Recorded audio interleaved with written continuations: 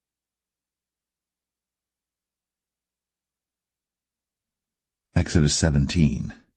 And all the congregation of the children of Israel journeyed from the wilderness of Sin after their journeys, according to the commandment of the Lord, and pitched in Rephidim. And there was no water for the people to drink. Wherefore the people did chide with Moses, and said, Give us water that we may drink. And Moses said unto them, Why chide ye with me? Wherefore do ye tempt the Lord? And the people thirsted there for water.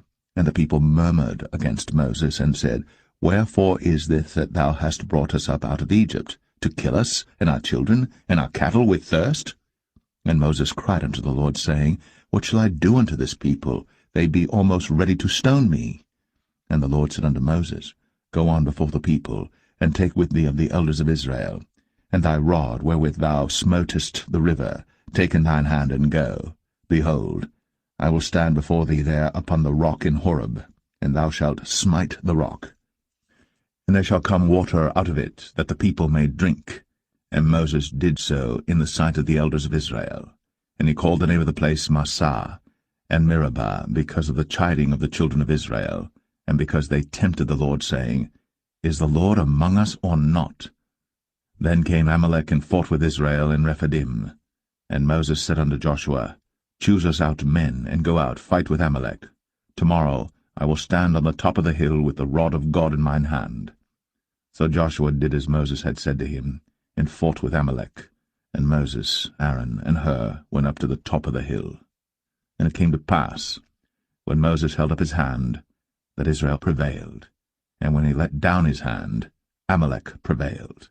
But Moses' hands were heavy, and they took a stone and put it under him, and he sat thereon, and Aaron and Hur stayed up his hands, the one on the one side, and the other on the other side, and his hands were steady until the going down of the sun.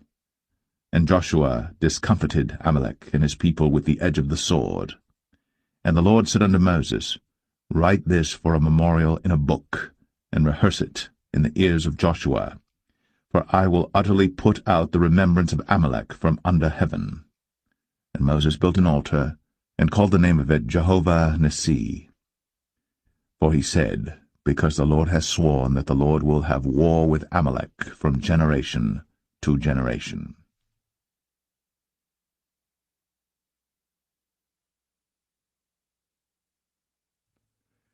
Exodus 18. When Jethro, the priest of Midian, Moses' father-in-law, heard of all that God had done for Moses, and for Israel his people, and that the Lord had brought Israel out of Egypt, then Jethro, Moses' father-in-law, took Zipporah, Moses' wife, after he had sent her back, and her 2 sons, of which the name of the one was Gershom, for he said, I have been an alien in a strange land. And the name of the other was Eleazar, for the God of my father, said he, was mine help, and delivered me from the sword of Pharaoh. And Jethro, Moses' father-in-law, came with his sons and his wife unto Moses into the wilderness, where he encamped at the mount of God. And he said unto Moses, I thy father-in-law Jethro am come unto thee, and thy wife and her 2 sons with her. And Moses went out to meet his father-in-law, and did obeisance, and kissed him. And they asked each other of their welfare, and they came into the tent.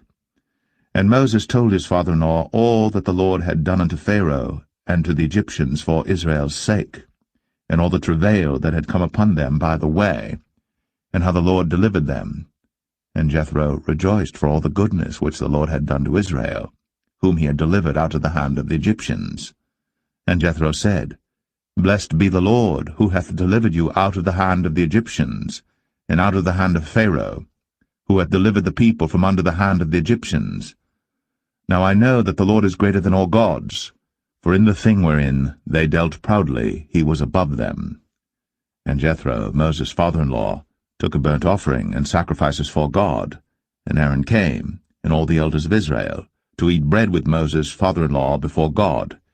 And it came to pass on the morrow that Moses sat to judge the people, and the people stood by Moses from the morning unto the evening. And when Moses' father-in-law saw all that he did to the people, he said, What is this thing that thou doest to the people? Why sittest thou thyself alone, and all the people stand by thee from morning unto even? And Moses said unto his father-in-law, Because the people come unto me to inquire of God. When they have a matter they come unto me, and I judge between one and another, and I do make them know the statutes of God and his laws. And Moses' father-in-law said unto him, The thing that thou doest is not good. Thou wilt surely wear away, both thou and this people that is with thee. For this thing is too heavy for thee. Thou art not able to perform it thyself alone. Hearken now unto my voice. I will give thee counsel, and God shall be with thee. Be thou for the people to Godward, that thou mayest bring the causes unto God. And thou shalt teach them ordinances and laws, and shalt show them the way wherein they must walk, and the work that they must do. Moreover, thou shalt provide out of all the people able men, such as fear God, men of truth, hating covetousness, and place such over them to be rulers of thousands, and rulers of hundreds, rulers of 50s, and rulers of 10s. And let them judge the people at all seasons. And it shall be, that every great matter they shall bring unto thee, but every small matter they shall judge. So shall it be easier for thyself, and they shall bear the burden with thee. If thou shalt do this thing, and God command thee so, then thou shalt be able to endure, and all this people shall also go to their place in peace. So Moses hearkened to the voice of his father-in-law, and did all that he had said. And Moses chose able men out of all Israel, and made them heads over the people, rulers of thousands, rulers of hundreds, rulers of 50s, and rulers of 10s. And they judged the people at all seasons.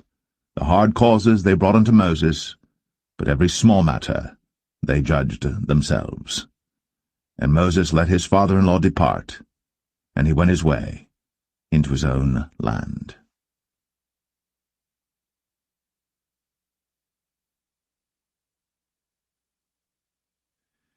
Exodus 19. In the 3rd month, when the children of Israel were gone forth out of the land of Egypt, the same day came they into the wilderness of Sinai.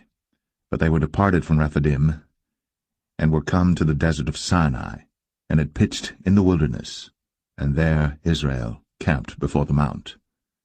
And Moses went up unto God, and the Lord called unto him out of the mountain, saying, Thus shalt thou say to the house of Jacob, and tell the children of Israel, Ye have seen what I did unto the Egyptians, and how I bare you on eagle's wings, and brought you unto myself.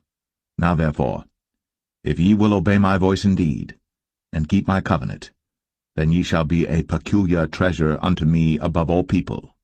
For all the earth is mine, and ye shall be unto me a kingdom of priests, and an holy nation. These are the words which thou shalt speak unto the children of Israel. And Moses came and called for the elders of the people, and laid before their faces all these words which the Lord commanded him. And all the people answered together, and said, All that the Lord hath spoken we will do. And Moses returned the words of the people unto the Lord. And the Lord said unto Moses, Lo, I come unto thee in a thick cloud, that the people may hear when I speak with thee, and believe thee for ever. And Moses told the words of the people unto the Lord. And the Lord said unto Moses, Go unto the people, and sanctify them today and tomorrow, and let them wash their clothes, and be ready against the 3rd day. For the 3rd day the Lord will come down in the sight of all the people upon Mount Sinai. And thou shalt set bounds unto the people round about, saying, Take heed to yourselves, that ye go not up into the mount, or touch the border of it. Whosoever toucheth the mount shall be surely put to death. There shall not an hand touch it, but he shall surely be stoned, or shot through, whether it be beast or man. It shall not live. When the trumpet soundeth long, they shall come up to the mount. And Moses went down from the mount unto the people, and sanctified the people, and they washed their clothes. And he said unto the people, Be ready against the 3rd day. Come not at your wives. And it came to pass on the 3rd day in the morning, that there were thunders and lightnings, and a thick cloud upon the mount, and the voice of the trumpet exceeding loud, so that all the people that was in the camp trembled. And Moses brought forth the people out of the camp to meet with God. And they stood at the nether part of the mount. and Mount Sinai was altogether on a smoke, because the Lord descended upon it in fire, and the smoke thereof ascended as the smoke of a furnace, and the whole mount quaked greatly. And when the voice of the trumpet sounded long, and waxed louder and louder, Moses spake, and God answered him by a voice. And the Lord came down upon Mount Sinai, on the top of the mount, and the Lord called Moses up to the top of the mount, and Moses went up. And the Lord said unto Moses, Go down, charge the people, lest they break through unto the Lord to gaze, and many of them perish. And let the priests also which come near to the Lord sanctify themselves, lest the Lord break forth upon them.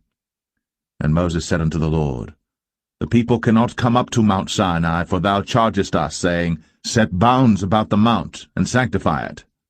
And the Lord said unto him, Away, get thee down, and thou shalt come up, thou and Aaron with thee. But let not the priests and the people break through to come up unto the Lord, lest he break forth upon them. So Moses went down unto the people, and spake unto them.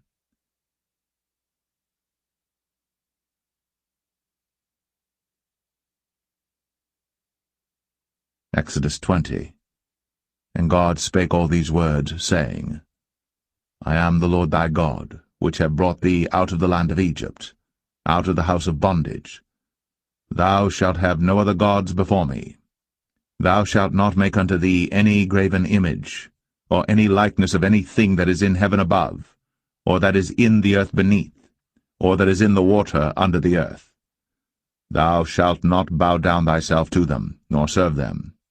For I, the Lord thy God, am a jealous God, visiting the iniquity of the fathers upon the children unto the third and fourth generation of them that hate me, and showing mercy unto thousands of them that love me, and keep my commandments. Thou shalt not take the name of the Lord thy God in vain, for the Lord will not hold him guiltless that taketh his name in vain. Remember the Sabbath day, to keep it holy. 6 days shalt thou labor, and do all thy work. But the 7th day is the Sabbath of the Lord thy God. In it thou shalt not do any work, thou, nor thy son, nor thy daughter, thy manservant, nor thy maidservant, nor thy cattle, nor thy stranger that is within thy gates. For in 6 days the Lord made heaven and earth, the sea, and all that in them is, and rested the 7th day. Wherefore the Lord blessed the Sabbath day, and hallowed it. Honor thy father and thy mother, that thy days may be long upon the land which the Lord thy God giveth thee. Thou shalt not kill. Thou shalt not commit adultery. Thou shalt not steal. Thou shalt not bear false witness against thy neighbor. Thou shalt not covet thy neighbor's house. Thou shalt not covet thy neighbor's wife, nor his manservant, nor his maidservant, nor his ox, nor his ass, nor anything that is thy neighbor's. And all the people saw the thunderings, and the lightnings, and the noise of the trumpet, and the mountain smoking. And when the people saw it, they removed, and stood afar off. And they said unto Moses, Speak thou with us, and we will hear, but let not God speak with us, lest we die. And Moses said unto the people, Fear not, for God is come to prove you, and that his fear may be before your faces, that ye sin not. And the people stood afar off. And Moses drew near unto the thick darkness where God was. And the Lord said unto Moses, Thus thou shalt say unto the children of Israel, Ye have seen that I have talked with you from heaven. Ye shall not make with me gods of silver, neither shall ye make unto you gods of gold. An altar of earth thou shalt make unto me, and shalt sacrifice thereon thy burnt offerings, and thy peace offerings, thy sheep and thine oxen. In all places where I record my name I will come unto thee, and I will bless thee. And if thou wilt make me an altar of stone, thou shalt not build it of hewn stone, for if thou lift up thy tool upon it, thou hast polluted it. Neither shalt thou go up by steps unto mine altar, that thy nakedness be not discovered thereon.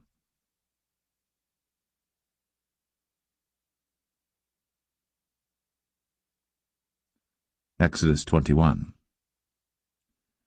Now these are the judgments which thou shalt set before them. If thou buy an Hebrew servant, 6 years he shall serve, and in the 7th he shall go out free for nothing. If he came in by himself, he shall go out by himself. If he were married, then his wife shall go out with him. If his master have given him a wife, and she have borne him sons or daughters, the wife and her children shall be her master's, and he shall go out by himself. And if the servant shall plainly say, I love my master, my wife, and my children, I will not go out free, then his master shall bring him unto the judges. He shall also bring him to the door, or unto the doorpost, and his master shall bore his ear through with an awl, and he shall serve him forever. And if a man sell his daughter to be a maidservant, she shall not go out as the men servants do. If she please not her master, who hath betrothed her to himself, then shall he let her be redeemed. To sell her unto a strange nation, he shall have no power, seeing he hath dealt deceitfully with her. And if he have betrothed her unto his son, he shall deal with her after the manner of daughters. If he take him another wife, her food, her raiment, and her duty of marriage, shall he not diminish? And if he do not these 3 unto her, then shall she go out free without money. He that smiteth a man so that he die shall be surely put to death. And if a man lie not in wait, but God deliver him into his hand, then I will appoint thee a place whither he shall flee. But if a man come presumptuously upon his neighbor, to slay him with guile, thou shalt take him from mine altar, that he may die. And he that smiteth his father or his mother shall be surely put to death. And he that stealeth a man, and selleth him, or if he be found in his hand, he shall surely be put to death. And he that curseth his father or his mother shall surely be put to death. And if men strive together, and one smite another with a stone, or with his fist, and he die not, but keepeth his bed, if he rise again and walk abroad upon his staff, then shall he that smote him be quit, only he shall pay for the loss of his time, and shall cause him to be thoroughly healed. And if a man smite his servant or his maid with a rod, and he die under his hand, he shall be surely punished. Notwithstanding, if he continue a day or 2, he shall not be punished, for he is his money. If men strive and hurt a woman with child, so that her fruit depart from her, and yet no mischief follow, he shall be surely punished, according as the woman's husband will lay upon him, and he shall pay as the judges determine. And if any mischief follow, then thou shalt give life for life, eye for eye, tooth for tooth, hand for hand, foot for foot, burning for burning, wound for wound, stripe for stripe. And if a man smite the eye of his servant, or the eye of his maid, that it perish, he shall let him go free for his eye's sake. And if he smite out his manservant's tooth, or his maidservant's tooth, he shall let him go free for his tooth's sake. If an ox gore a man or a woman, that they die, then the ox shall be surely stoned, and his flesh shall not be eaten, but the owner of the ox shall be quit. But if the ox were wont to push with his horn in time past, and hath been testified to his owner, and he hath not kept him in, but that he hath killed a man or a woman, the ox shall be stoned, and his owner also shall be put to death. If there be laid on him a sum of money, then he shall give for the ransom of his life whatsoever is laid upon him. Whether he have gored a son, or have gored a daughter, according to this judgment shall it be done unto him. If the ox shall push a manservant or a maidservant, he shall give unto their master 30 shekels of silver, and the ox shall be stoned. And if a man shall open a pit, if a man shall dig a pit, and not cover it, and an ox or an ass fall therein, the owner of the pit shall make it good, and give money unto the owner of them, and the dead beast shall be his. And if one man's ox hurt another's, that he die, then they shall sell the live ox, and divide the money of it. and the dead ox also they shall divide. For if it be known that the ox hath used to push in time past, and his owner hath not kept him in, he shall surely pay ox for ox, and the dead shall be his own.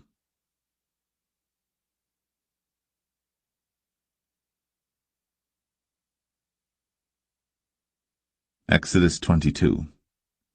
If a man shall steal an ox or a sheep and kill it or sell it, he shall restore 5 oxen for an ox and 4 sheep for a sheep. If a thief be found breaking up, and be smitten that he die, there shall no blood be shed for him. If the sun be risen upon him, there shall be blood shed for him, for he should make full restitution. If he have nothing, then he shall be sold for his theft. If the theft be certainly found in his hand alive, whether it be ox or ass or sheep, he shall restore double. If a man shall cause a field or vineyard to be eaten, and shall put in his beast, and shall feed in another man's field, of the best of his own field and of the best of his own vineyard, shall he make restitution. If fire break out and catch in thorns, so that stacks of corn or the standing corn of the field be consumed therewith, he that kindled the fire shall surely make restitution. If a man shall deliver unto his neighbor money or stuff to keep, and it be stolen out of the man's house, if the thief be found, let him pay double. If the thief be not found, then the master of the house shall be brought unto the judges to see whether he have put his hand unto his neighbor's goods. For all manner of trespass, whether it be for ox, for ass, for sheep, for raiment, or for any manner of lost thing, which another challengeth to be his, the cause of both parties shall come before the judges, and whom the judges shall condemn, he shall pay double unto his neighbor. If a man deliver unto his neighbor an ass, or an ox, or a sheep, or any beast to keep, and it die, or be hurt, or driven away, no man seeing it, then shall an oath of the Lord be between them both, that he hath not put his hand unto his neighbor's goods, and the owner of it shall accept thereof, and he shall not make it good. And if it be stolen from him, he shall make restitution unto the owner thereof. If it be torn in pieces, then let him bring it for witness, and he shall not make good that which was torn. And if a man borrow aught of his neighbor, and it be hurt or die, the owner thereof being not with it, he shall surely make it good. But if the owner thereof be with it, he shall not make it good. If it be an hired thing, it came for his hire. And if a man entice a maid that is not betrothed, and lie with her, he shall surely endow her to be his wife. If her father utterly refuse to give her unto him, he shall pay money according to the dowry of virgins. Thou shalt not suffer a witch to live. Whosoever lieth with a beast shall surely be put to death.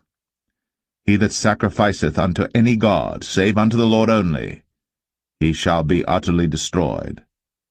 Thou shalt neither vex a stranger nor oppress him, for ye were strangers in the land of Egypt. Ye shall not afflict any widow or fatherless child. If thou afflict them in any wise, and they cry at all unto me, I will surely hear their cry, and my wrath shall wax hot, and I will kill you with the sword, and your wives shall be widows, and your children fatherless. If thou lend money to any of my people that is poor by thee, thou shalt not be to him as an usurer, neither shalt thou lay upon him usury. If thou at all take thy neighbor's raiment to pledge, thou shalt deliver it unto him by that the sun goeth down. For that is his covering only, it is his raiment for his skin, wherein shall he sleep. And it shall come to pass, when he crieth unto me, that I will hear, for I am gracious. Thou shalt not revile the gods, nor curse the ruler of thy people. Thou shalt not delay to offer the first of thy ripe fruits, and of thy liquors, the firstborn of thy sons shalt thou give unto me. Likewise shalt thou do with thine oxen, and with thy sheep. 7 days it shall be with his dam. On the 8th day thou shalt give it to me. And ye shall be holy men unto me. Neither shall ye eat any flesh that is torn of beasts in the field. Ye shall cast it to the dogs.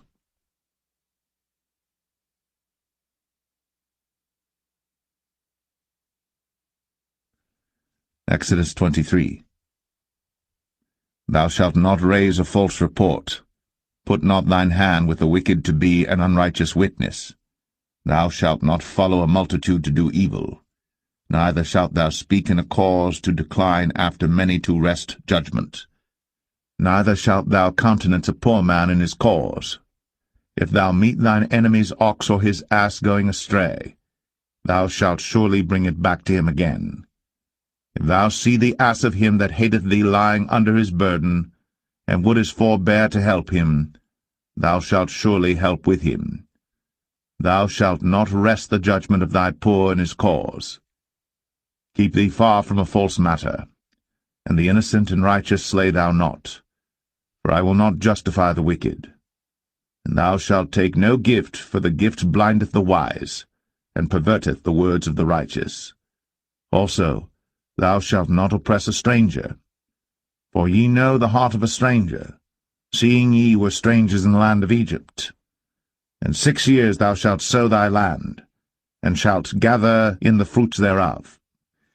But the 7th year thou shalt let it rest and lie still, that the poor of thy people may eat, and what they leave the beasts of the field shall eat. In like manner thou shalt deal with thy vineyard, and with thy oliveyard. 6 days thou shalt do thy work, and on the 7th day thou shalt rest, that thine ox and thine ass may rest, and the son of thy handmaid, and the stranger may be refreshed. In all things that I have said unto you be circumspect, and make no mention of the name of other gods, neither let it be heard out of thy mouth. 3 times thou shalt keep a feast unto me in the year. Thou shalt keep the feast of unleavened bread. Thou shalt eat unleavened bread 7 days, as I commanded thee, in the time appointed of the month Abib. For in it thou camest out from Egypt, and none shall appear before me empty. And the feast of harvest, the firstfruits of thy labours, which thou hast sown in the field, and the feast of ingathering, which is in the end of the year, when thou hast gathered in thy labours out of the field. 3 times in the year all thy males shall appear before the Lord God. Thou shalt not offer the blood of my sacrifice with leavened bread, neither shall the fat of my sacrifice remain until the morning. The first of the firstfruits of thy land thou shalt bring into the house of the Lord thy God. Thou shalt not see the kid in his mother's milk. Behold, I send an angel before thee, to keep thee in the way, and to bring thee into the place which I have prepared. Beware of him, and obey his voice. Provoke him not, for he will not pardon your transgressions, for my name is in him. But if thou shalt indeed obey his voice, and do all that I speak, then I will be an enemy unto thine enemies, and an adversary unto thine adversaries. For mine angel shall go before thee, and bring thee in unto the Amorites, and the Hittites, and the Perizzites, and the Canaanites, the Hivites, and the Jebusites, and I will cut them off. Thou shalt not bow down to their gods, nor serve them, nor do after their works, but thou shalt utterly overthrow them, and quite break down their images. And ye shall serve the Lord your God, and he shall bless thy bread and thy water, and I will take sickness away from the midst of thee. There shall nothing cast their young, nor be barren in thy land. The number of thy days I will fulfill. I will send my fear before thee, and will destroy all the people to whom thou shalt come, and I will make all thine enemies turn their backs unto thee. And I will send hornets before thee, which shall drive out the Hivite, the Canaanite, and the Hittite from before thee. I will not drive them out from before thee in 1 year, lest the land become desolate, and the beasts of the field multiply against thee. By little and little I will drive them out from before thee, until thou be increased and inherit the land.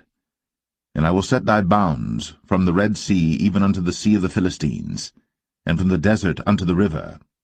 For I will deliver the inhabitants of the land into your hand, and thou shalt drive them out before thee. Thou shalt make no covenant with them, nor with their gods. They shall not dwell in thy land, lest they make thee sin against me. For if thou serve their gods, it will surely be a snare unto thee.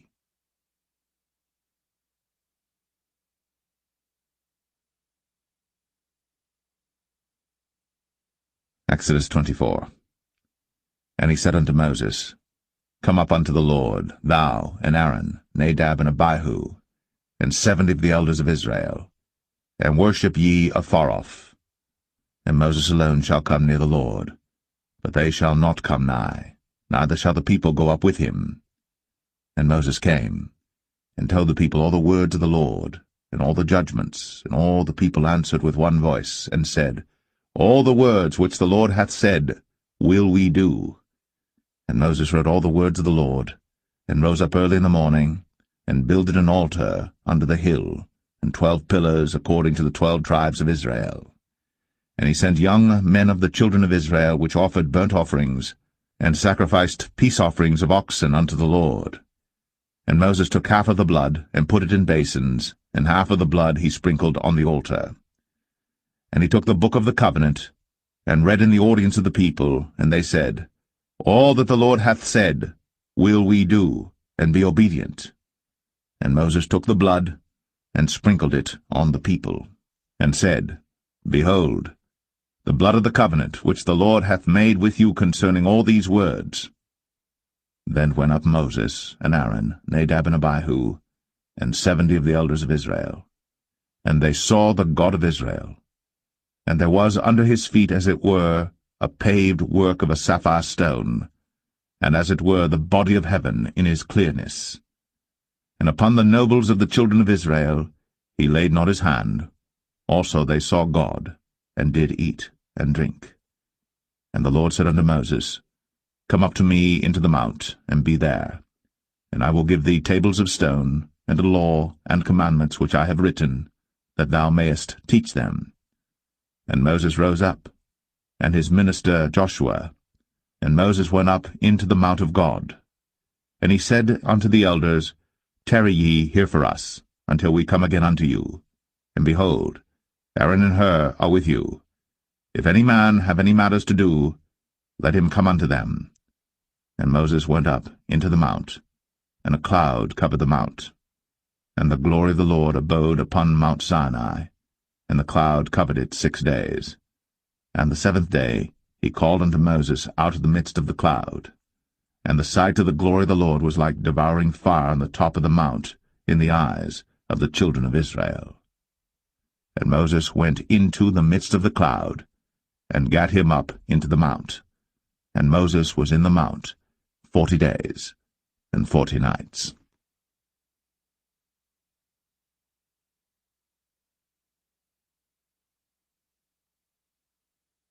Exodus 25. And the Lord spake unto Moses, saying, Speak unto the children of Israel, that they bring me an offering of every man that giveth it willingly with his heart. Ye shall take my offering. And this is the offering which ye shall take of them, gold, and silver, and brass, and blue, and purple, and scarlet, and fine linen, and goat's hair, and rams' skins dyed red, and badgers' skins, and shittim wood, oil for the light, spices for anointing oil, and for sweet incense, onyx stones, and stones to be set in the ephod, and in the breastplate. And let them make me a sanctuary, that I may dwell among them, according to all that I show thee, after the pattern of the tabernacle, and the pattern of all the instruments thereof, even so shall ye make it. And they shall make an ark of shittim wood. 2 cubits and a half shall be the length thereof, and a cubit and a half the breadth thereof, and a cubit and a half the height thereof. And thou shalt overlay it with pure gold, within and without shalt thou overlay it, and shalt make upon it a crown of gold round about. And thou shalt cast 4 rings of gold for it, and put them in the 4 corners thereof, and 2 rings shall be in the one side of it, and 2 rings in the other side of it. And thou shalt make staves of shittim wood, and overlay them with gold. And thou shalt put the staves into the rings by the sides of the ark, that the ark may be borne with them. The staves shall be in the rings of the ark, they shall not be taken from it. And thou shalt put into the ark the testimony which I shall give thee. And thou shalt make a mercy seat of pure gold. 2 cubits and a half shall be the length thereof, and 1 cubit and a half the breadth thereof. And thou shalt make 2 cherubims of gold. Of beaten work shalt thou make them, in the 2 ends of the mercy seat. And make 1 cherub on the one end, and the other cherub on the other end. Even of the mercy seat shall ye make the cherubims on the 2 ends thereof. And the cherubims shall stretch forth their wings on high, covering the mercy seat with their wings, and their faces shall look one to another. Toward the mercy seat shall the faces of the cherubims be. And thou shalt put the mercy seat above upon the ark, and in the ark thou shalt put the testimony that I shall give thee. And there I will meet with thee, and I will commune with thee from above the mercy seat, from between the 2 cherubims which are upon the ark of the testimony, of all things which I will give thee in commandment unto the children of Israel.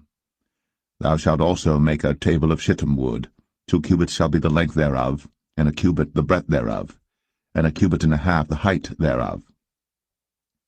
And thou shalt overlay it with pure gold, and make thereto a crown of gold round about. And thou shalt make unto it a border of an handbreadth round about, and thou shalt make a golden crown to the border thereof round about. And thou shalt make for it 4 rings of gold, and put the rings in the 4 corners that are on the 4 feet thereof. Over against the border shall the rings be for places of the staves to bear the table. And thou shalt make the staves of shittim wood, and overlay them with gold, that the table may be borne with them. And thou shalt make the dishes thereof, and spoons thereof, and covers thereof, and bowls thereof, to cover withal. Of pure gold shalt thou make them. And thou shalt set upon the table showbread before me always.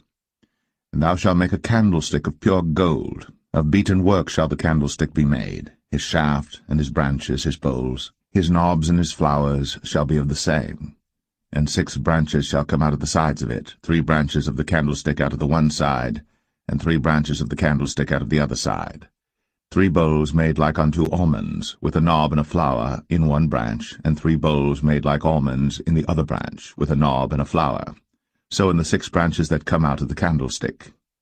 And in the candlestick shall be 4 bowls made like unto almonds, with their knobs and their flowers. And there shall be a knob under 2 branches of the same, and a knob under 2 branches of the same, and a knob under 2 branches of the same, according to the 6 branches that proceed out of the candlestick. Their knobs and their branches shall be of the same. All it shall be one beaten work of pure gold. And thou shalt make the 7 lamps thereof, and they shall light the lamps thereof, that they may give light over against it. And the tongs thereof, and the snuff dishes thereof, shall be of pure gold. Of a talent of pure gold shall he make it with all these vessels. And look that thou make them after their pattern, which was shown thee in the mount.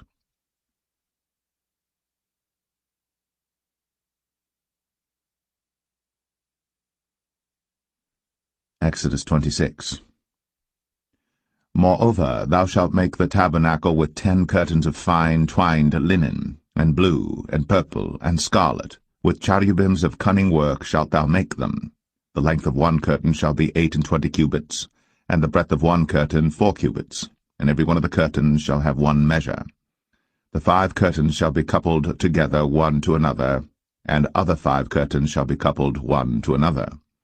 And thou shalt make loops of blue upon the edge of the 1 curtain, from the selvage in the coupling. And likewise shalt thou make in the uttermost edge of another curtain, in the coupling of the 2nd. 50 loops shalt thou make in the 1 curtain, and 50 loops shalt thou make in the edge of the curtain that is in the coupling of the 2nd, that the loops may take hold one of another. And thou shalt make 50 taches of gold, and couple the curtains together with the taches, and it shall be 1 tabernacle. And thou shalt make curtains of goat's hair to be a covering upon the tabernacle. 11 curtains shalt thou make. The length of 1 curtain shall be 30 cubits, and the breadth of 1 curtain 4 cubits, and the 11 curtains shall be all of 1 measure. And thou shalt couple 5 curtains by themselves, and 6 curtains by themselves, and shalt double the 6 curtains in the forefront of the tabernacle. And thou shalt make 50 loops on the edge of the one curtain that is outmost in the coupling, and 50 loops in the edge of the curtain which coupleth the second. And thou shalt make 50 taches of brass, and put the taches into the loops, and couple the tent together, that it may be one. And the remnant that remaineth of the curtains of the tent, the half curtain that remaineth, shall hang over the backside of the tabernacle, and a cubit on the one side, and a cubit on the other side of that which remaineth in the length of the curtains of the tent. It shall hang over the sides of the tabernacle on this side, and on that side to cover it. And thou shalt make a covering for the tent of rams' skins dyed red, and a covering above of badgers' skins. And thou shalt make boards for the tabernacle of shittim wood standing up. 10 cubits shall be the length of a board, and a cubit and a half shall be the breadth of one board. 2 tenons shall there be in one board, set in order, one against another. Thus shalt thou make for all the boards of the tabernacle. And thou shalt make the boards for the tabernacle 20 boards on the south side southward. And thou shalt make 40 sockets of silver under the 20 boards, 2 sockets under one board for his 2 tenons, and 2 sockets under another board for his 2 tenons. And for the second side of the tabernacle on the north side there shall be 20 boards, and there 40 sockets of silver, 2 sockets under one board, and 2 sockets under another board. And for the sides of the tabernacle westward thou shalt make 6 boards, and 2 boards shalt thou make for the corners of the tabernacle in the 2 sides. And they shall be coupled together beneath, and they shall be coupled together above the head of it unto one ring. Thus shall it be for them both. They shall be for the 2 corners. And they shall be 8 boards, and their sockets of silver 16 sockets, 2 sockets under one board, and 2 sockets under another board. And thou shalt make bars of shittim wood, 5 for the boards of the one side of the tabernacle, and 5 bars for the boards of the other side of the tabernacle, and 5 bars for the boards of the side of the tabernacle for the 2 sides westward. And the middle bar in the midst of the boards shall reach from end to end. And thou shalt overlay the boards with gold, and make their rings of gold, for places for the bars, and thou shalt overlay the bars with gold. And thou shalt rear up the tabernacle according to the fashion thereof which was shown thee in the mount. And thou shalt make a veil of blue and purple and scarlet and fine twined linen of cunning work. With cherubims shall it be made. And thou shalt hang it upon 4 pillars of shittim wood overlaid with gold. Their hooks shall be of gold, upon the 4 sockets of silver. And thou shalt hang up the veil under the taches, that thou mayest bring in thither within the veil the ark of the testimony. And the veil shall divide unto you between the holy place and the most holy. And thou shalt put the mercy seat upon the ark of the testimony in the most holy place. And thou shalt set the table without the veil, and the candlestick over against the table on the side of the tabernacle toward the south. And thou shalt put the table on the north side. And thou shalt make an hanging for the door of the tent, of blue and purple and scarlet, and fine twined linen, wrought with needlework. And thou shalt make for the hanging 5 pillars of shittim wood, and overlay them with gold, and the hooks shall be of gold, and thou shalt cast 5 sockets of brass for them.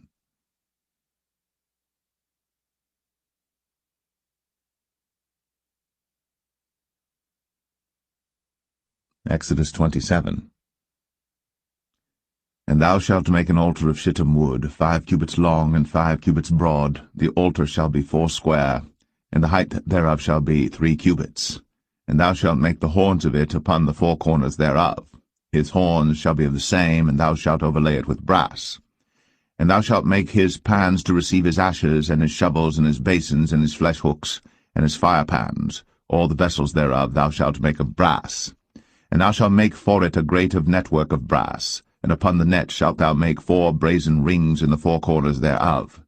And thou shalt put it under the compass of the altar beneath, that the net may be even to the midst of the altar. And thou shalt make staves for the altar, staves of shittim wood, and overlay them with brass. And the staves shall be put into the rings, and the staves shall be upon the 2 sides of the altar to bear it. Hollow with boards shalt thou make it, as it was shown thee in the mount, so shall they make it. And thou shalt make the court of the tabernacle for the south side. Southward there shall be hangings for the court of fine twined linen, of 100 cubits long for one side. And the 20 pillars thereof, and their 20 sockets shall be of brass. The hooks of the pillars, and the fillets, shall be of silver. And likewise for the north side in length there shall be hangings of 100 cubits long, and his 20 pillars, and their 20 sockets of brass, the hooks of the pillars, and their fillets of silver.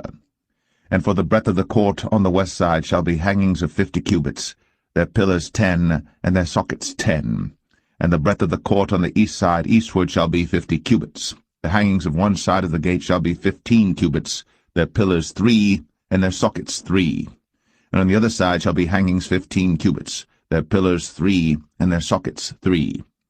And for the gate of the court shall be an hanging of 20 cubits of blue, and purple, and scarlet, and fine twined linen, wrought with needlework, and their pillars shall be 4, and their sockets 4. All the pillars round about the court shall be filleted with silver. Their hooks shall be of silver, and their sockets of brass. The length of the court shall be 100 cubits, and the breadth 50 everywhere, and the height 5 cubits of fine twined linen, and their sockets of brass. All the vessels of the tabernacle, and all the service thereof, and all the pins thereof, and all the pins of the court shall be of brass. And thou shalt command the children of Israel that they bring thee pure oil, olive beaten for the light, to cause the lamp to burn always.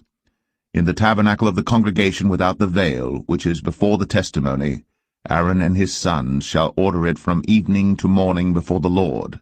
It shall be a statute forever unto their generations on the behalf of the children of Israel.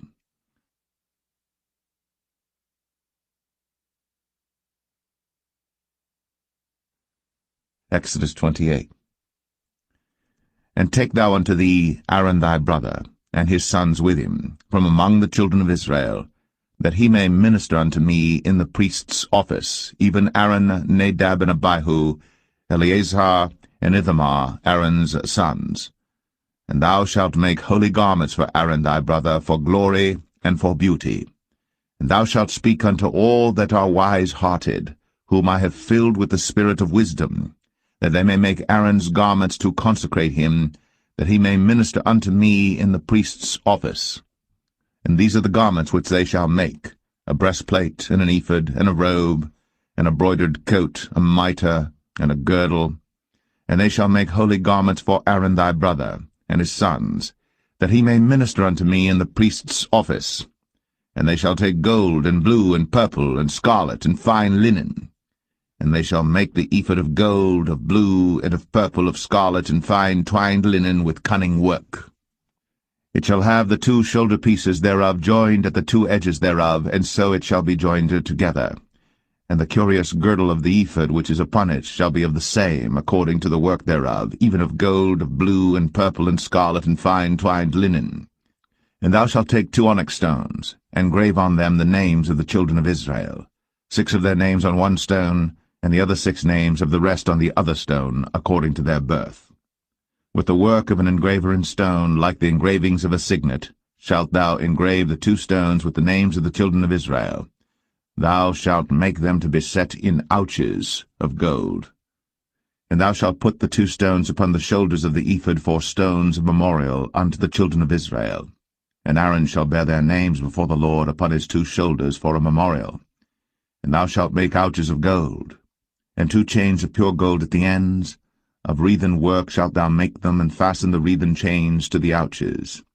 And thou shalt make the breastplate of judgment with cunning work. After the work of the ephod thou shalt make it, of gold, of blue, and of purple, and of scarlet, and of fine twined linen shalt thou make it. 4 square it shall be, being doubled. A span shall be the length thereof, and a span shall be the breadth thereof. And thou shalt set in it settings of stones, even 4 rows of stones. The first row shall be a sardius, a topaz, and a carbuncle. This shall be the first row. And the second row shall be an emerald, a sapphire, and a diamond. And the third row a ligure, an agate, and an amethyst. And the 4th row a beryl, and an onyx, and a jasper. They shall be set in gold in their enclosings. And the stone shall be with the names of the children of Israel, 12 according to their names, like the engravings of a signet. Every one with his name shall they be according to the 12 tribes. And thou shalt make upon the breastplate chains at the ends of wreathen work of pure gold. And thou shalt make upon the breastplate 2 rings of gold, and shalt put the 2 rings on the 2 ends of the breastplate. And thou shalt put the 2 wreathen chains of gold in the 2 rings which are on the ends of the breastplate. In the other 2 ends of the 2 wreathen chains thou shalt fasten in the 2 ouches, and put them on the shoulder pieces of the ephod before it. And thou shalt make 2 rings of gold, and thou shalt put them upon the 2 ends of the breastplate, in the border thereof, which is in the side of the ephod inward. And 2 other rings of gold thou shalt make, and shalt put them on the 2 sides of the ephod underneath, toward the forepart thereof, over against the other coupling thereof, above the curious girdle of the ephod. And they shall bind the breastplate by the rings thereof unto the rings of the ephod with a lace of blue, that it may be above the curious girdle of the ephod, and that the breastplate be not loosed from the ephod. And Aaron shall bear the names of the children of Israel in the breastplate of judgment upon his heart, when he goeth in unto the holy place for a memorial before the Lord continually. And thou shalt put in the breastplate of judgment the Urim and the Thummim, and they shall be upon Aaron's heart, when he goeth in before the Lord. And Aaron shall bear the judgment of the children of Israel upon his heart before the Lord continually. And thou shalt make the robe of the ephod all of blue. And there shall be an hole in the top of it, in the midst thereof. It shall have a binding of woven work round about the whole of it, as it were the hole of an habergeon, that it be not rent. And beneath upon the hem of it thou shalt make pomegranates of blue, and of purple, and of scarlet round about the hem thereof, and bells of gold between them round about. A golden bell and a pomegranate, a golden bell and a pomegranate, upon the hem of the robe round about. And it shall be upon Aaron to minister. And his sound shall be heard when he goeth in unto the holy place before the Lord, and when he cometh out, that he die not. And thou shalt make a plate of pure gold, and grave upon it, like the engravings of a signet, holiness to the Lord. And thou shalt put it on a blue lace, that it may be upon the mitre, upon the forefront of the mitre it shall be. And it shall be upon Aaron's forehead, that Aaron may bear the iniquity of the holy things, which the children of Israel shall hallow in all their holy gifts. And it shall be always upon his forehead, that they may be accepted before the Lord. And thou shalt embroider the coat of fine linen, and thou shalt make the mitre of fine linen, and thou shalt make the girdle of needlework. And for Aaron's sons thou shalt make coats, and thou shalt make for them girdles, and bonnets shalt thou make for them for glory and for beauty. And thou shalt put them upon Aaron thy brother, and his sons with him, and shalt anoint them, and consecrate them, and sanctify them, that they may minister unto me in the priest's office. And thou shalt make them linen breeches to cover their nakedness, from the loins even unto the thighs they shall reach. And they shall be upon Aaron and upon his sons when they come in unto the tabernacle of the congregation, or when they come near unto the altar to minister in the holy place, that they bear not iniquity, and die. It shall be a statute for ever unto him, and his seed after him.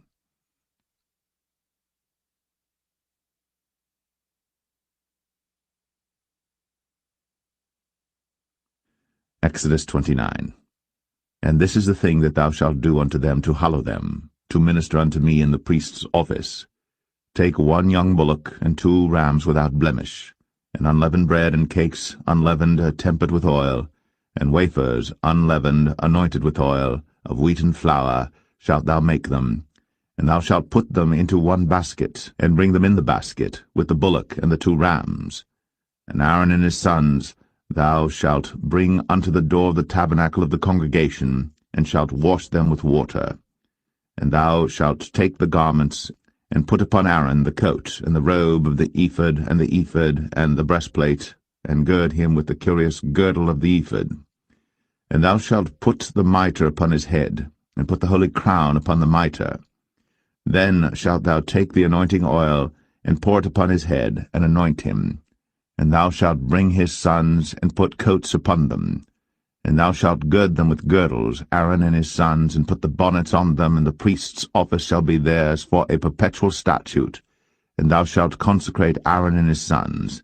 And thou shalt cause a bullock to be brought before the tabernacle of the congregation, and Aaron and his sons shall put their hands upon the head of the bullock.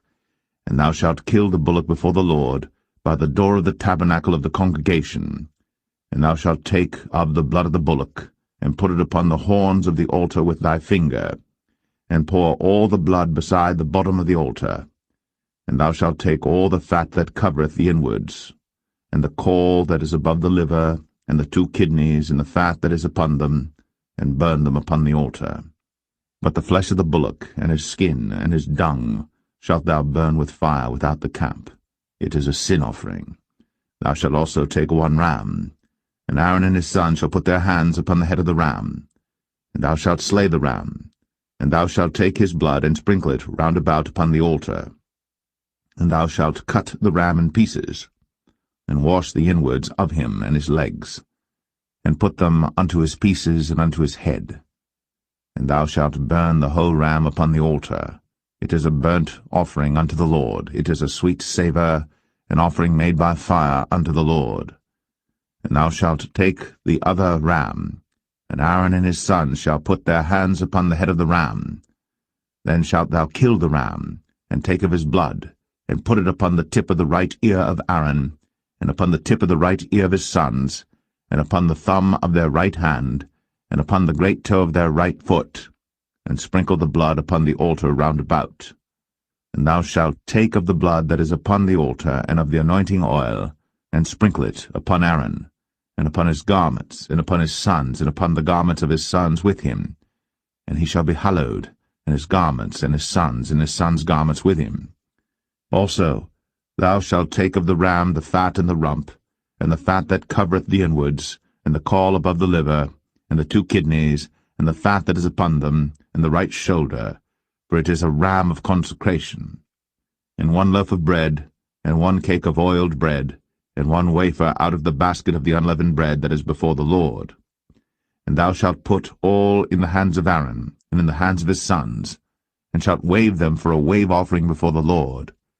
And thou shalt receive them of their hands, and burn them upon the altar for a burnt offering, for a sweet savour before the Lord. It is an offering made by fire unto the Lord. And thou shalt take the breast of the ram of Aaron's consecration, and wave it for a wave offering before the Lord, and it shall be thy part. And thou shalt sanctify the breast of the wave offering, and the shoulder of the heave offering, which is waved, and which is heaved up, of the ram of the consecration, even of that which is for Aaron, and of that which is for his sons. And it shall be Aaron's and his sons by a statute for ever from the children of Israel. For it is an heave offering, and it shall be an heave offering from the children of Israel of the sacrifice of their peace offerings, even their heave offering unto the Lord. And the holy garments of Aaron shall be his sons after him, to be anointed therein, and to be consecrated in them. And that son that is priest in his stead shall put them on 7 days, when he cometh into the tabernacle of the congregation to minister in the holy place. And thou shalt take the ram of the consecration, and seethe his flesh in the holy place. And Aaron and his sons shall eat the flesh of the ram, and the bread that is in the basket by the door of the tabernacle of the congregation. And they shall eat those things wherewith the atonement was made, to consecrate and to sanctify them. But a stranger shall not eat thereof, because they are holy. And if aught of the flesh of the consecrations, or of the bread, remain unto the morning, then thou shalt burn the remainder with fire. It shall not be eaten, because it is holy. And thus shalt thou do unto Aaron and to his sons, according to all things which I have commanded thee. 7 days shalt thou consecrate them. And thou shalt offer every day a bullock for a sin offering, for atonement, and thou shalt cleanse the altar, when thou hast made an atonement for it, and thou shalt anoint it, to sanctify it. 7 days thou shalt make an atonement for the altar, and sanctify it.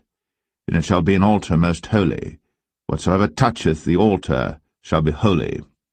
Now this is that which thou shalt offer upon the altar: 2 lambs of the first year, day by day, continually. The 1 lamb thou shalt offer in the morning, and the other lamb thou shalt offer at even. And with the 1 lamb 1/10 deal of flour mingled with the 4th part of an hin of beaten oil, and the 4th part of an hin of wine for a drink offering. And the other lamb thou shalt offer at even, and shalt do thereto according to the meat offering of the morning, and according to the drink offering thereof, for a sweet savour, an offering made by fire unto the Lord. This shall be a continual burnt offering throughout your generations at the door of the tabernacle of the congregation before the Lord, where I will meet you, to speak there unto thee. And there I will meet with the children of Israel, and the tabernacle shall be sanctified by my glory. And I will sanctify the tabernacle of the congregation and the altar. I will sanctify also both Aaron and his sons to minister to me in the priest's office. And I will dwell among the children of Israel, and will be their God. And they shall know that I am the Lord their God, that brought them forth out of the land of Egypt, that I may dwell among them. I am the Lord their God.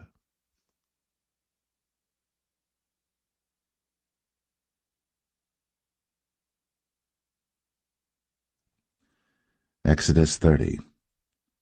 And thou shalt make an altar to burn incense upon. Of shittim wood shalt thou make it. A cubit shall be the length thereof, and a cubit the breadth thereof. 4 square shall it be. And 2 cubits shall be the height thereof, the horns thereof shall be of the same. And thou shalt overlay it with pure gold, the top thereof and the sides thereof round about, and the horns thereof. And thou shalt make unto it a crown of gold round about. And 2 golden rings shalt thou make to it under the crown of it. By the 2 corners thereof upon the 2 sides of it shalt thou make it. And they shall be for places for the staves to bear it withal. And thou shalt make the staves of shittim wood, and overlay them with gold. And thou shalt put it before the veil that is by the ark of the testimony, before the mercy seat that is over the testimony, where I will meet with thee. And Aaron shall burn thereon sweet incense every morning. When he dresseth the lamps, he shall burn incense upon it. And when Aaron lighteth the lamps at even, he shall burn incense upon it, a perpetual incense before the Lord throughout your generations. Ye shall offer no strange incense thereon, nor burnt sacrifice, nor meat offering, neither shall ye pour drink offering thereon. And Aaron shall make an atonement upon the horns of it once in a year with the blood of the sin offering of atonements. Once in the year shall he make atonement upon it throughout your generations. It is most holy unto the Lord. And the Lord spake unto Moses, saying, When thou takest the sum of the children of Israel after their number, then shall they give every man a ransom for his soul unto the Lord, when thou numberest them, that there be no plague among them, when thou numberest them. This they shall give every one that passeth among them that are numbered, 1/2 shekel after the shekel of the sanctuary. A shekel is 20 gerahs, and 1/2 shekel shall be the offering of the Lord. Every one that passeth among them that are numbered, from 20 years old and above, shall give an offering unto the Lord. The rich shall not give more, and the poor shall not give less than 1/2 shekel, when they give an offering unto the Lord, to make an atonement for your souls. And thou shalt take the atonement money of the children of Israel, and shalt appoint it for the service of the tabernacle of the congregation, that it may be a memorial unto the children of Israel before the Lord, to make an atonement for your souls. And the Lord spake unto Moses, saying, Thou shalt also make a laver of brass, and his foot also of brass, to wash withal. And thou shalt put it between the tabernacle of the congregation and the altar, and thou shalt put water therein. For Aaron and his sons shall wash their hands and their feet thereat. When they go into the tabernacle of the congregation, they shall wash with water, that they die not, or when they come near to the altar to minister, to burn offering made by fire unto the Lord. So they shall wash their hands and their feet, that they die not. And it shall be a statute forever to them, even to him and to his seed throughout their generations. Moreover the Lord spake unto Moses, saying, Take thou also unto thee principal spices, of pure myrrh 500 shekels, and of sweet cinnamon half so much, even 250 shekels, and of sweet calamus 250 shekels, and of cassia 500 shekels after the shekel of the sanctuary, and of oil olive and hin. And thou shalt make it an oil of holy ointment, an ointment compound after the art of the apothecary. It shall be an holy anointing oil. And thou shalt anoint the tabernacle of the congregation therewith, and the ark of the testimony, and the table and all his vessels, and the candlestick and his vessels, and the altar of incense, and the altar of burnt offering with all his vessels, and the laver and his foot. And thou shalt sanctify them, that they may be most holy. Whatsoever toucheth them shall be holy. And thou shalt anoint Aaron and his sons, and consecrate them, that they may minister unto me in the priest's office. And thou shalt speak unto the children of Israel, saying, This shall be an holy anointing oil unto me throughout your generations. Upon man's flesh shall it not be poured, neither shall ye make any other like it, after the composition of it. It is holy, and it shall be holy unto you. Whosoever compoundeth any like it, or whosoever putteth any of it upon a stranger, shall even be cut off from his people. And the Lord said unto Moses, Take unto thee sweet spices, stacte, and onycha, and galbanum, these sweet spices with pure frankincense, of each shall there be a like weight.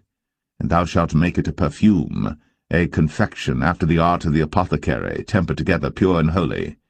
And thou shalt beat some of it very small, and put of it before the testimony in the tabernacle of the congregation, where I will meet with thee. It shall be unto you most holy.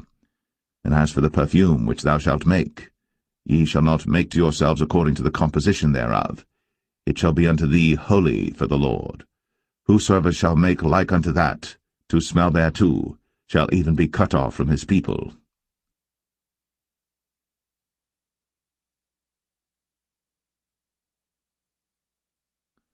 Exodus 31. And the Lord spake unto Moses, saying, See, I have called by name Bezalel the son of Uri, the son of Hur, of the tribe of Judah, and I have filled him with the Spirit of God, in wisdom, and in understanding, and in knowledge, and in all manner of workmanship, to devise cunning works, to work in gold, and in silver, and in brass, and in cutting of stones, to set them, and in carving of timber, to work in all manner of workmanship. And I, behold, I have given with him Aholiab, the son of Ahisamach, of the tribe of Dan. And in the hearts of all that are wise-hearted I have put wisdom, that they may make all that I have commanded thee: the tabernacle of the congregation, and the ark of the testimony, and the mercy seat that is thereupon, and all the furniture of the tabernacle, and the table, and his furniture, and the pure candlestick with all his furniture, and the altar of incense, and the altar of burnt offering with all his furniture, and the laver and his foot, and the cloths of service, and the holy garments for Aaron the priest, and the garments of his sons to minister in the priest's office, and the anointing oil, and sweet incense for the holy place, according to all that I have commanded thee shall they do. And the Lord spake unto Moses, saying, Speak thou also unto the children of Israel, saying, Verily, my Sabbaths ye shall keep, for it is a sign between me and you throughout your generations, that ye may know that I am the Lord that doth sanctify you. Ye shall keep the Sabbath therefore, for it is holy unto you. Every one that defileth it shall surely be put to death. For whosoever doeth any work therein, that soul shall be cut off from among his people. 6 days may work be done, but in the 7th is the Sabbath of rest, holy to the Lord. Whosoever doeth any work in the Sabbath day, he shall surely be put to death. Wherefore the children of Israel shall keep the Sabbath, to observe the Sabbath throughout their generations, for a perpetual covenant. It is a sign between me and the children of Israel forever. For in 6 days the Lord made heaven and earth, and on the 7th day he rested and was refreshed. And he gave unto Moses, when he had made an end of communing with him upon Mount Sinai, 2 tables of testimony, tables of stone, written with the finger of God.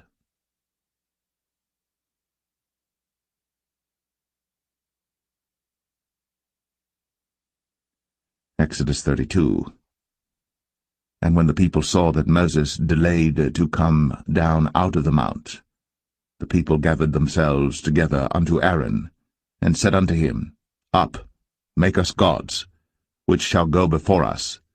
For as for this Moses, the man that brought us up out of the land of Egypt, we wot not what is become of him.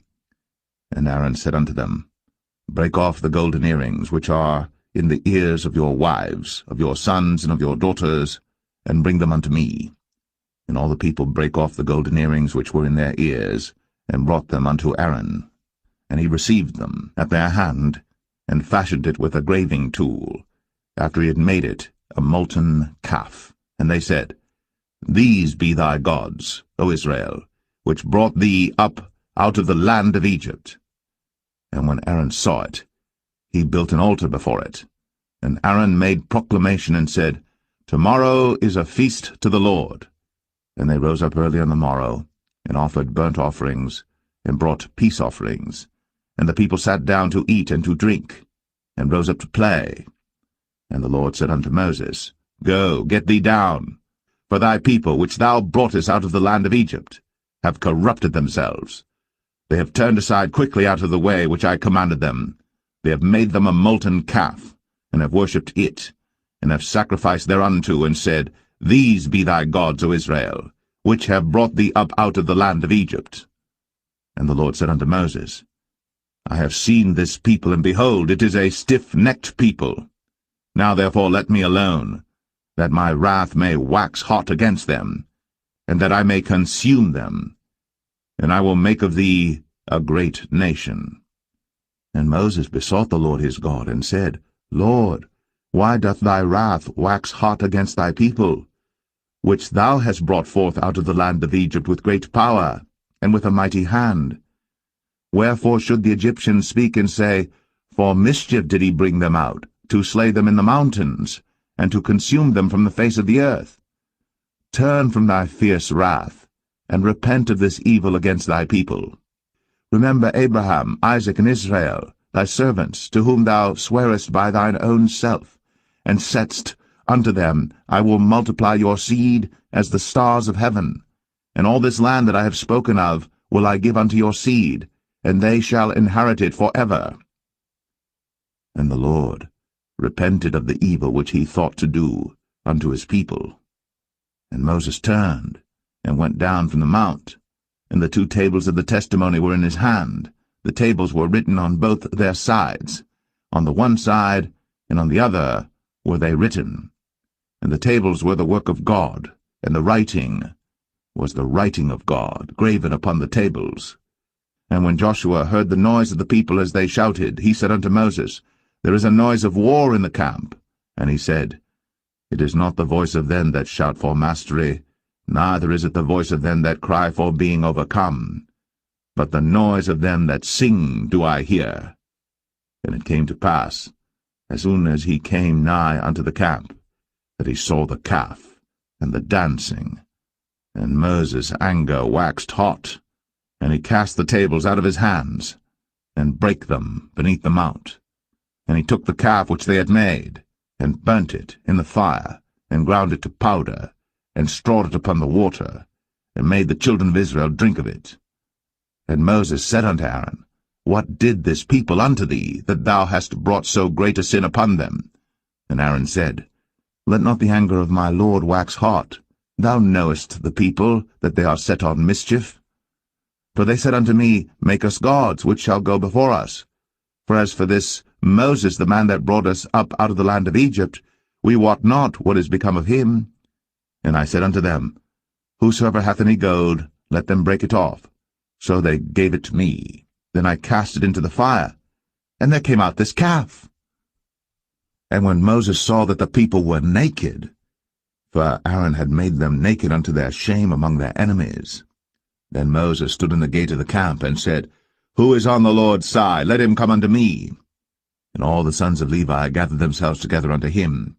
And he said unto them, Thus saith the Lord God of Israel, Put every man his sword by his side, and go in and out from gate to gate throughout the camp, and slay every man his brother, and every man his companion, and every man his neighbor. And the children of Levi did according to the word of Moses. And there fell of the people that day about 3,000 men. For Moses had said, Consecrate yourselves today to the Lord, even every man upon his son, and upon his brother, that he may bestow upon you a blessing this day.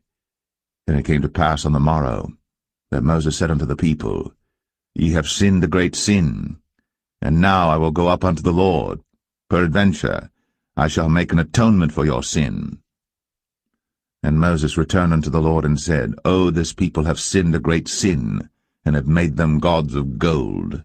Yet now, if thou wilt forgive their sin, and if not, blot me, I pray thee, out of thy book, which thou hast written. And the Lord said unto Moses, Whosoever hath sinned against me, him will I blot out of my book. Therefore now go, lead the people unto the place of which I have spoken unto thee. Behold, mine angel shall go before thee. Nevertheless, in the day when I visit, I will visit their sin upon them. And the Lord plagued the people, because they made the calf which Aaron made.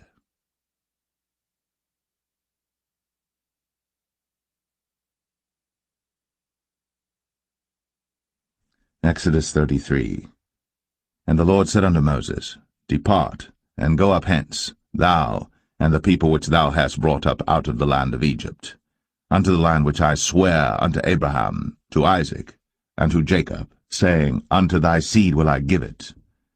And I will send an angel before thee, and I will drive out the Canaanite, the Amorite, and the Hittite, and the Perizzite, the Hivite, and the Jebusite, unto a land flowing with milk and honey. For I will not go up in the midst of thee, for thou art a stiff-necked people, lest I consume thee in the way. And when the people heard these evil tidings, they mourned, and no man did put on him his ornaments. For the Lord had said unto Moses, Say unto the children of Israel, Ye are a stiff-necked people. I will come up into the midst of thee in a moment, and consume thee. Therefore now put off thy ornaments from thee, that I may know what to do unto thee. And the children of Israel stripped themselves of their ornaments by the Mount Horeb. And Moses took the tabernacle, and pitched it without the camp, afar off from the camp, and called it the tabernacle of the congregation. And it came to pass that every one which sought the Lord went out unto the tabernacle of the congregation, which was without the camp. And it came to pass, when Moses went out unto the tabernacle, that all the people rose up, and stood every man at his tent door, and looked after Moses, until he was gone into the tabernacle. And it came to pass, as Moses entered into the tabernacle, the cloudy pillar descended, and stood at the door of the tabernacle, and the Lord talked with Moses. And all the people saw the cloudy pillar stand at the tabernacle door. And all the people rose up and worshipped, every man in his tent door. And the Lord spake unto Moses face to face, as a man speaketh unto his friend. And he turned again into the camp. But his servant Joshua the son of Nun, a young man, departed not out of the tabernacle. And Moses said unto the Lord, See, thou sayest unto me, Bring up this people, and thou hast not let me know whom thou wilt send with me. Yet thou hast said, I know thee by name, and thou hast also found grace in my sight. Now therefore, I pray thee, if I have found grace in thy sight, show me now thy way, that I may know thee, that I may find grace in thy sight, and consider that this nation is thy people. And he said, My presence shall go with thee, and I will give thee rest. And he said unto him, If thy presence go not with me, carry us not up hence. For wherein shall it be known here that I and thy people have found grace in thy sight? Is it not in that thou goest with us?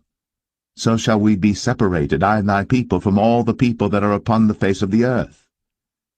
And the Lord said unto Moses, I will do this thing also that thou hast spoken, for thou hast found grace in my sight, and I know thee by name. And he said, I beseech thee, show me thy glory.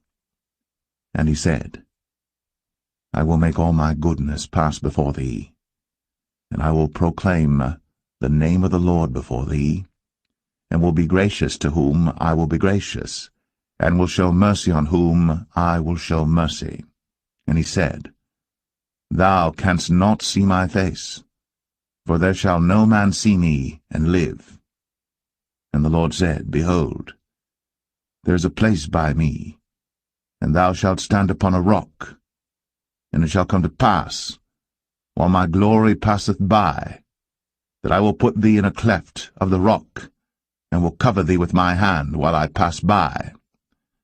And I will take away mine hand, and thou shalt see my back parts, but my face shall not be seen.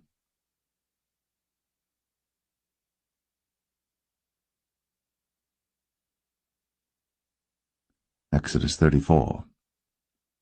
And the Lord said unto Moses, Hew thee 2 tables of stone like unto the first. And I will write upon these tables the words that were in the first tables which thou breakest. And be ready in the morning, and come up in the morning unto Mount Sinai, and present thyself there to me in the top of the mount. And no man shall come up with thee, neither let any man be seen throughout all the mount, neither let the flocks nor herds feed before that mount. And he hewed 2 tables of stone like unto the first. And Moses rose up early in the morning, and went up unto Mount Sinai, as the Lord had commanded him, and took in his hand the 2 tables of stone. And the Lord descended in the cloud, and stood with him there, and proclaimed the name of the Lord. And the Lord passed by before him, and proclaimed, the Lord God, merciful and gracious, long-suffering, and abundant in goodness and truth, keeping mercy for thousands, forgiving iniquity, and transgression and sin, and that will by no means clear the guilty, visiting the iniquity of the fathers upon the children, and upon the children's children, unto the 3rd and to the 4th generation. And Moses made haste, and bowed his head toward the earth, and worshipped, and he said, If now I have found grace in thy sight, O Lord, let my Lord, I pray thee, go among us. For it is a stiff-necked people, and pardon our iniquity and our sin, and take us for thine inheritance. And he said, Behold, I make a covenant. Before all thy people I will do marvels, such as have not been done in all the earth, nor in any nation. And all the people among which thou art shall see the work of the Lord, for it is a terrible thing that I will do with thee. Observe thou that which I command thee this day. Behold, I drive out before thee the Amorite, and the Canaanite, and the Hittite, and the Perizzite, and the Hivite, and the Jebusite. Take heed to thyself, lest thou make a covenant with the inhabitants of the land whither thou goest, lest it be for a snare in the midst of thee. But ye shall destroy their altars, break their images, and cut down their groves. For thou shalt worship no other god, for the Lord whose name is a jealous God. Lest thou make a covenant with the inhabitants of the land, and they go a-whoring after their gods, and do sacrifice unto their gods, and one call thee, and thou eat of his sacrifice, and thou take of their daughters unto thy sons, and their daughters go a-whoring after their gods, and make thy sons go a-whoring after their gods. Thou shalt make thee no molten gods. The feast of unleavened bread shalt thou keep. 7 days thou shalt eat unleavened bread, as I commanded thee, in the time of the month Abib. For in the month Abib thou camest out from Egypt. All that openeth the matrix is mine, and every firstling among thy cattle, whether ox or sheep that is male. But the firstling of an ass thou shalt redeem with a lamb, and if thou redeem him not, then shalt thou break his neck. All the firstborn of thy sons thou shalt redeem, and none shall appear before me empty.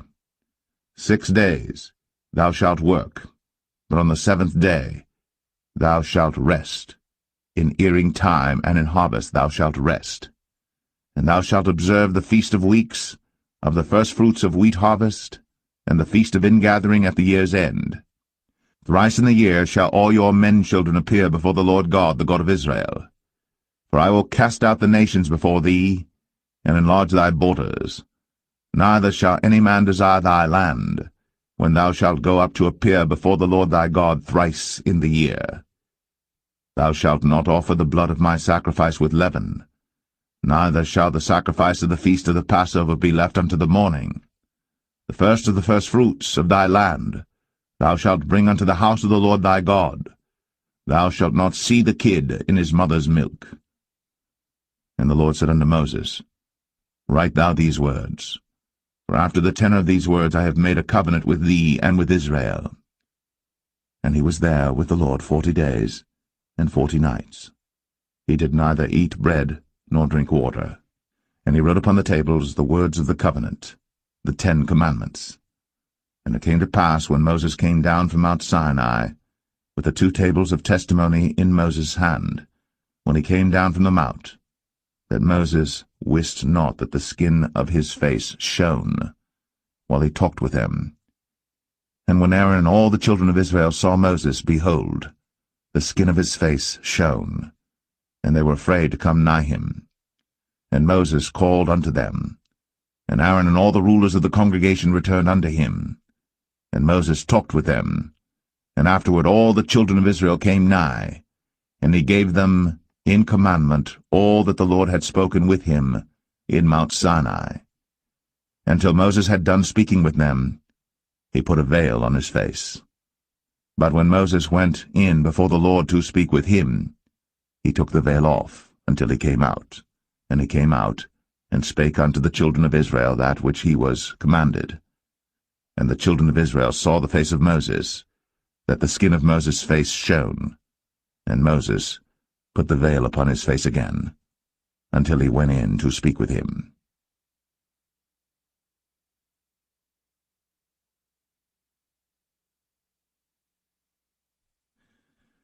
Exodus 35.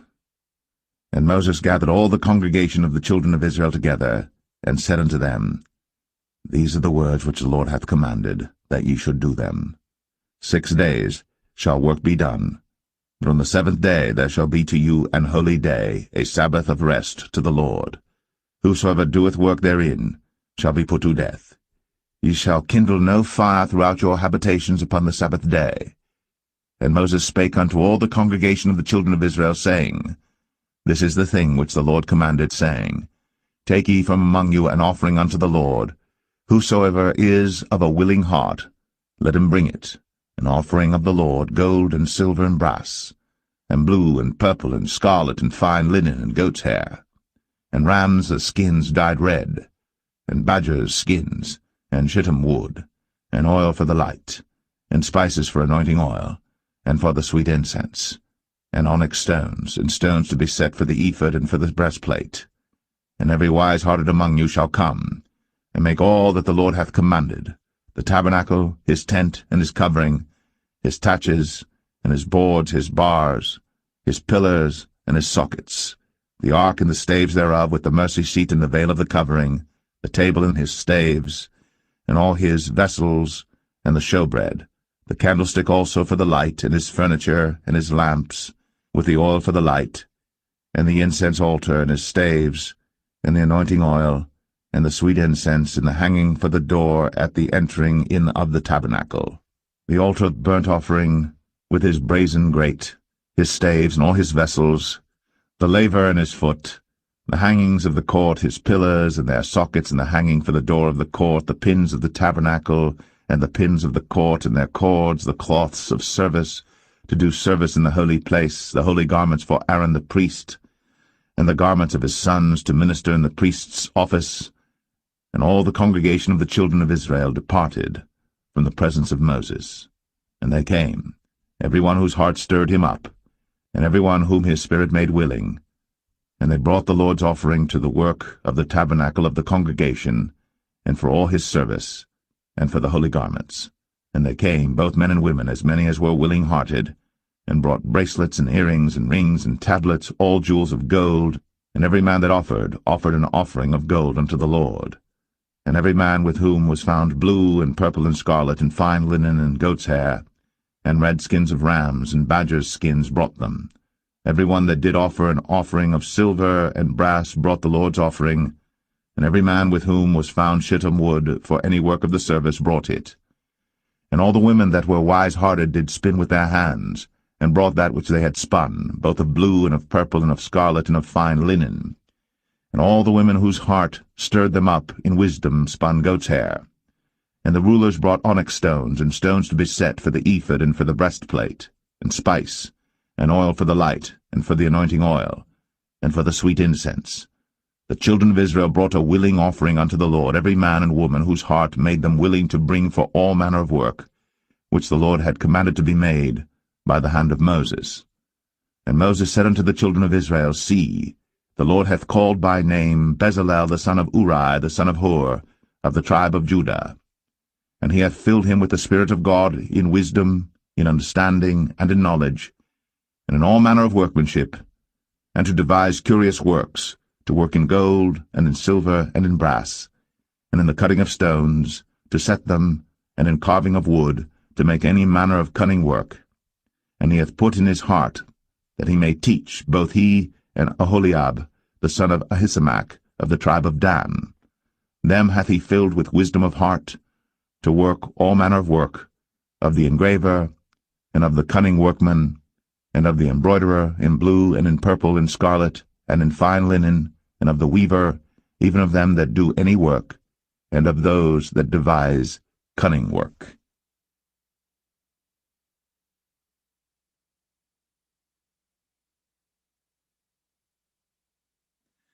Exodus 36. Then wrought Bezalel and Aholiab, and every wise-hearted man, in whom the Lord put wisdom and understanding to know how to work all manner of work for the service of the sanctuary, according to all that the Lord had commanded. And Moses called Bezalel and Aholiab, and every wise-hearted man, in whose heart the Lord had put wisdom, even every one whose heart stirred him up to come unto the work to do it. And they received of Moses all the offering, which the children of Israel had brought for the work of the service of the sanctuary, to make it withal. And they brought yet unto him free offerings every morning. And all the wise men that wrought all the work of the sanctuary came every man from his work which they made. And they spake unto Moses, saying, The people bring much more than enough for the service of the work, which the Lord commanded to make. And Moses gave commandment, and they caused it to be proclaimed throughout the camp, saying, Let neither man nor woman make any more work for the offering of the sanctuary. So the people were restrained from bringing. For the stuff they had was sufficient for all the work to make it, and too much. And every wise-hearted man among them that wrought the work of the tabernacle made 10 curtains of fine twined linen, and blue, and purple, and scarlet. With cherubims of cunning work made he them. The length of one curtain was 28 cubits, and the breadth of one curtain 4 cubits. The curtains were all of one size. And he coupled the 5 curtains one unto another, and the other 5 curtains he coupled one unto another. And he made loops of blue on the edge of one curtain from the selvage in the coupling. Likewise he made in the uttermost side of another curtain in the coupling of the second. 50 loops made he in one curtain, and 50 loops made he in the edge of the curtain which was in the coupling of the second. The loops held one curtain to another. And he made 50 taches of gold, and coupled the curtains one unto another with the taches. So it became one tabernacle. And he made curtains of goat's hair for the tent over the tabernacle. 11 curtains he made them. The length of one curtain was 30 cubits, and 4 cubits was the breadth of one curtain. The 11 curtains were of one size. And he coupled 5 curtains by themselves, and 6 curtains by themselves. And he made 50 loops upon the uttermost edge of the curtain in the coupling, and 50 loops made he upon the edge of the curtain which coupleth the second. And he made 50 taches of brass to couple the tent together, that it might be one. And he made a covering for the tent of ram's skins dyed red, and a covering of badger's skins above that. And he made boards for the tabernacle of shittim wood standing up. The length of a board was 10 cubits, and the breadth of a board 1 cubit and a half. One board had 2 tenons, equally distant one from another. Thus did he make for all the boards of the tabernacle. And he made boards for the tabernacle, 20 boards for the south side southward. And 40 sockets of silver he made under the 20 boards, 2 sockets under one board for his 2 tenons, and 2 sockets under another board for his 2 tenons. And for the other side of the tabernacle, which is toward the north corner, he made 20 boards, and there 40 sockets of silver, 2 sockets under one board, and 2 sockets under another board. And for the sides of the tabernacle westward he made 6 boards, and 2 boards made he for the corners of the tabernacle in the 2 sides, and they were coupled beneath, and coupled together at the head thereof to one ring. Thus he did to both of them in both the corners. And there were 8 boards, and their sockets were 16 sockets of silver, under every board 2 sockets. And he made bars of shittim wood, 5 for the boards of the one side of the tabernacle, and 5 bars for the boards of the other side of the tabernacle, and 5 bars for the boards of the tabernacle for the sides westward. And he made the middle bar to shoot through the boards from the one end to the other. And he overlaid the boards with gold, and made their rings of gold to be places for the bars, and overlaid the bars with gold. And he made a veil of blue and purple and scarlet, and fine twined linen, with cherubims made he it of cunning work. And he made thereunto 4 pillars of shittim wood, and overlaid them with gold. Their hooks were of gold. And he cast for them 4 sockets of silver. And he made an hanging for the tabernacle door of blue and purple and scarlet and fine twined linen of needlework, and the 5 pillars of it with their hooks, and he overlaid their chapiters and their fillets with gold, but their 5 sockets were of brass.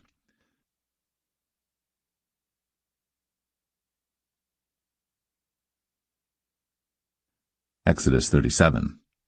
And Bezalel made the ark of shittim wood. 2 cubits and a half was the length of it, and 1 cubit and a half the breadth of it, and 1 cubit and a half the height of it. And he overlaid it with pure gold within and without, and made a crown of gold to it round about. And he cast for it 4 rings of gold, to be set by the 4 corners of it, even 2 rings upon the one side of it, and 2 rings upon the other side of it. And he made staves of shittim wood, and overlaid them with gold. And he put the staves into the rings by the sides of the ark to bear the ark. And he made the mercy seat of pure gold. 2 cubits and a half was the length thereof, and 1 cubit and a half the breadth thereof. And he made 2 cherubims of gold, beaten out of one piece made he them, on the 2 ends of the mercy seat, 1 cherub on the end on this side, and another cherub on the other end on that side. Out of the mercy seat made he the cherubims on the 2 ends thereof. And the cherubims spread out their wings on high, and covered with their wings over the mercy seat, with their faces one to another. Even to the mercy seatward were the faces of the cherubims. And he made the table of shittim wood. 2 cubits was the length thereof, and 1 cubit the breadth thereof, and 1 cubit and a half the height thereof. And he overlaid it with pure gold, and made thereunto a crown of gold round about. Also he made thereunto a border of an handbreadth round about, and made a crown of gold for the border thereof round about. And he cast for it 4 rings of gold, and put the rings upon the 4 corners that were in the 4 feet thereof. Over against the border were the rings, the places for the staves to bear the table. And he made the staves of shittim wood, and overlaid them with gold to bear the table. And he made the vessels which were upon the table, his dishes, and his spoons, and his bowls, and his covers, to cover withal of pure gold. And he made the candlestick of pure gold. Of beaten work made he the candlestick. His shaft and his branch, his bowls, his knobs, and his flowers were of the same. And 6 branches going out of the sides thereof, 3 branches of the candlestick out of the one side thereof, and 3 branches of the candlestick out of the other side thereof. 3 bowls made after the fashion of almonds in one branch, a knob and a flower, and 3 bowls made like almonds in another branch, a knob and a flower. So throughout the 6 branches, going out of the candlestick. And in the candlestick were 4 bowls made like almonds, his knobs and his flowers, and a knob under 2 branches of the same, and a knob under 2 branches of the same, and a knob under 2 branches of the same, according to the 6 branches going out of it. Their knobs and their branches were of the same. All of it was one beaten work of pure gold. And he made his 7 lamps, and his snuffers, and his snuff dishes of pure gold. Of a talent of pure gold made he it, and all the vessels thereof. And he made the incense altar of shittim wood. The length of it was 1 cubit, the breadth of it 1 cubit. It was 4 square, and 2 cubits was the height of it. The horns thereof were of the same. And he overlaid it with pure gold, both the top of it and the sides thereof round about, and the horns of it. Also he made unto it a crown of gold round about. And he made 2 rings of gold for it under the crown thereof, by the 2 corners of it upon the 2 sides thereof, to be places for the staves to bear it withal. And he made the staves of shittim wood, and overlaid them with gold. And he made the holy anointing oil, and the pure incense of sweet spices, according to the work of the apothecary.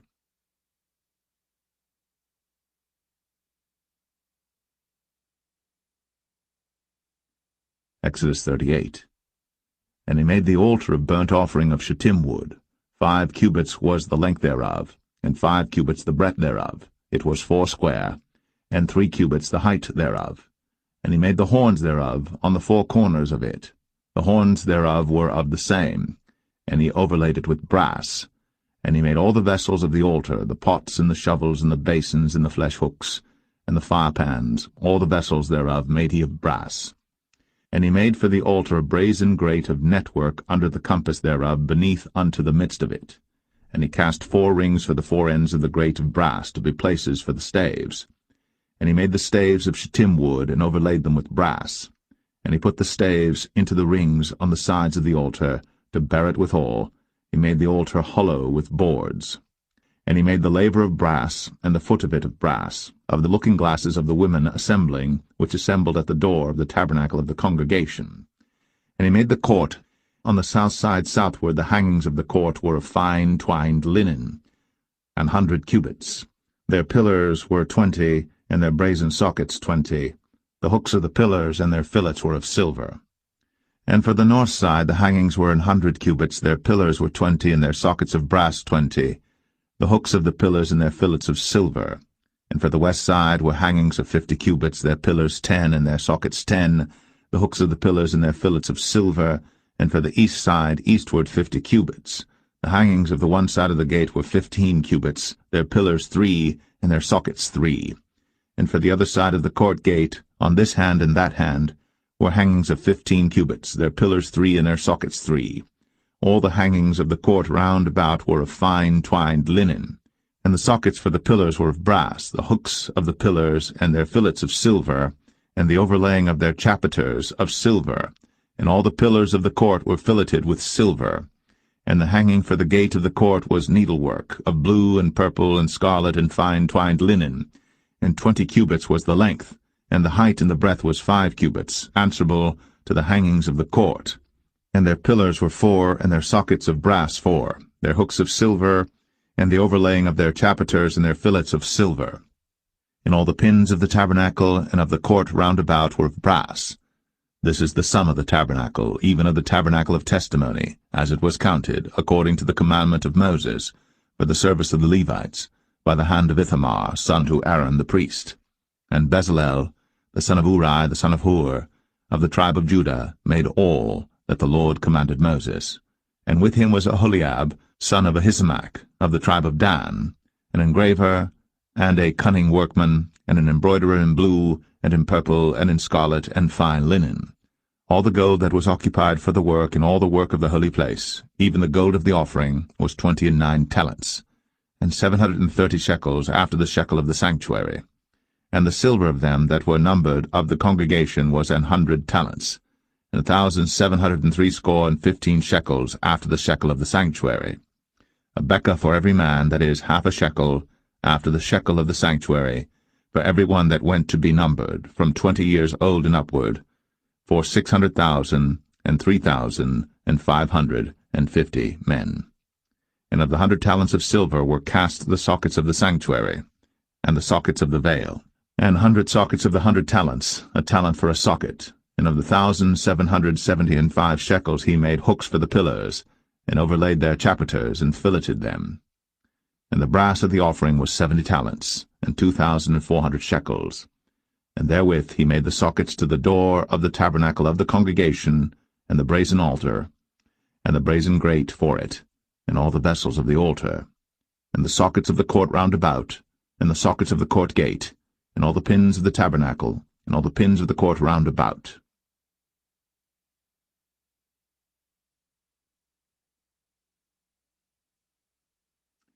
Exodus 39.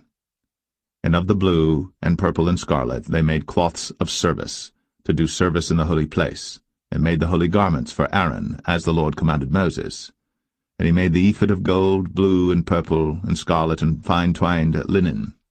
And they did beat the gold into thin plates, and cut it into wires, to work it in the blue, and in the purple, and in the scarlet, and in the fine linen, with cunning work. They made shoulder pieces for it, to couple it together. By the 2 edges was it coupled together. And the curious girdle of his ephod that was upon it was of the same, according to the work thereof, of gold, blue, and purple, and scarlet, and fine twined linen, as the Lord commanded Moses. And they wrought onyx stones enclosed in ouches of gold, graven as signets are graven, with the names of the children of Israel. And he put them on the shoulders of the ephod, that they should be stones for a memorial to the children of Israel, as the Lord commanded Moses. And he made the breastplate of cunning work, like the work of the ephod, of gold, blue, and purple, and scarlet, and fine twined linen. It was foursquare. They made the breastplate double. A span was the length thereof, and a span the breadth thereof, being doubled. And they set in it 4 rows of stones. The first row was a sardius, a topaz, and a carbuncle. This was the first row. And the second row an emerald, a sapphire, and a diamond. And the third row a ligure, an agate, and an amethyst. and the fourth row a beryl, an onyx, and a jasper. They were enclosed in ouches of gold in their enclosings. And the stones were according to the names of the children of Israel, 12 according to their names, like the engravings of a signet, every one with his name, according to the 12 tribes. And they made upon the breastplate chains at the ends of wreathen work of pure gold. And they made 2 ouches of gold and 2 gold rings, and put the 2 rings in the 2 ends of the breastplate. And they put the 2 wreathen chains of gold in the 2 rings on the ends of the breastplate. And the 2 ends of the 2 wreathen chains they fastened in the 2 ouches, and put them on the shoulder pieces of the ephod before it. And they made 2 rings of gold, and put them on the 2 ends of the breastplate, upon the border of it, which was on the side of the ephod inward. And they made 2 other golden rings, and put them on the 2 sides of the ephod underneath, toward the forepart of it, over against the other coupling thereof, above the curious girdle of the ephod. And they did bind the breastplate by his rings unto the rings of the ephod with a lace of blue, that it might be above the curious girdle of the ephod, and that the breastplate might not be loosed from the ephod, as the Lord commanded Moses. And he made the robe of the ephod of woven work, all of blue. And there was an hole in the midst of the robe, as the hole of an habergeon, with a band round about the hole, that it should not rend. And they made upon the hems of the robe pomegranates of blue and purple and scarlet and twined linen. And they made bells of pure gold, and put the bells between the pomegranates upon the hem of the robe, round about between the pomegranates, a bell and a pomegranate, a bell and a pomegranate, round about the hem of the robe to minister in, as the Lord commanded Moses. And they made coats of fine linen of woven work for Aaron and for his sons, and a mitre of fine linen, and goodly bonnets of fine linen, and linen breeches of fine twined linen, and a girdle of fine twined linen, and blue and purple and scarlet of needlework, as the Lord commanded Moses. And they made the plate of the holy crown of pure gold, and wrote upon it a writing like to the engravings of a signet, Holiness to the Lord. And they tied unto it a lace of blue, to fasten it on high upon the mitre, as the Lord commanded Moses. Thus was all the work of the tabernacle of the tent of the congregation finished. And the children of Israel did according to all that the Lord commanded Moses, so did they. And they brought the tabernacle unto Moses, the tent, and all his furniture, his taches, his boards, his bars, and his pillars, and his sockets, and the covering of ram skins dyed red, and the covering of badger skins, and the veil of the covering, the ark of the testimony, and the staves thereof, and the mercy seat, the table and all the vessels thereof, and the showbread, the pure candlestick, with the lamps thereof, even with the lamps to be set in order, and all the vessels thereof, and the oil for light, and the golden altar, and the anointing oil, and the sweet incense, and the hanging for the tabernacle door, the brazen altar, and his grate of brass, his staves and all his vessels, the laver and his foot, the hangings of the court, his pillars and his sockets, and the hanging for the court gate, his cords, and his pins, and all the vessels of the service of the tabernacle for the tent of the congregation, the cloths of service to do service in the holy place, and the holy garments for Aaron the priest, and his sons' garments, to minister in the priest's office, according to all that the Lord commanded Moses. So the children of Israel made all the work. And Moses did look upon all the work, and behold, they had done it, as the Lord had commanded, even so had they done it. And Moses blessed them.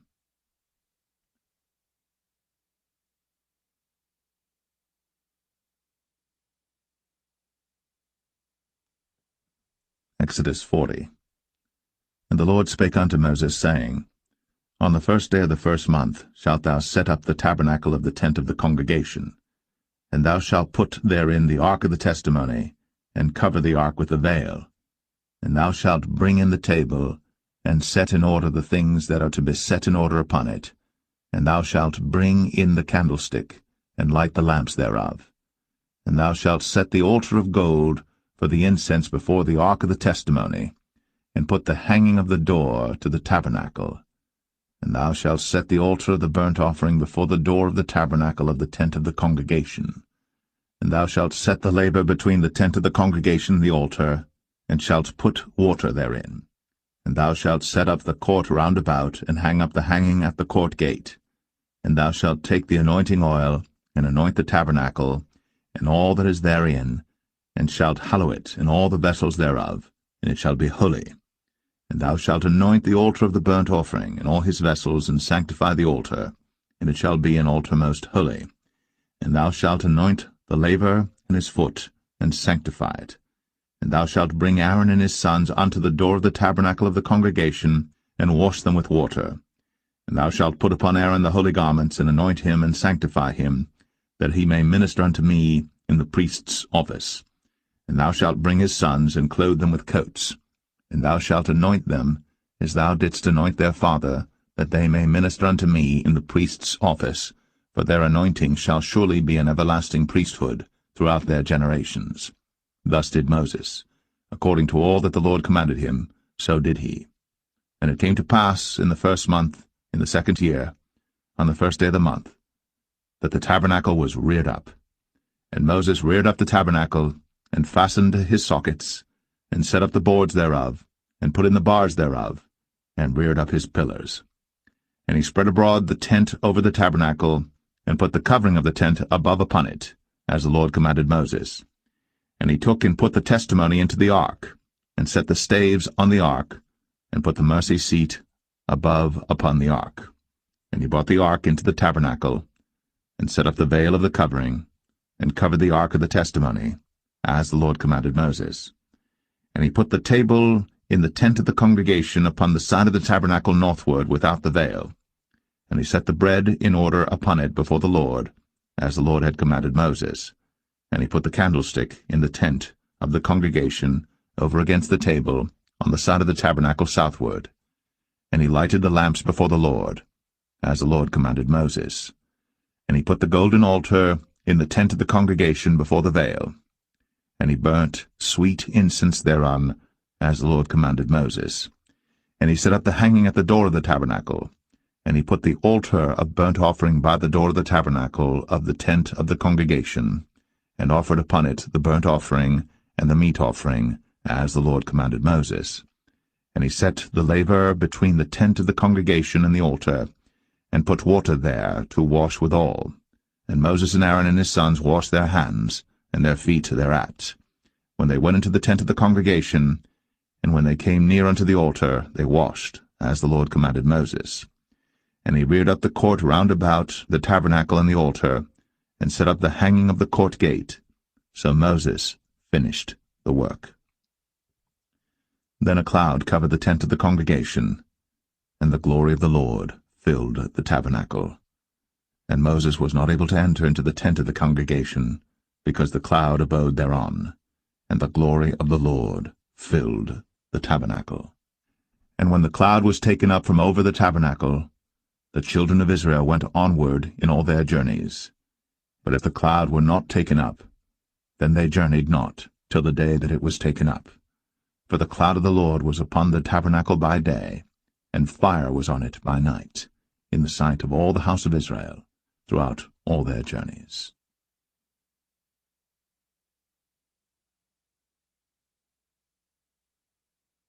The Book of Leviticus, chapter 1. And the Lord called unto Moses, and spake unto him out of the tabernacle of the congregation, saying, Speak unto the children of Israel, and say unto them, If any man of you bring an offering unto the Lord, ye shall bring your offering of the cattle, even of the herd, and of the flock. If his offering be a burnt sacrifice of the herd, let him offer a male without blemish. He shall offer it of his own voluntary will at the door of the tabernacle of the congregation before the Lord. And he shall put his hand upon the head of the burnt offering, and it shall be accepted for him to make atonement for him. And he shall kill the bullock before the Lord, and the priests, Aaron's sons, shall bring the blood, and sprinkle the blood round about upon the altar that is by the door of the tabernacle of the congregation. And he shall flay the burnt offering, and cut it into his pieces. And the sons of Aaron the priests shall put fire upon the altar, and lay the wood in order upon the fire. And the priests, Aaron's sons, shall lay the parts, the head, and the fat, in order upon the wood that is on the fire which is upon the altar.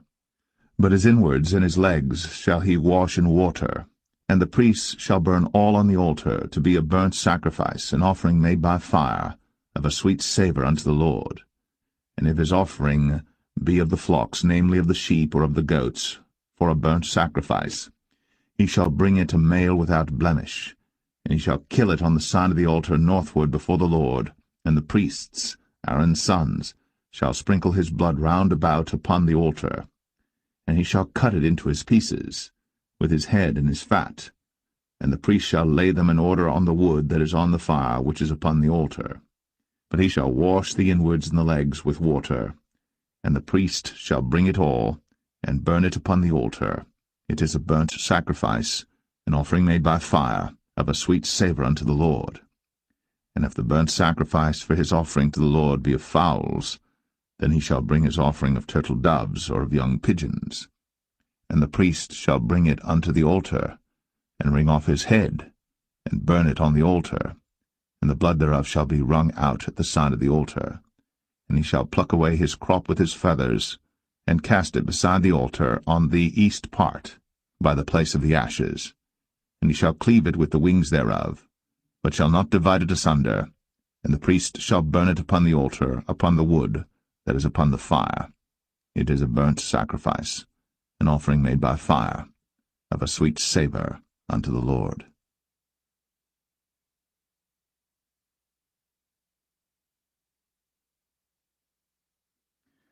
Leviticus 2. And when any will offer a meat offering unto the Lord, his offering shall be of fine flour, and he shall pour oil upon it, and put frankincense thereon, and he shall bring it to Aaron's sons the priests. And he shall take thereout his handful of the flour thereof, and of the oil thereof, with all the frankincense thereof. And the priests shall burn the memorial of it upon the altar, to be an offering made by fire, of a sweet savour unto the Lord. And the remnant of the meat offering shall be Aaron's and his sons. It is a thing most holy of the offerings of the Lord made by fire. And if thou bring an oblation of a meat offering baked in the oven, it shall be unleavened cakes of fine flour mingled with oil, or unleavened wafers anointed with oil. And if thy oblation be a meat offering baked in a pan, it shall be of fine flour, unleavened, mingled with oil. Thou shalt part it in pieces, and pour oil thereon. It is a meat offering.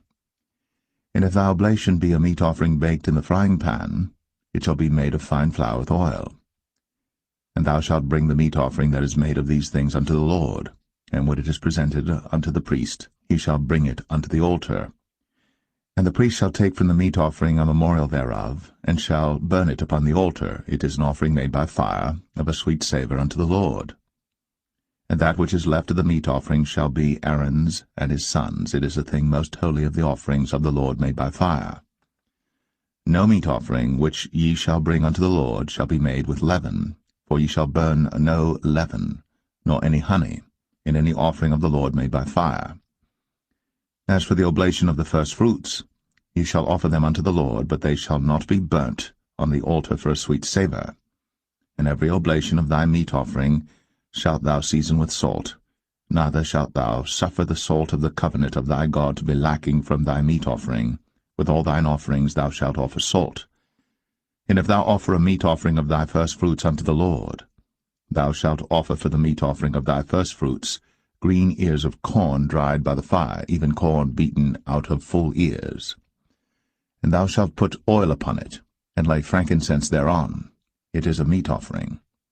And the priest shall burn the memorial of it, part of the beaten corn thereof, and part of the oil thereof, with all the frankincense thereof. It is an offering made by fire unto the Lord.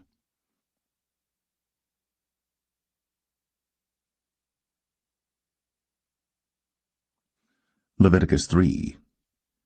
And if his oblation be a sacrifice of peace offering, if he offer it of the herd, whether it be a male or female, he shall offer it without blemish before the Lord. And he shall lay his hand upon the head of his offering, and kill it at the door of the tabernacle of the congregation. And Aaron's sons the priests shall sprinkle the blood upon the altar round about. And he shall offer of the sacrifice of the peace offering an offering made by fire unto the Lord, the fat that covereth the inwards, and all the fat that is upon the inwards, and the 2 kidneys, and the fat that is on them, which is by the flanks, and the caul above the liver, with the kidneys, it shall he take away. And Aaron's sons shall burn it on the altar upon the burnt sacrifice which is upon the wood that is on the fire. It is an offering made by fire, of a sweet savour unto the Lord. And if his offering for a sacrifice of peace offering unto the Lord be of the flock, male or female, he shall offer it without blemish. If he offer a lamb for his offering, then shall he offer it before the Lord. And he shall lay his hand upon the head of his offering, and kill it before the tabernacle of the congregation. And Aaron's sons shall sprinkle the blood thereof round about upon the altar. And he shall offer of the sacrifice of the peace offering an offering made by fire unto the Lord, the fat thereof, and the whole rump, it shall he take off hard by the backbone, and the fat that covereth the inwards, and all the fat that is upon the inwards, and the 2 kidneys, and the fat that is upon them, which is by the flanks, and the caul above the liver, with the kidneys, it shall he take away. And the priest shall burn it upon the altar. It is the food of the offering made by fire unto the Lord. And if his offering be a goat, then he shall offer it before the Lord. And he shall lay his hand upon the head of it, and kill it before the tabernacle of the congregation. And the sons of Aaron shall sprinkle the blood thereof upon the altar round about. And he shall offer thereof his offering, even an offering made by fire unto the Lord, the fat that covereth the inwards, and all the fat that is upon the inwards, and the 2 kidneys, and the fat that is upon them, which is by the flanks, and the caul above the liver, with the kidneys, it shall he take away. And the priest shall burn them upon the altar. It is the food of the offering made by fire for a sweet savour. All the fat is the Lord's. It shall be a perpetual statute for your generations throughout all your dwellings, that ye eat neither fat nor blood.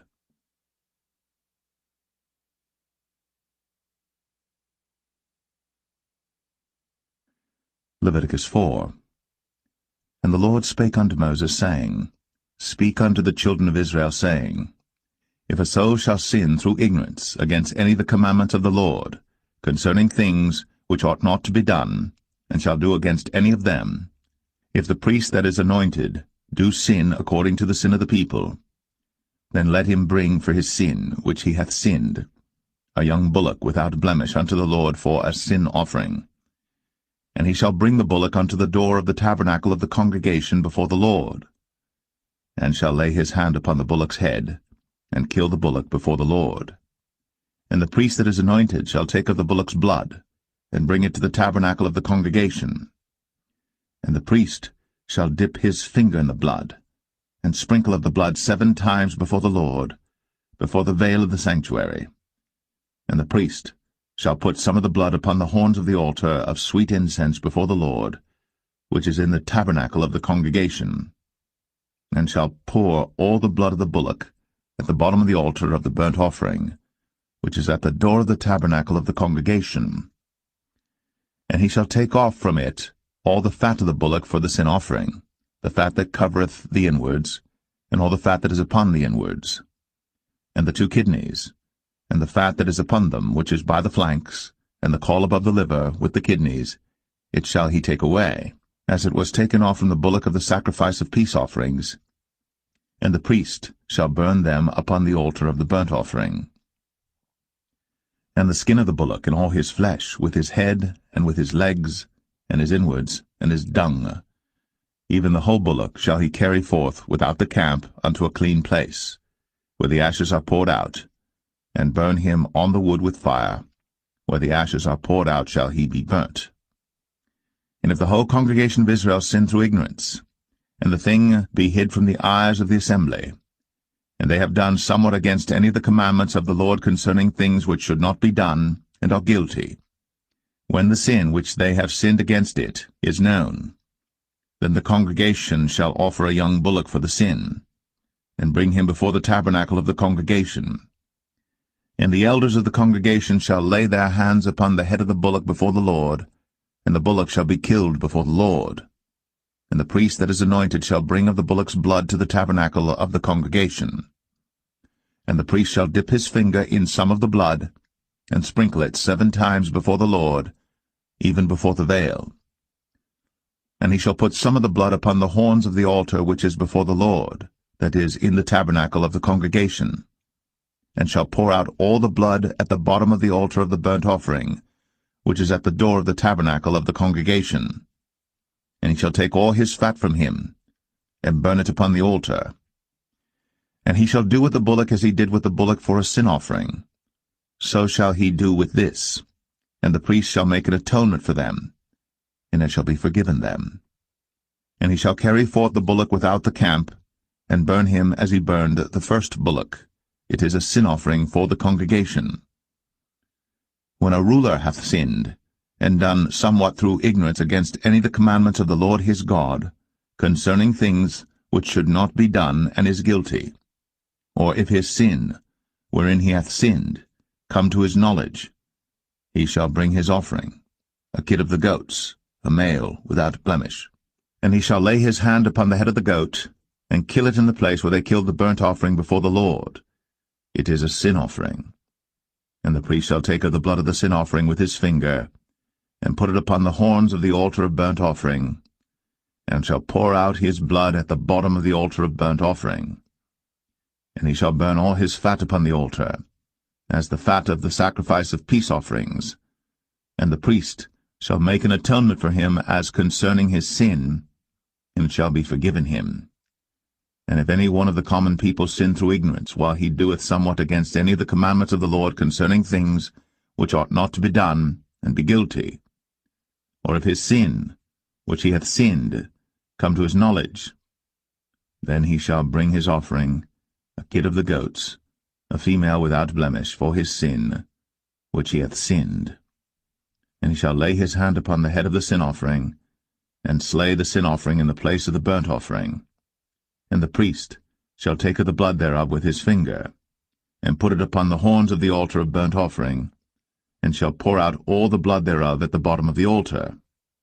And he shall take away all the fat thereof, as the fat is taken away from off the sacrifice of peace offerings. And the priest shall burn it upon the altar for a sweet savour unto the Lord. And the priest shall make an atonement for him, and it shall be forgiven him. And if he bring a lamb for a sin offering, he shall bring it a female without blemish. And he shall lay his hand upon the head of the sin offering, and slay it for a sin offering in the place where they kill the burnt offering. And the priest shall take of the blood of the sin offering with his finger, and put it upon the horns of the altar of burnt offering, and shall pour out all the blood thereof at the bottom of the altar.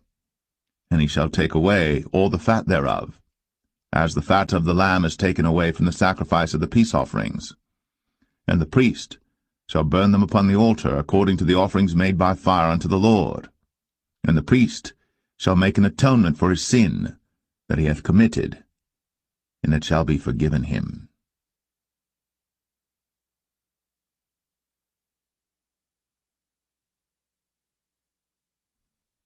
Leviticus 5.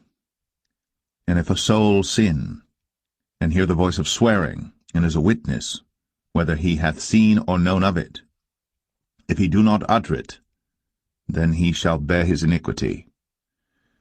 Or if a soul touch any unclean thing, whether it be a carcass of an unclean beast, or a carcass of unclean cattle, or the carcass of unclean creeping things, and if it be hidden from him, he also shall be unclean and guilty. Or if he touch the uncleanness of man, whatsoever uncleanness it be that a man shall be defiled withal, and it be hid from him, when he knoweth of it, then he shall be guilty. Or if a soul swear, pronouncing with his lips to do evil, or to do good, whatsoever it be that a man shall pronounce with an oath, and it be hid from him, when he knoweth of it, then he shall be guilty in one of these. And it shall be, when he shall be guilty in one of these things, that he shall confess that he hath sinned in that thing. And he shall bring his trespass offering unto the Lord for his sin which he hath sinned, a female from the flock, a lamb or a kid of the goats, for a sin offering, and the priest shall make an atonement for him concerning his sin. And if he be not able to bring a lamb, then he shall bring for his trespass which he hath committed 2 turtle doves, or 2 young pigeons unto the Lord, one for a sin offering, and the other for a burnt offering. And he shall bring them unto the priest, who shall offer that which is for the sin offering first, and wring off his head from his neck, but shall not divide it asunder. And he shall sprinkle of the blood of the sin offering upon the side of the altar, and the rest of the blood shall be wrung out at the bottom of the altar. It is a sin offering. And he shall offer the second for a burnt offering according to the manner, and the priest shall make an atonement for him for his sin which he hath sinned, and it shall be forgiven him. But if he be not able to bring 2 turtle doves or 2 young pigeons, then he that sinned shall bring for his offering the 10th part of an ephah of fine flour for a sin offering. He shall put no oil upon it, neither shall he put any frankincense thereon, for it is a sin offering. Then shall he bring it to the priest, and the priest shall take his handful of it, even a memorial thereof, and burn it on the altar, according to the offerings made by fire unto the Lord. It is a sin offering. And the priest shall make an atonement for him as touching his sin that he hath sinned in one of these, and it shall be forgiven him. And the remnant shall be the priest's, as a meat offering. And the Lord spake unto Moses, saying, If a soul commit a trespass, and sin through ignorance in the holy things of the Lord, then he shall bring for his trespass unto the Lord a ram without blemish out of the flocks, with thy estimation by shekels of silver, after the shekel of the sanctuary, for a trespass offering. And he shall make amends for the harm that he hath done in the holy thing, and shall add the 5th part thereto, and give it unto the priest. And the priest shall make an atonement for him with the ram of the trespass offering, and it shall be forgiven him. And if a soul sin, and commit any of these things which are forbidden to be done by the commandments of the Lord, though he wist it not, yet is he guilty, and shall bear his iniquity. And he shall bring a ram without blemish out of the flock with thy estimation for a trespass offering unto the priest. And the priest shall make an atonement for him concerning his ignorance wherein he erred and wist it not, and it shall be forgiven him. It is a trespass offering. He hath certainly trespassed against the Lord.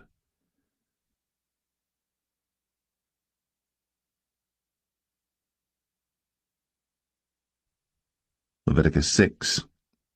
And the Lord spake unto Moses, saying, If a soul sin, and commit a trespass against the Lord, and lie unto his neighbor in that which was delivered him to keep, for in fellowship or in a thing taken away by violence, or hath deceived his neighbor, or have found that which was lost, and lieth concerning it, and sweareth falsely, in any of all these that a man doeth, sinning therein, then it shall be, because he hath sinned, and is guilty, that he shall restore that which he took violently away, or the thing which he hath deceitfully gotten, or that which was delivered him to keep, or the lost thing which he found, or all that about which he hath sworn falsely.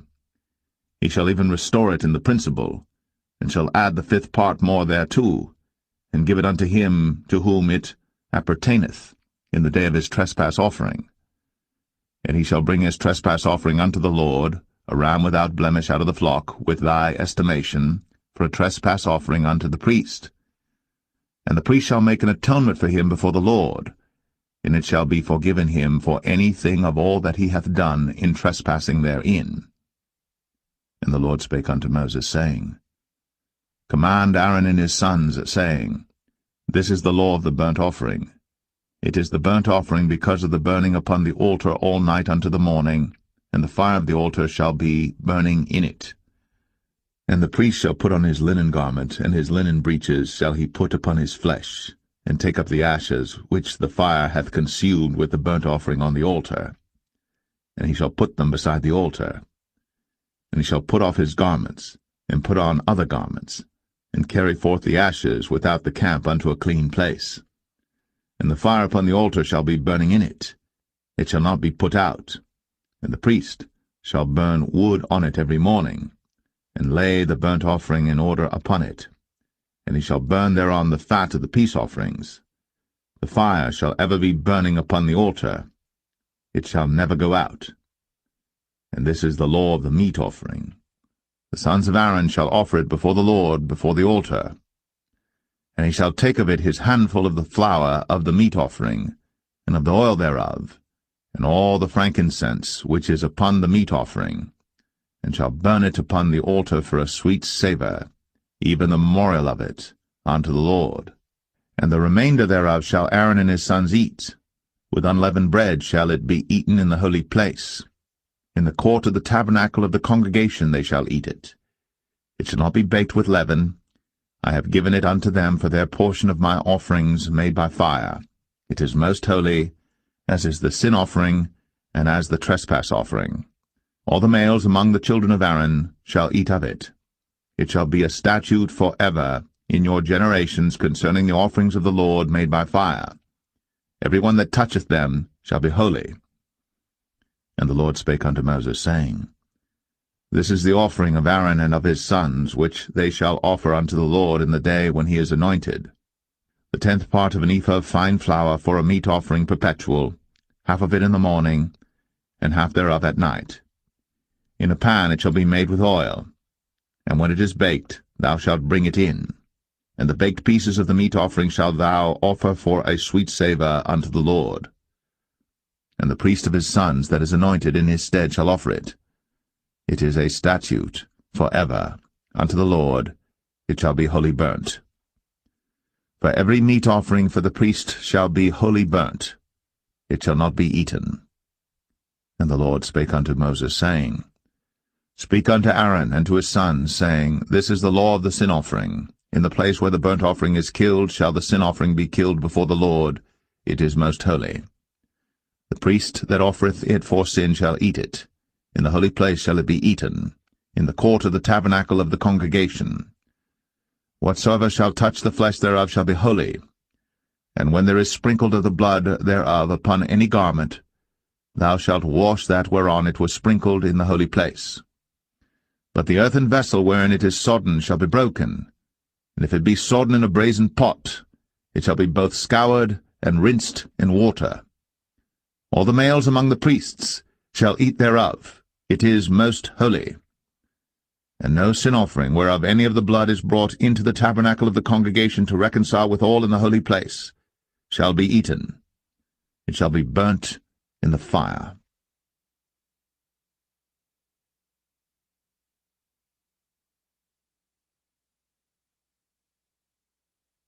Leviticus 7. Likewise, this is the law of the trespass offering. It is most holy.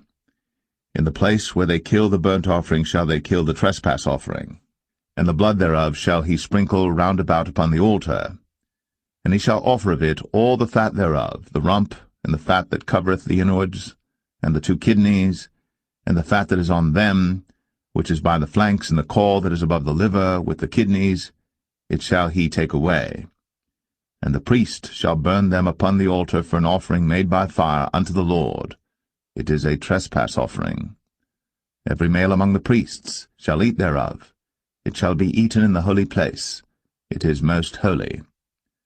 As the sin offering is, so is the trespass offering. There is one law for them. The priest that maketh atonement therewith shall have it. And the priest that offereth any man's burnt offering, even the priest, shall have to himself the skin of the burnt offering which he hath offered. And all the meat offering that is baked in the oven, and all that is dressed in the frying pan, and in the pan, shall be the priest's that offereth it.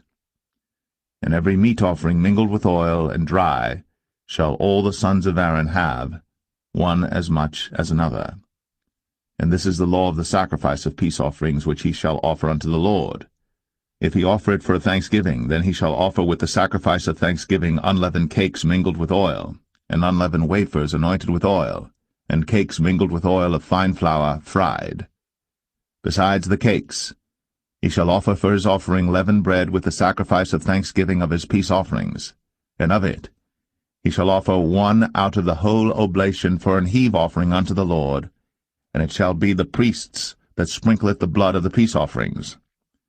And the flesh of the sacrifice of his peace offerings for thanksgiving shall be eaten the same day that it is offered. He shall not leave any of it until the morning. But if the sacrifice of his offering be a vow or a voluntary offering, it shall be eaten the same day that he offereth his sacrifice, and on the morrow also the remainder of it shall be eaten. But the remainder of the flesh of the sacrifice on the 3rd day shall be burnt with fire.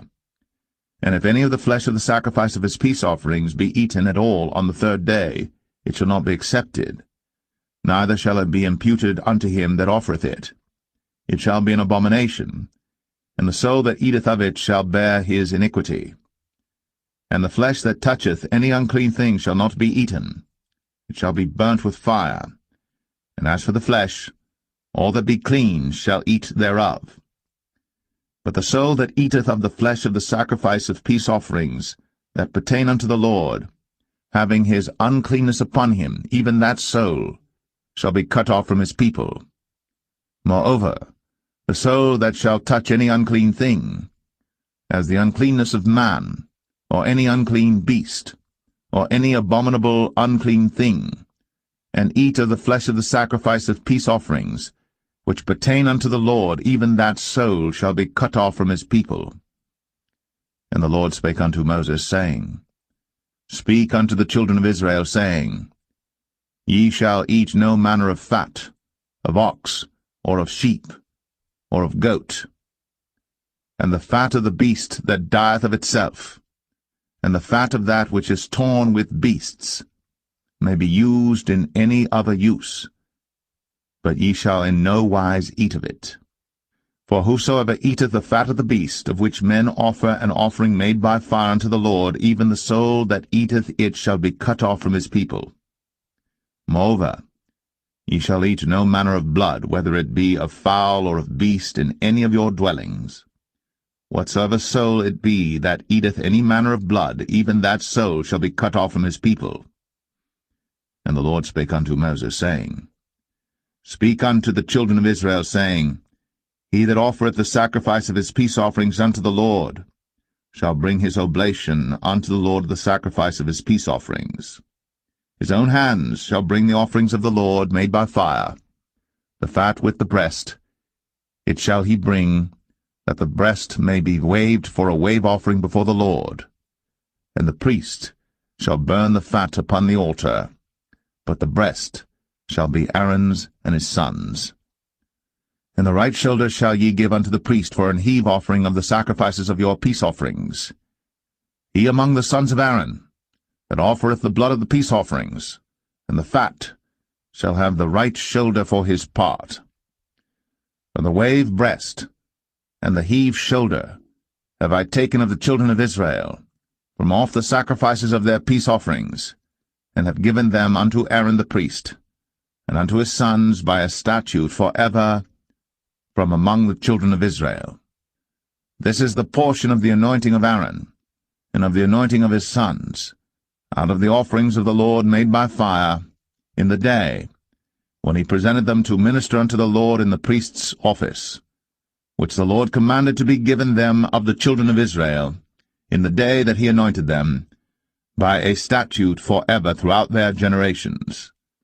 This is the law of the burnt offering, of the meat offering, and of the sin offering, and of the trespass offering, and of the consecrations, and of the sacrifice of the peace offerings, which the Lord commanded Moses, in Mount Sinai, in the day that he commanded the children of Israel to offer their oblations unto the Lord, in the wilderness of Sinai.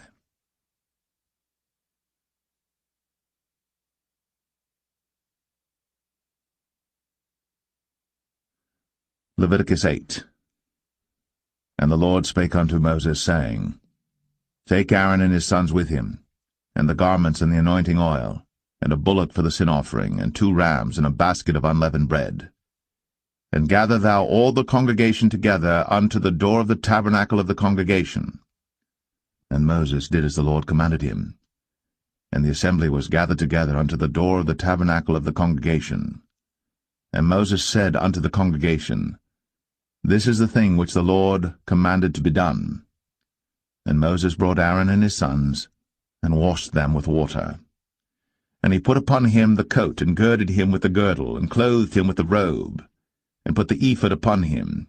And he girded him with the curious girdle of the ephod, and bound it unto him therewith.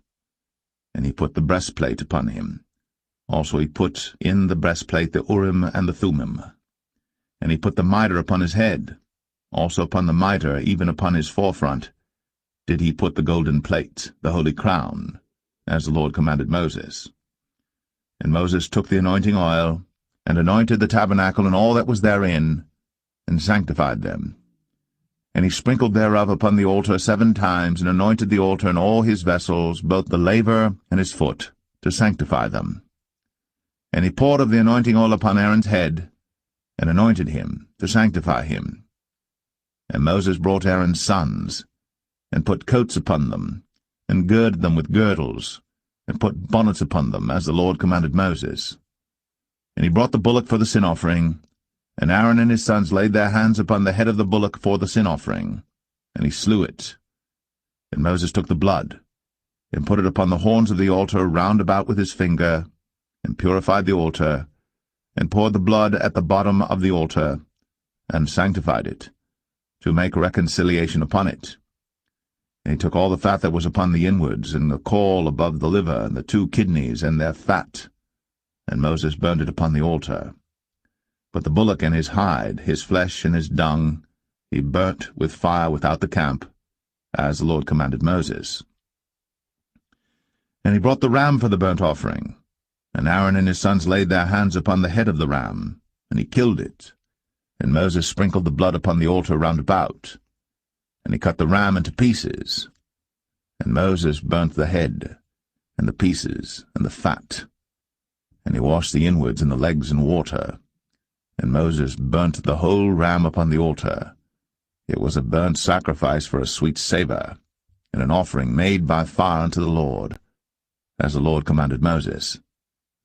And he brought the other ram, the ram of consecration. And Aaron and his sons laid their hands upon the head of the ram, and he slew it. And Moses took of the blood of it, and put it upon the tip of Aaron's right ear, and upon the thumb of his right hand, and upon the great toe of his right foot. And he brought Aaron's sons, and Moses put of the blood upon the tip of their right ear, and upon the thumbs of their right hands, and upon the great toes of their right feet. And Moses sprinkled the blood upon the altar round about.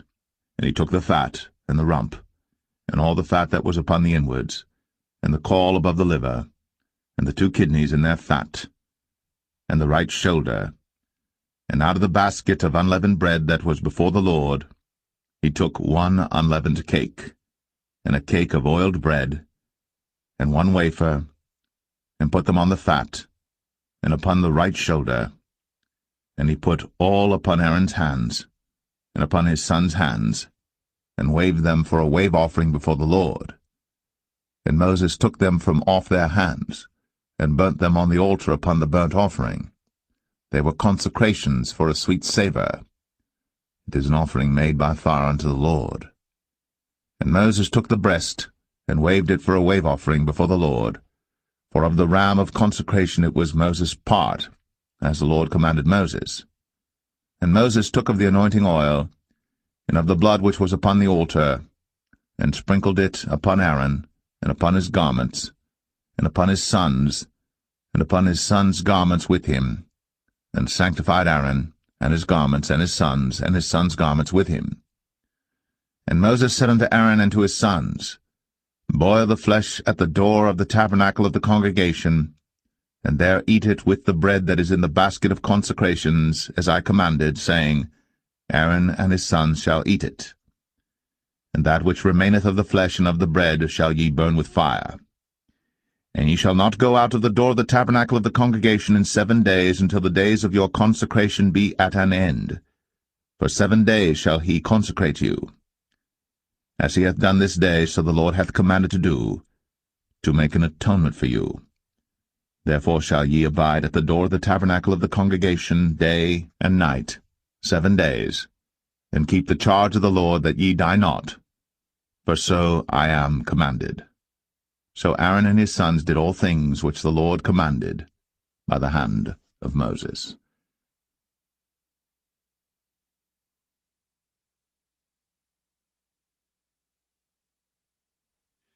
Leviticus 9. And it came to pass on the 8th day that Moses called Aaron and his sons and the elders of Israel. And he said unto Aaron, Take thee a young calf for a sin offering, and a ram for a burnt offering without blemish, and offer them before the Lord. And unto the children of Israel thou shalt speak, saying, Take ye a kid of the goats for a sin offering, and a calf and a lamb, both of the first year, without blemish, for a burnt offering. Also a bullock and a ram for peace offerings to sacrifice before the Lord, and a meat offering mingled with oil, for today the Lord will appear unto you. And they brought that which Moses commanded before the tabernacle of the congregation, and all the congregation drew near, and stood before the Lord. And Moses said, This is the thing which the Lord commanded that ye should do, and the glory of the Lord shall appear unto you. And Moses said unto Aaron, Go unto the altar, and offer thy sin offering, and thy burnt offering, and make an atonement for thyself, and for the people, and offer the offering of the people, and make an atonement for them, as the Lord commanded. Aaron therefore went unto the altar, and slew the calf of the sin offering, which was for himself. And the sons of Aaron brought the blood unto him, and he dipped his finger in the blood, and put it upon the horns of the altar, and poured out the blood at the bottom of the altar. But the fat and the kidneys and the caul above the liver of the sin offering he burnt upon the altar, as the Lord commanded Moses. And the flesh and the hide he burnt with fire without the camp. And he slew the burnt offering. And Aaron's sons presented unto him the blood, which he sprinkled round about upon the altar. And they presented the burnt offering unto him, with the pieces thereof, and the head, and he burnt them upon the altar. And he did wash the inwards and the legs, and burnt them upon the burnt offering on the altar. And he brought the people's offering, and took the goat which was the sin offering for the people, and slew it, and offered it for sin as the first. And he brought the burnt offering, and offered it according to the manner. And he brought the meat offering, and took an handful thereof, and burnt it upon the altar, beside the burnt sacrifice of the morning. He slew also the bullock and the ram for a sacrifice of peace offerings, which was for the people. And Aaron's sons presented unto him the blood which he sprinkled upon the altar round about. And the fat of the bullock and of the ram, the rump, and that which covereth the inwards, and the kidneys, and the caul above the liver. And they put the fat upon the breasts, and he burnt the fat upon the altar. And the breasts and the right shoulder Aaron waved for a wave offering before the Lord, as Moses commanded. And Aaron lifted up his hand toward the people, and blessed them, and came down from offering of the sin offering, and the burnt offering, and peace offerings. And Moses and Aaron went into the tabernacle of the congregation, and came out, and blessed the people. And the glory of the Lord appeared unto all the people. And there came a fire out from before the Lord, and consumed upon the altar the burnt offering and the fat, which when all the people saw, they shouted, and fell on their faces.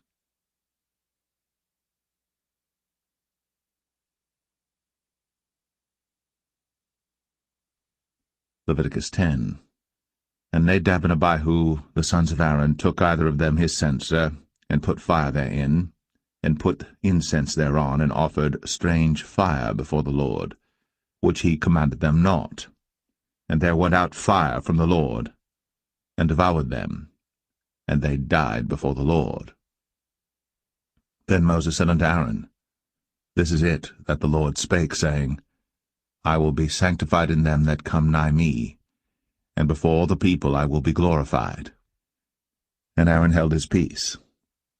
And Moses called Mishael and Elzaphan, the sons of Uzziel, the uncle of Aaron, and said unto them, Come near, carry your brethren from before the sanctuary out of the camp. So they went near, and carried them in their coats out of the camp, as Moses had said. And Moses said unto Aaron, and unto Eleazar, and unto Ithamar his sons, Uncover not your heads, neither rend your clothes, lest ye die, and lest wrath come upon all the people. But let your brethren, the whole house of Israel, bewail the burning which the Lord hath kindled. And ye shall not go out from the door of the tabernacle of the congregation, lest ye die. For the anointing oil of the Lord is upon you. And they did according to the word of Moses. And the Lord spake unto Aaron, saying, Do not drink wine nor strong drink, thou nor thy sons with thee, when ye go into the tabernacle of the congregation, lest ye die. It shall be a statute for ever throughout your generations. And that ye may put difference between holy and unholy, and between unclean and clean, and that ye may teach the children of Israel all the statutes which the Lord hath spoken unto them by the hand of Moses. And Moses spake unto Aaron, and unto Eleazar, and unto Ithamar, his sons that were left, Take the meat offering that remaineth of the offerings of the Lord made by fire, and eat it without leaven beside the altar, for it is most holy. And ye shall eat it in the holy place, because it is thy due, and thy son's due, of the sacrifices of the Lord made by fire. For so I am commanded. And the wave breast, and heave shoulder shall ye eat in a clean place, thou and thy sons, and thy daughters with thee. For they be thy due, and thy son's due, which are given out of the sacrifices of peace offerings of the children of Israel. The heave shoulder and the wave breast shall they bring with the offerings made by fire of the fat, to wave it for a wave offering before the Lord, and it shall be thine, and thy sons with thee, by a statute forever, as the Lord hath commanded. And Moses diligently sought the goat of the sin offering, and behold, it was burnt. And he was angry with Eleazar and Ithamar, the sons of Aaron, which were left alive, saying, Wherefore have ye not eaten the sin offering in the holy place, seeing it is most holy? And God hath given it you to bear the iniquity of the congregation, to make atonement for them before the Lord. Behold, the blood of it was not brought in within the holy place. Ye should indeed have eaten it in the holy place, as I commanded. And Aaron said unto Moses, Behold, this day have they offered their sin offering and their burnt offering before the Lord. And such things have befallen me. And if I had eaten the sin offering today, should it have been accepted in the sight of the Lord? And when Moses heard that, he was content.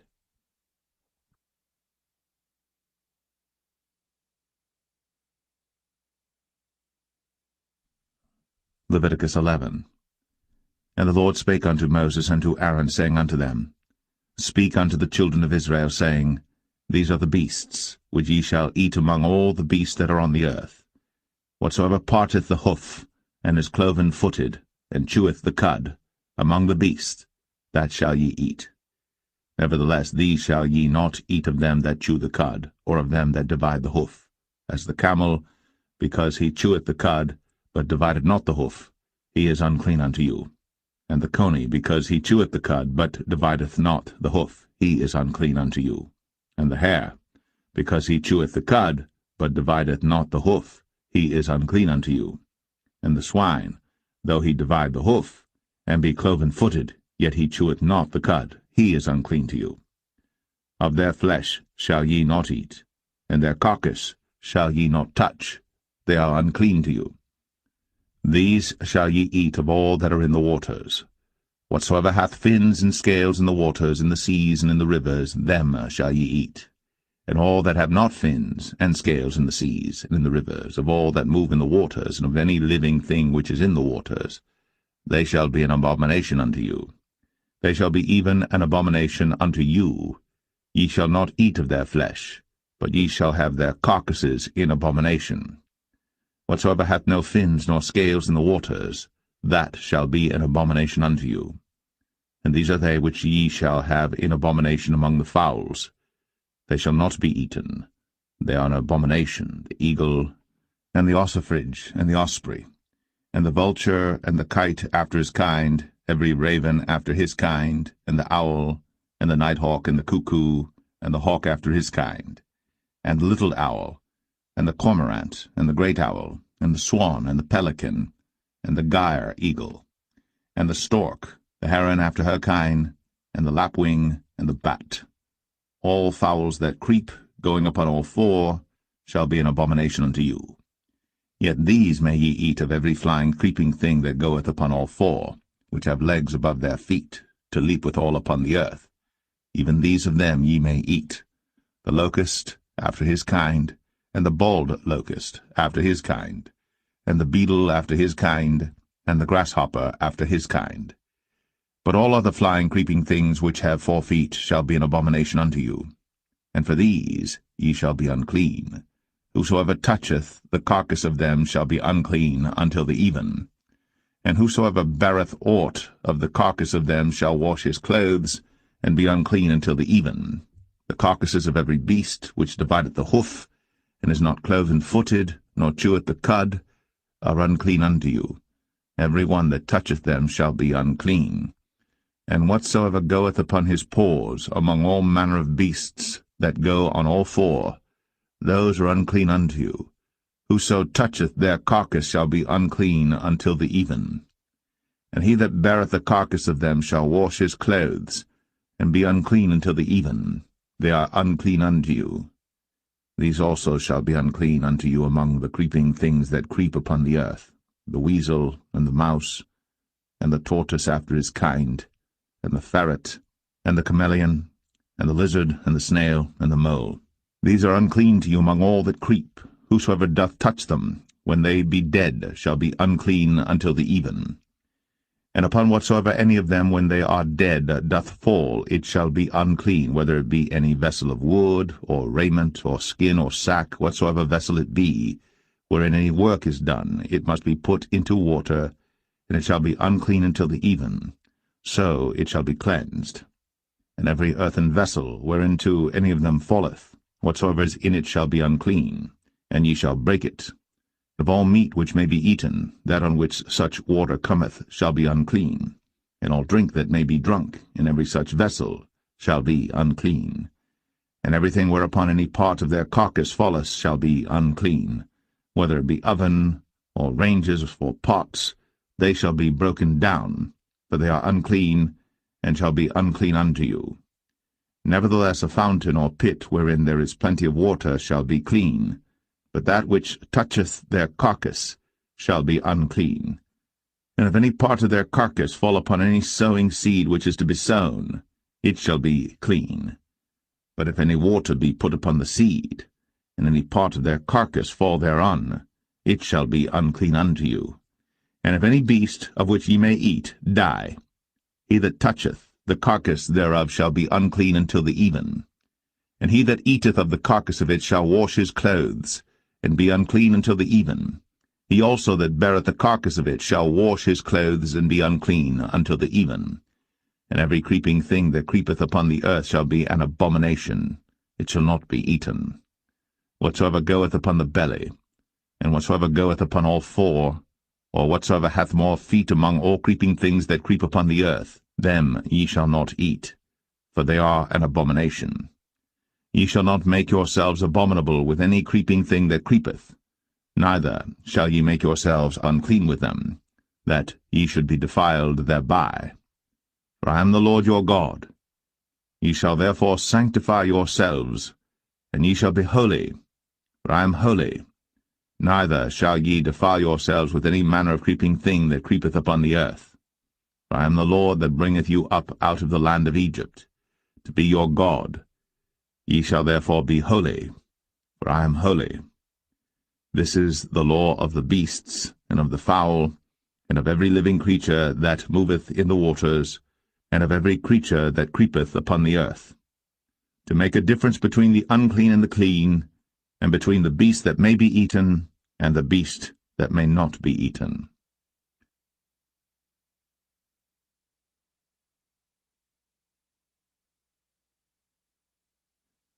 Leviticus 12. And the Lord spake unto Moses, saying, Speak unto the children of Israel, saying, If a woman have conceived seed, and born a man-child, then she shall be unclean 7 days, according to the days of the separation for her infirmity shall she be unclean. And in the 8th day the flesh of his foreskin shall be circumcised, and she shall then continue in the blood of her purifying 33 days. She shall touch no hallowed thing, nor come into the sanctuary until the days of her purifying be fulfilled. And if she bear a maid child, then she shall be unclean 2 weeks, as in her separation, and she shall continue in the blood of her purifying 66 days. And when the days of her purifying are fulfilled, for a son or for a daughter, she shall bring a lamb of the first year for a burnt offering, and a young pigeon, or a turtle dove, for a sin offering, unto the door of the tabernacle of the congregation, unto the priest, who shall offer it before the Lord, and make an atonement for her, and she shall be cleansed from the issue of her blood.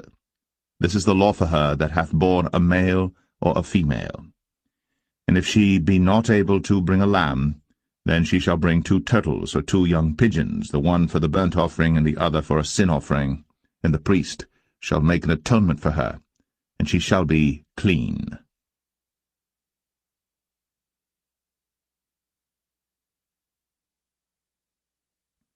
Leviticus 13.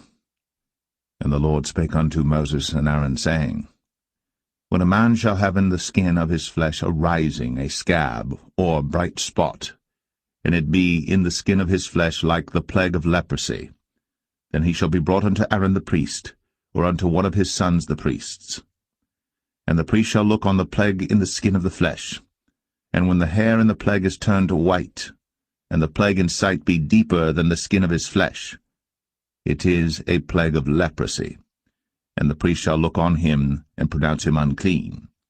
If the bright spot be white in the skin of his flesh, and in sight be not deeper than the skin, and the hair thereof be not turned white, then the priest shall shut up him that hath the plague 7 days.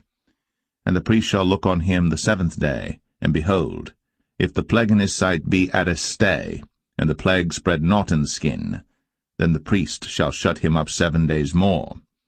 And the priest shall look on him again the 7th day, and behold, if the plague be somewhat dark, and the plague spread not in the skin, the priest shall pronounce him clean. It is but a scab, and he shall wash his clothes, and be clean.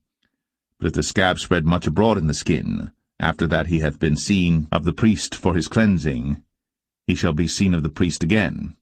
And if the priest see that, behold, the scab spreadeth in the skin, then the priest shall pronounce him unclean. It is a leprosy.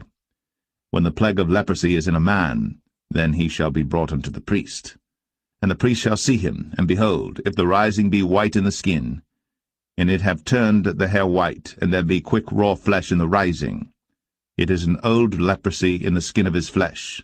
And the priest shall pronounce him unclean, and shall not shut him up, for he is unclean.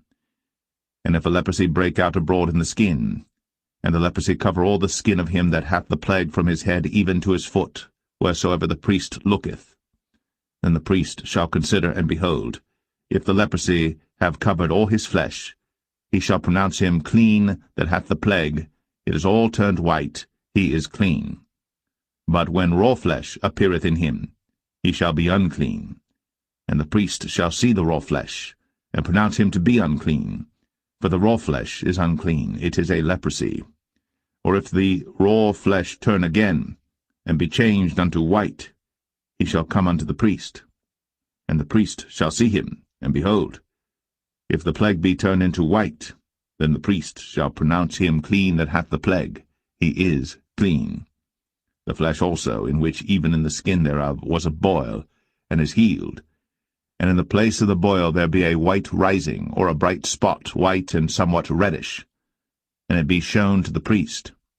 And if, when the priest seeth it, behold, it be in sight lower than the skin, and the hair thereof be turned white, the priest shall pronounce him unclean. It is a plague of leprosy broken out of the boil. But if the priest look on it, and behold, there be no white hairs therein, and if it be not lower than the skin, but be somewhat dark, then the priest shall shut him up 7 days. And if it spread much abroad in the skin, then the priest shall pronounce him unclean. It is a plague. But if the bright spot stay in his place, and spread not, it is a burning boil, and the priest shall pronounce him clean. Or if there be any flesh in the skin whereof there is a hot burning, and the quick flesh that burneth have a white bright spot, somewhat reddish or white, then the priest shall look upon it, and behold, if the hair in the bright spot be turned white, and it be in sight deeper than the skin, it is a leprosy broken out of the burning. Wherefore the priest shall pronounce him unclean. It is the plague of leprosy. But if the priest look on it, and behold, there be no white hair in the bright spot, and it be no lower than the other skin, but be somewhat dark, then the priest shall shut him up 7 days. And the priest shall look upon him the 7th day, and if it be spread much abroad in the skin, then the priest shall pronounce him unclean. It is the plague of leprosy. And if the bright spot stay in his place, and spread not in the skin, but it be somewhat dark, it is a rising of the burning, and the priest shall pronounce him clean. For it is an inflammation of the burning. If a man or woman have a plague upon the head or the beard, then the priest shall see the plague, and behold, if it be in sight deeper than the skin, and there be in it a yellow thin hair, then the priest shall pronounce him unclean. it is a dry scall, even a leprosy upon the head or beard. Let the priest look on the plague of the scall, and behold, it be not in sight deeper than the skin, and that there is no black hair in it. Then the priest shall shut up him that hath the plague of the scall 7 days.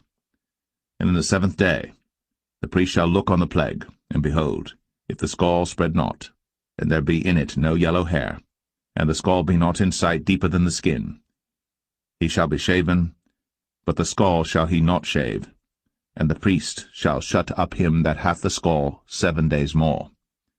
And in the 7th day the priest shall look on the scall, and behold, if the scall be not spread in the skin, nor be in sight deeper than the skin, then the priest shall pronounce him clean, and he shall wash his clothes, and be clean. But if the scall spread much in the skin after his cleansing, then the priest shall look on him, and behold, if the scall be spread in the skin, the priest shall not seek for yellow hair, he is unclean.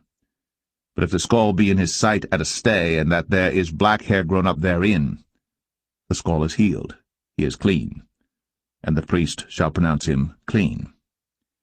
If a man also or a woman have in the skin of their flesh bright spots, even white bright spots, then the priest shall look, and behold, if the bright spots in the skin of their flesh be darkish white, it is a freckled spot that groweth in the skin, he is clean. And the man whose hair is fallen off his head, he is bald, yet is he clean. And he that hath his hair fallen off from the part of his head toward his face, he is forehead bald, yet is he clean. And if there be in the bald head or bald forehead a white reddish sore, it is a leprosy sprung up in his bald head, or his bald forehead. Then the priest shall look upon it, and behold, if the rising of the sore be white, reddish in his bald head, or in his bald forehead, as leprosy appeareth in the skin of the flesh, he is a leprous man. He is unclean. The priest shall pronounce him utterly unclean. His plague is in his head. And the leper in whom the plague is, his clothes shall be rent, and his head bare, and he shall put a covering upon his upper lip, and shall cry, Unclean, unclean. All the days wherein the plague shall be in him, he shall be defiled. He is unclean. He shall dwell alone. Without the camp shall his habitation be. The garment also that the plague of leprosy is in, whether it be a woolen garment or a linen garment, whether it be in the warp or woof of linen or of woolen, whether in a skin or in anything made of skin, and if the plague be greenish or reddish in the garment or in the skin, either in the warp or in the woof or in anything of skin, it is a plague of leprosy, and shall be shown unto the priest. And the priest shall look upon the plague, and shut up it that hath the plague 7 days. And he shall look on the plague on the 7th day, if the plague be spread in the garment, either in the warp, or in the woof, or in a skin, or in any work that is made of skin, the plague is a fretting leprosy, it is unclean.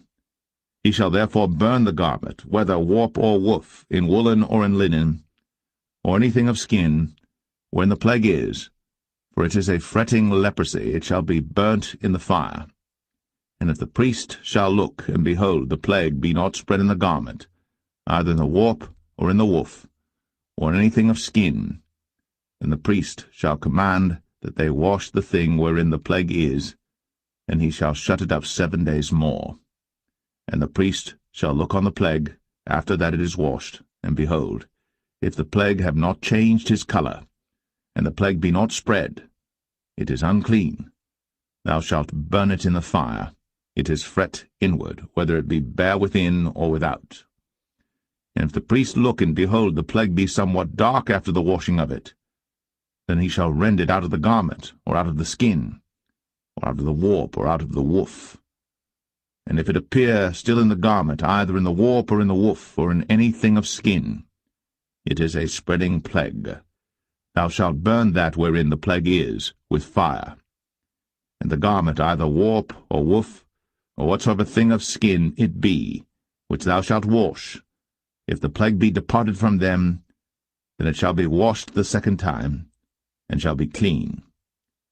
This is the law of the plague of leprosy in a garment of woolen or linen, either in the warp or woof, or anything of skins, to pronounce it clean, or to pronounce it unclean.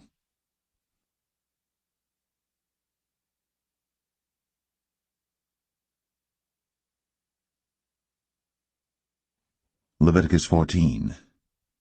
And the Lord spake unto Moses, saying, This shall be the law of the leper in the day of his cleansing. He shall be brought unto the priest.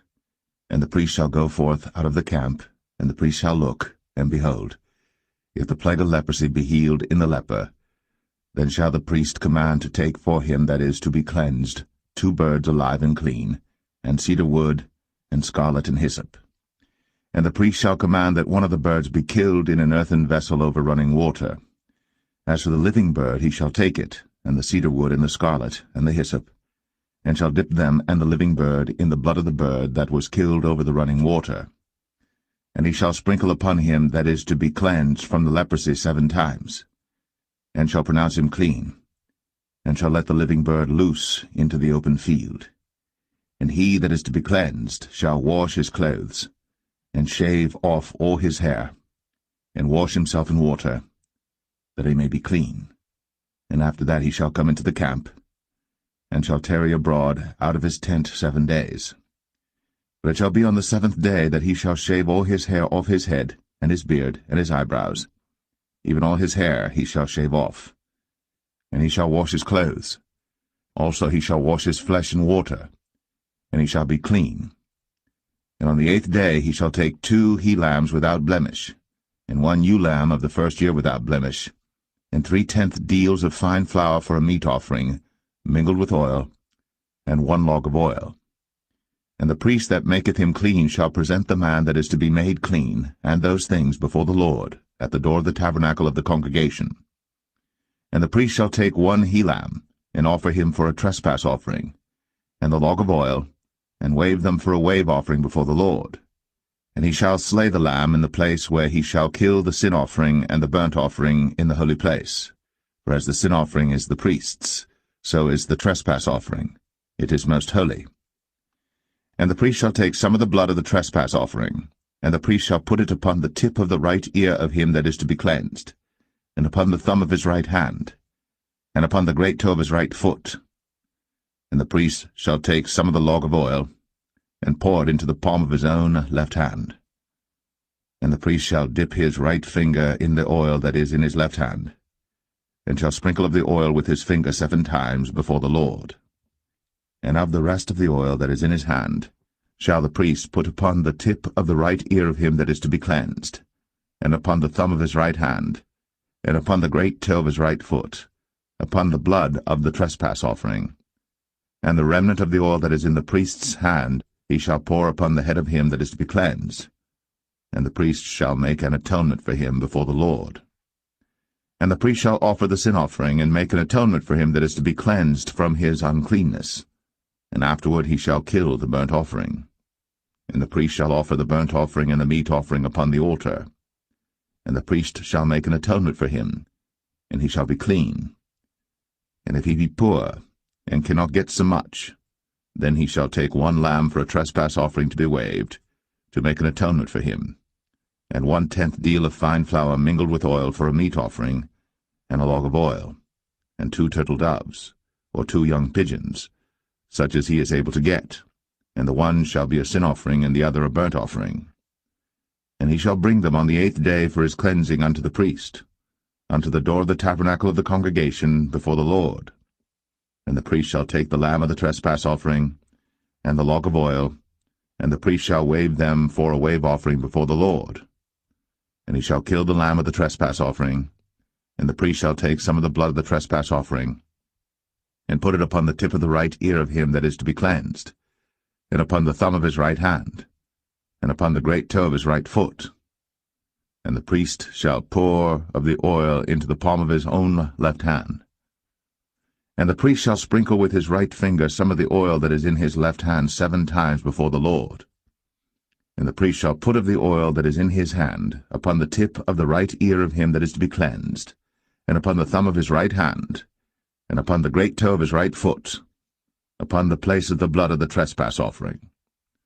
And the rest of the oil that is in the priest's hand he shall put upon the head of him that is to be cleansed, to make an atonement for him before the Lord. And he shall offer the one of the turtle doves, or of the young pigeons, such as he can get, even such as he is able to get, the one for a sin offering, and the other for a burnt offering with the meat offering. And the priest shall make an atonement for him that is to be cleansed before the Lord. This is the law of him in whom is the plague of leprosy, whose hand is not able to get that which pertaineth to his cleansing.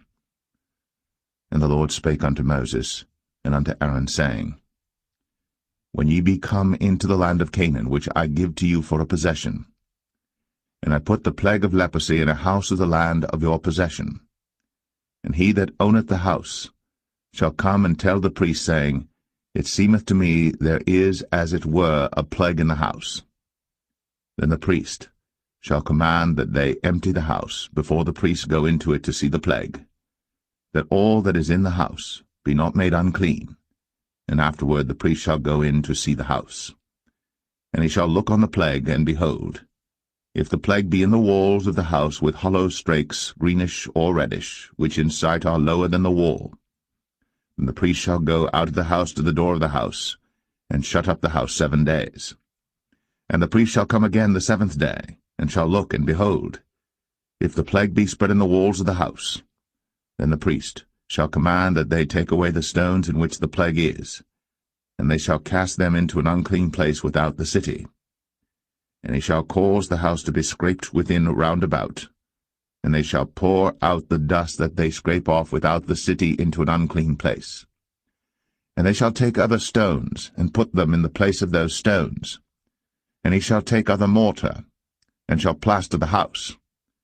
And if the plague come again, and break out in the house, after that he hath taken away the stones, and after he hath scraped the house, and after it is plastered, then the priest shall come and look, and behold, if the plague be spread in the house, it is a fretting leprosy in the house, it is unclean.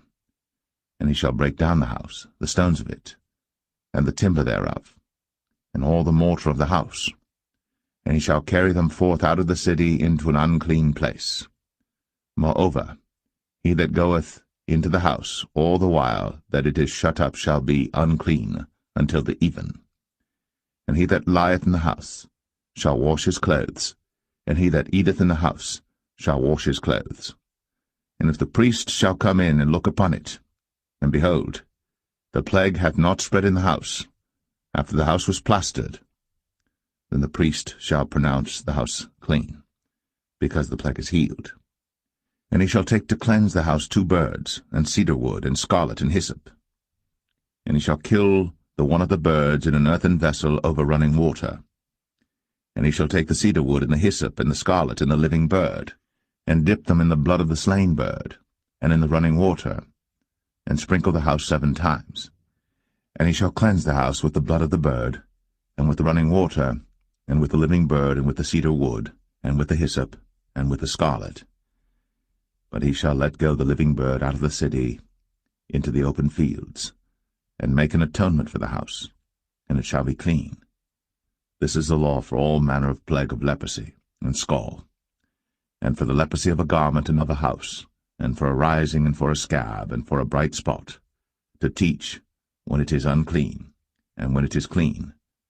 This is the law of leprosy.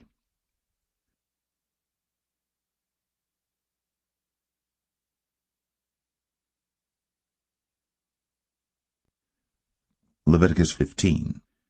And the Lord spake unto Moses and to Aaron, saying, Speak unto the children of Israel, and say unto them, When any man hath a running issue out of his flesh, because of his issue he is unclean.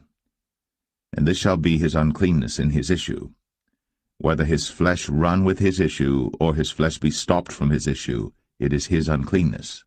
Every bed whereon he lieth that hath the issue is unclean, and everything whereon he sitteth shall be unclean. And whosoever toucheth his bed shall wash his clothes, and bathe himself in water, and be unclean until the even. And he that sitteth on anything whereon he sat that hath the issue shall wash his clothes, and bathe himself in water, and be unclean until the even. And he that toucheth the flesh of him that hath the issue shall wash his clothes, and bathe himself in water, and be unclean until the even. And if he that hath the issue spit upon him that is clean, Then he shall wash his clothes, and bathe himself in water, and be unclean until the even. And what saddle soever he rideth upon that hath the issue shall be unclean. And whosoever toucheth anything that was under him shall be unclean until the even. And he that beareth any of those things shall wash his clothes, and bathe himself in water, and be unclean until the even. And whomsoever he toucheth that hath the issue, and hath not rinsed his hands in water, he shall wash his clothes, and bathe himself in water, and be unclean until the even. And the vessel of earth that he toucheth, which hath the issue, shall be broken, and every vessel of wood shall be rinsed in water. And when he that hath an issue is cleansed of his issue, then he shall number to himself 7 days for his cleansing, and wash his clothes, and bathe his flesh in running water, and shall be clean. And on the 8th day he shall take to him 2 turtle doves, or 2 young pigeons, and come before the Lord unto the door of the tabernacle of the congregation, and give them unto the priest. And the priest shall offer them, the one for a sin offering, and the other for a burnt offering. And the priest shall make an atonement for him before the Lord for his issue. And if any man's seed of copulation go out from him, then he shall wash all his flesh in water, and be unclean until the even. And every garment and every skin whereon is the seed of copulation shall be washed with water, and be unclean until the even. The woman also with whom man shall lie with seed of copulation, they shall both bathe themselves in water, and be unclean until the even. And if a woman have an issue, and her issue in her flesh be blood, she shall be put apart 7 days, and whosoever toucheth her shall be unclean until the even. And everything that she lieth upon in her separation shall be unclean. Everything also that she sitteth upon shall be unclean. And whosoever toucheth her bed shall wash his clothes, and bathe himself in water, and be unclean until the even. And whosoever toucheth anything that she sat upon shall wash his clothes, and bathe himself in water, and be unclean until the even. And if it be on her bed, or on any thing whereon she sitteth, when he toucheth it, he shall be unclean until the even. And if any man lie with her at all, and her flowers be upon him, he shall be unclean 7 days, and all the bed whereon he lieth shall be unclean. And if a woman have an issue of her blood many days out of the time of her separation, or if it run beyond the time of her separation, all the days of the issue of her uncleanness shall be as the days of her separation. She shall be unclean. Every bed whereon she lieth all the days of her issue shall be unto her as the bed of her separation. And whatsoever she sitteth upon shall be unclean, as the uncleanness of her separation. And whosoever toucheth those things shall be unclean, and shall wash his clothes, and bathe himself in water, and be unclean until the even. But if she be cleansed of her issue, then she shall number to herself 7 days, and after that she shall be clean. And on the 8th day she shall take unto her 2 turtles, or 2 young pigeons, and bring them unto the priest, to the door of the tabernacle of the congregation. And the priest shall offer the one for a sin offering, and the other for a burnt offering, and the priest shall make an atonement for her before the Lord for the issue of her uncleanness. Thus shall ye separate the children of Israel from their uncleanness, that they die not in their uncleanness, when they defile my tabernacle that is among them. This is the law of him that hath an issue, and of him whose seed goeth from him, and is defiled therewith, and of her that is sick of her flowers, and of him that hath an issue, of the man, and of the woman, and of him that lieth with her that is unclean.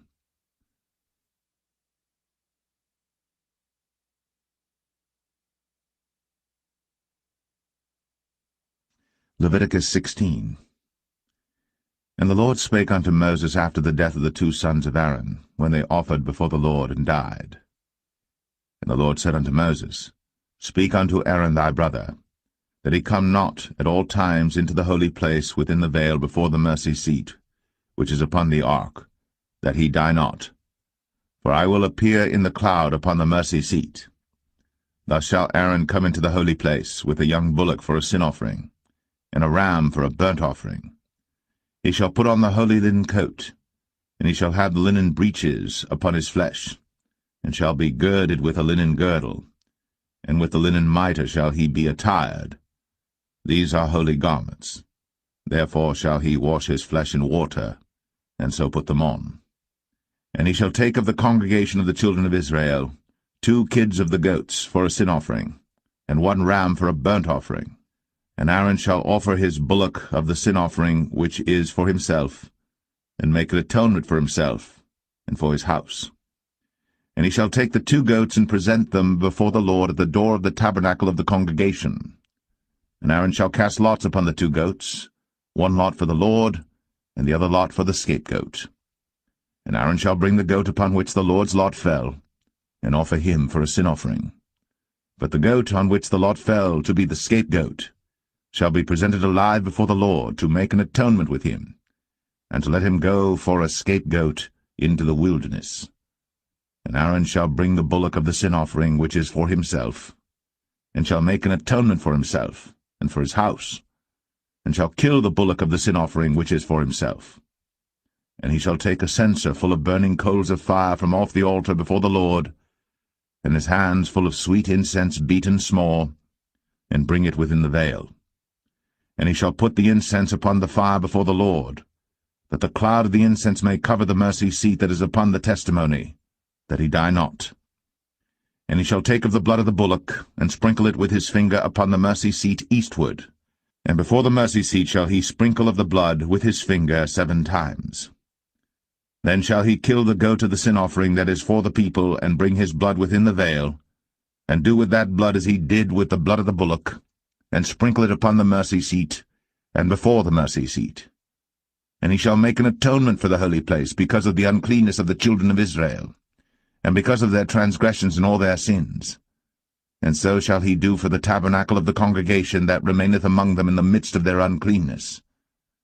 And there shall be no man in the tabernacle of the congregation when he goeth in to make an atonement in the holy place, until he come out, and have made an atonement for himself, and for his household, and for all the congregation of Israel. And he shall go out unto the altar that is before the Lord, and make an atonement for it, and shall take of the blood of the bullock, and of the blood of the goat, and put it upon the horns of the altar round about. And he shall sprinkle of the blood upon it with his finger 7 times, and cleanse it, and hallow it from the uncleanness of the children of Israel.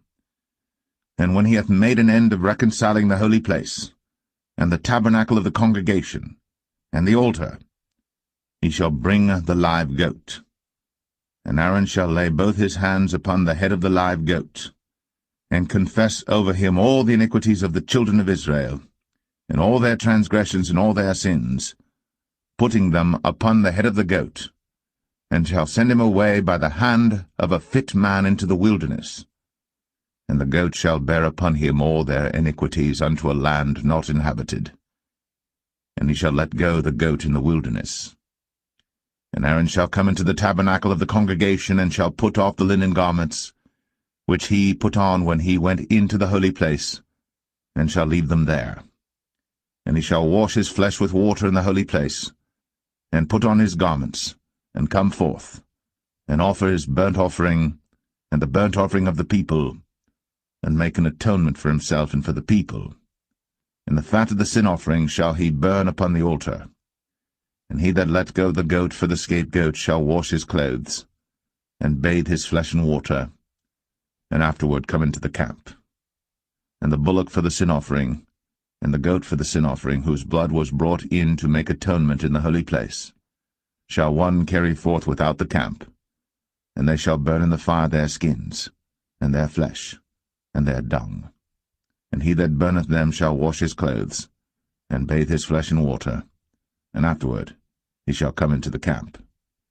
And this shall be a statute for ever unto you, that in the 7th month, on the 10th day of the month, ye shall afflict your souls, and do no work at all, whether it be one of your own country or a stranger that sojourneth among you. For on that day shall the priest make an atonement for you, to cleanse you, that ye may be clean from all your sins before the Lord. It shall be a Sabbath of rest unto you, and ye shall afflict your souls, by a statute for ever. And the priest, whom he shall anoint, and whom he shall consecrate to minister in the priest's office in his father's stead, shall make the atonement, and shall put on the linen clothes, even the holy garments. And he shall make an atonement for the holy sanctuary, and he shall make an atonement for the tabernacle of the congregation, and for the altar, and he shall make an atonement for the priests, and for all the people of the congregation. And this shall be an everlasting statute unto you, to make an atonement for the children of Israel, for all their sins, once a year. And he did, as the Lord commanded Moses.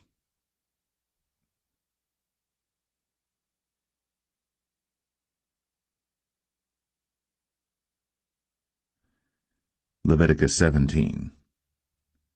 And the Lord spake unto Moses, saying, Speak unto Aaron, and unto his sons, and unto all the children of Israel, and say unto them, This is the thing which the Lord hath commanded, saying, What man soever there be of the house of Israel that killeth an ox, or lamb, or goat, in the camp, or that killeth it out of the camp, and bringeth it not unto the door of the tabernacle of the congregation to offer an offering unto the Lord before the tabernacle of the Lord, blood shall be imputed unto that man.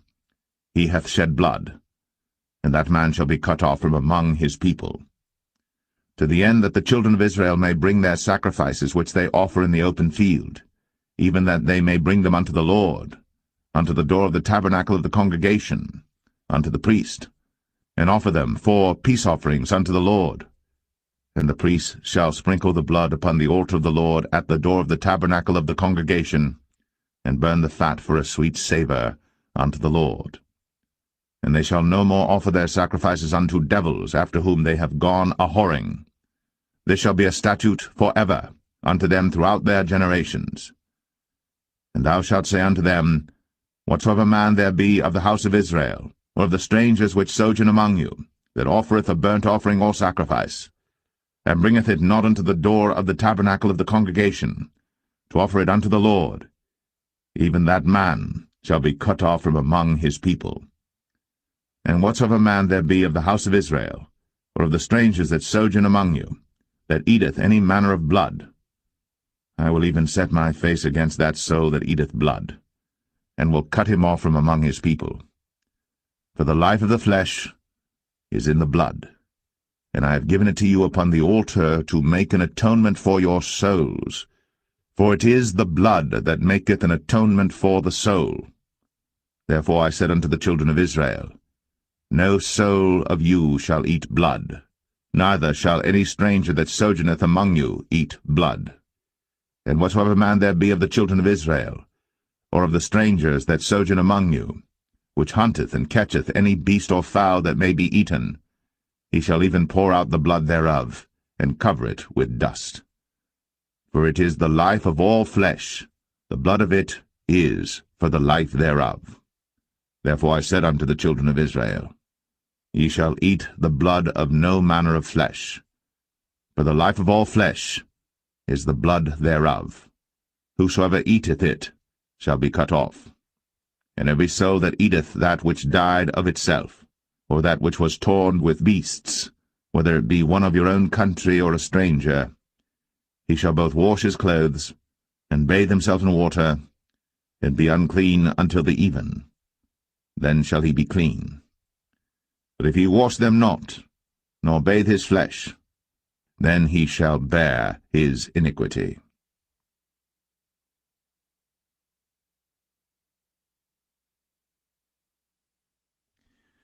Leviticus 18.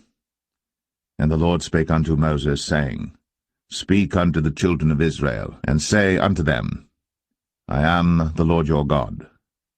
After the doings of the land of Egypt, wherein ye dwelt, shall ye not do, and after the doings of the land of Canaan, whither I bring you, shall ye not do, neither shall ye walk in their ordinances. Ye shall do my judgments, and keep mine ordinances, to walk therein. I am the Lord your God.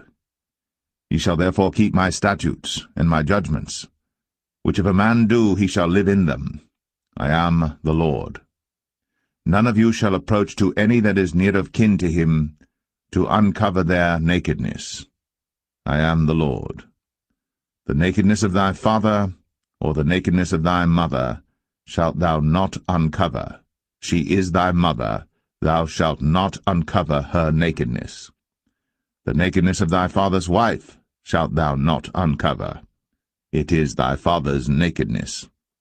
The nakedness of thy sister, the daughter of thy father, or daughter of thy mother, whether she be born at home or born abroad, even their nakedness thou shalt not uncover. The nakedness of thy son's daughter, or of thy daughter's daughter, even their nakedness thou shalt not uncover, for theirs is thine own nakedness. The nakedness of thy father's wife's daughter, begotten of thy father, she is thy sister, thou shalt not uncover her nakedness. Thou shalt not uncover the nakedness of thy father's sister, she is thy father's near kinswoman. Thou shalt not uncover the nakedness of thy mother's sister, for she is thy mother's near kinswoman. Thou shalt not uncover the nakedness of thy father's brother. Thou shalt not approach to his wife, she is thine aunt.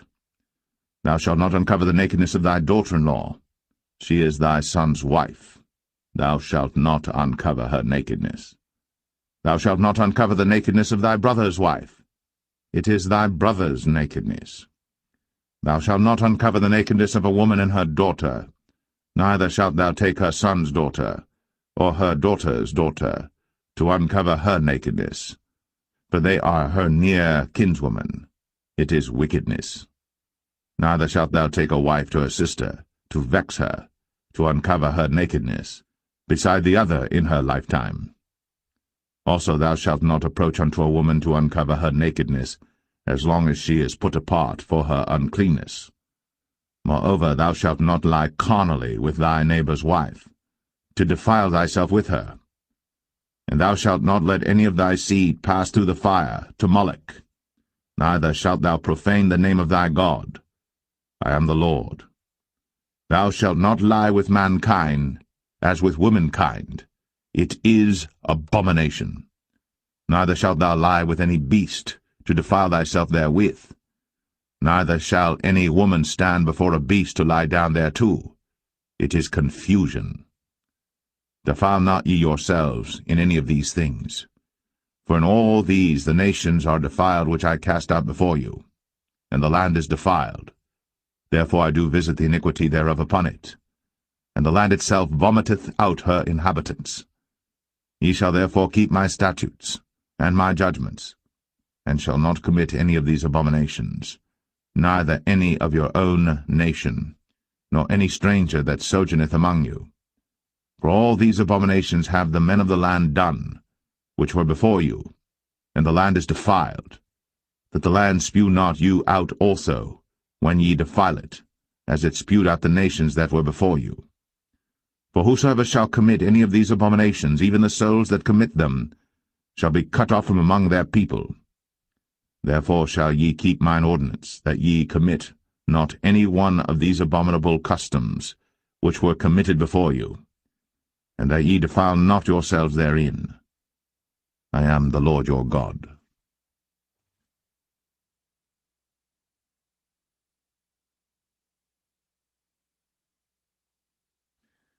Leviticus 19. And the Lord spake unto Moses, saying, Speak unto all the congregation of the children of Israel, and say unto them, Ye shall be holy, for I, the Lord your God, am holy. Ye shall fear every man his mother, and his father, and keep my Sabbaths. I am the Lord your God. Turn ye not unto idols, nor make to yourselves molten gods. I am the Lord your God. And if ye offer a sacrifice of peace offerings unto the Lord, ye shall offer it at your own will. It shall be eaten the same day ye offer it, and on the morrow. and if aught remain until the 3rd day, it shall be burnt in the fire. And if it be eaten at all on the 3rd day, it is abominable, it shall not be accepted. Therefore every one that eateth it shall bear his iniquity, because he hath profaned the hallowed thing of the Lord, and that so shall be cut off from among his people. And when ye reap the harvest of your land, thou shalt not wholly reap the corners of thy field, neither shalt thou gather the gleanings of thy harvest. And thou shalt not glean thy vineyard, neither shalt thou gather every grape of thy vineyard. Thou shalt leave them for the poor and stranger. I am the Lord your God. Ye shall not steal, neither deal falsely, neither lie one to another. And ye shall not swear by my name falsely, neither shalt thou profane the name of thy God. I am the Lord. Thou shalt not defraud thy neighbor, neither rob him. The wages of him that is hired shall not abide with thee all night until the morning. Thou shalt not curse the deaf, nor put a stumbling block before the blind, but shall fear thy God. I am the Lord. Ye shall do no unrighteousness in judgment. Thou shalt not respect the person of the poor, nor honor the person of the mighty, but in righteousness shalt thou judge thy neighbor. Thou shalt not go up and down as a talebearer among thy people, neither shalt thou stand against the blood of thy neighbor. I am the Lord. Thou shalt not hate thy brother in thine heart. Thou shalt in any wise rebuke thy neighbor, and not suffer sin upon him. Thou shalt not avenge, nor bear any grudge against the children of thy people, but thou shalt love thy neighbor as thyself. I am the Lord. Ye shall keep my statutes. Thou shalt not let thy cattle gender with a diverse kind. Thou shalt not sow thy field with mingled seed, neither shall a garment mingled of linen and woolen come upon thee. And whosoever lieth carnally with a woman that is a bondmaid, betrothed to an husband, and not at all redeemed, nor freedom given her, she shall be scourged. They shall not be put to death, because she was not free. And he shall bring his trespass offering unto the Lord, unto the door of the tabernacle of the congregation, even a ram for a trespass offering. And the priest shall make an atonement for him with the ram of the trespass offering before the Lord for his sin which he hath done, and the sin which he hath done shall be forgiven him. And when ye shall come into the land, and shall have planted all manner of trees for food, then ye shall count the fruit thereof as uncircumcised. 3 years shall it be as uncircumcised unto you. It shall not be eaten of. But in the 4th year all the fruit thereof shall be holy, to praise the Lord withal. And in the 5th year shall ye eat of the fruit thereof, that it may yield unto you the increase thereof. I am the Lord your God. Ye shall not eat anything with the blood, neither shall ye use enchantment, nor observe times. Ye shall not round the corners of your heads, neither shalt thou mar the corners of thy beard. Ye shall not make any cuttings in your flesh for the dead, nor print any marks upon you. I am the Lord. Do not prostitute thy daughter to cause her to be a whore, lest the land fall to whoredom, and the land become full of wickedness. Ye shall keep my Sabbaths, and reverence my sanctuary. I am the Lord. Regard not them that have familiar spirits, neither seek after wizards, to be defiled by them. I am the Lord your God. Thou shalt rise up before the hoary head, and honor the face of the old man, and fear thy God. I am the Lord. And if a stranger sojourn with thee in your land, ye shall not vex him. But the stranger that dwelleth with you shall be unto you as one born among you, and thou shalt love him as thyself. For ye were strangers in the land of Egypt. I am the Lord your God. Ye shall do no unrighteousness in judgment, and meat yard in weight or in measure. Just balances, just weights, a just ephah, and a just hin shall ye have. I am the Lord your God, which brought you out of the land of Egypt. Therefore shall ye observe all my statutes and all my judgments, and do them. I am the Lord.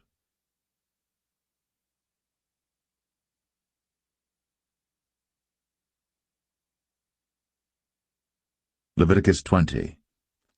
And the Lord spake unto Moses, saying, Again, thou shalt say to the children of Israel, Whosoever he be of the children of Israel, or of the strangers that sojourn in Israel, that giveth any of his seed unto Moloch, he shall surely be put to death. The people of the land shall stone him with stones. And I will set my face against that man, and will cut him off from among his people, because he hath given of his seed unto Moloch, to defile my sanctuary, and to profane my holy name.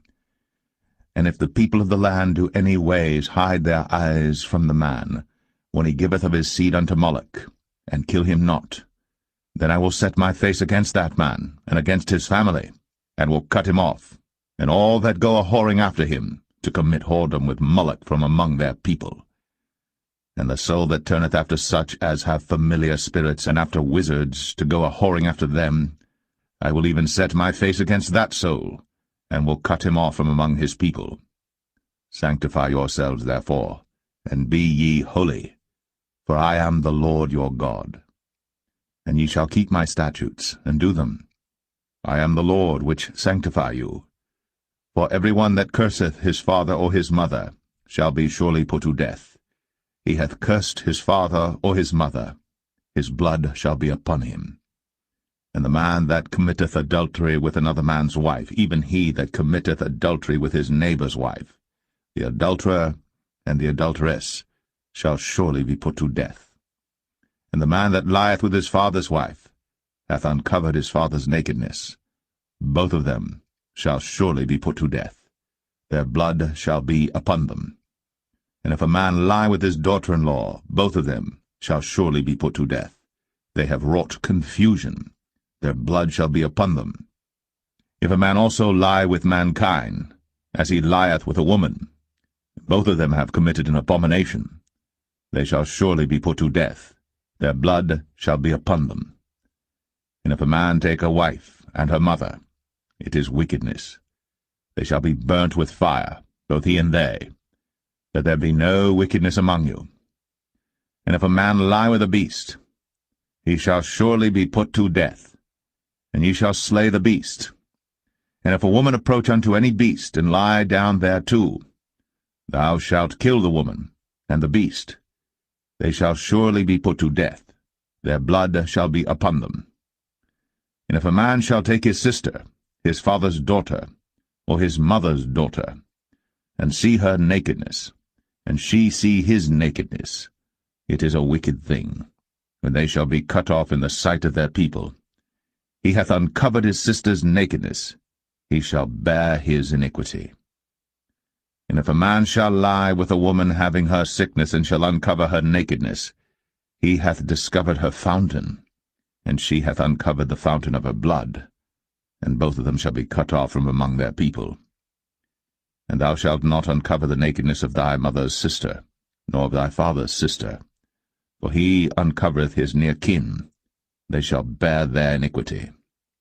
And if a man shall lie with his uncle's wife, he hath uncovered his uncle's nakedness, they shall bear their sin, they shall die childless.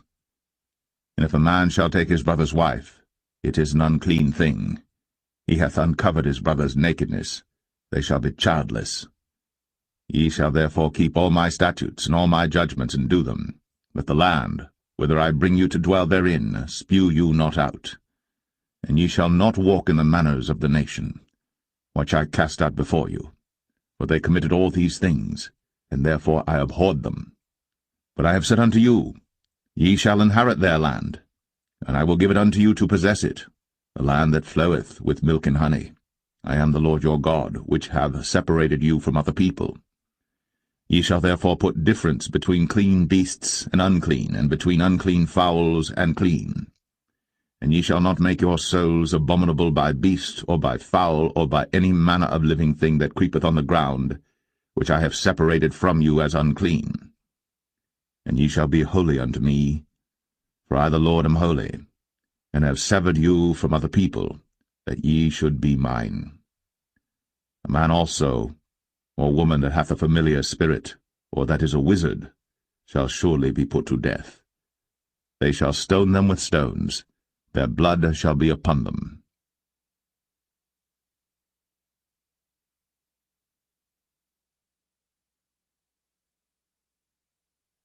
Leviticus 21.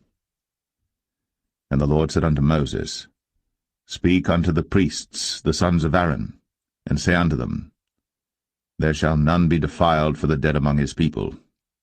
But for his kin that is near unto him, that is, for his mother, and for his father, and for his son, and for his daughter, and for his brother, and for his sister a virgin, that is nigh unto him, which hath had no husband, for her may he be defiled. But he shall not defile himself, being a chief man among his people, to profane himself. They shall not make baldness upon their head, neither shall they shave off the corner of their beard, nor make any cuttings in their flesh. They shall be holy unto their God, and not profane the name of their God, for the offerings of the Lord made by fire, and the bread of their God they do offer, therefore they shall be holy. They shall not take a wife that is a whore, or profane, neither shall they take a woman put away from her husband, for he is holy unto his God. Thou shalt sanctify him therefore, for he offereth the bread of thy God. He shall be holy unto thee. For I, the Lord, which sanctify you, am holy. And the daughter of any priest, if she profane herself by playing the whore, she profaneth her father. She shall be burnt with fire. And he that is the high priest among his brethren, upon whose head the anointing oil was poured, and that is consecrated to put on the garments, shall not uncover his head nor rend his clothes. Neither shall he go into any dead body, nor defile himself for his father, or for his mother. Neither shall he go out of the sanctuary, nor profane the sanctuary of his God. For the crown of the anointing oil of his God is upon him. I am the Lord. And he shall take a wife in her virginity, a widow, or a divorced woman, or profane, or an harlot. These shall he not take, but he shall take a virgin of his own people to wife. Neither shall he profane his seed among his people, for I the Lord do sanctify him. And the Lord spake unto Moses, saying, Speak unto Aaron, saying, Whosoever he be of thy seed in their generations that hath any blemish, let him not approach to offer the bread of his God. For whatsoever man he be that hath a blemish, he shall not approach, a blind man, or a lame, or he that hath a flat nose, or anything superfluous, or a man that is broken-footed, or broken-handed, or crooked-backed, or a dwarf, or that hath a blemish in his eye, or be scurvy, or scabbed, or hath his stones broken. No man that hath a blemish of the seed of Aaron the priest shall come nigh to offer the offerings of the Lord made by fire. He hath a blemish.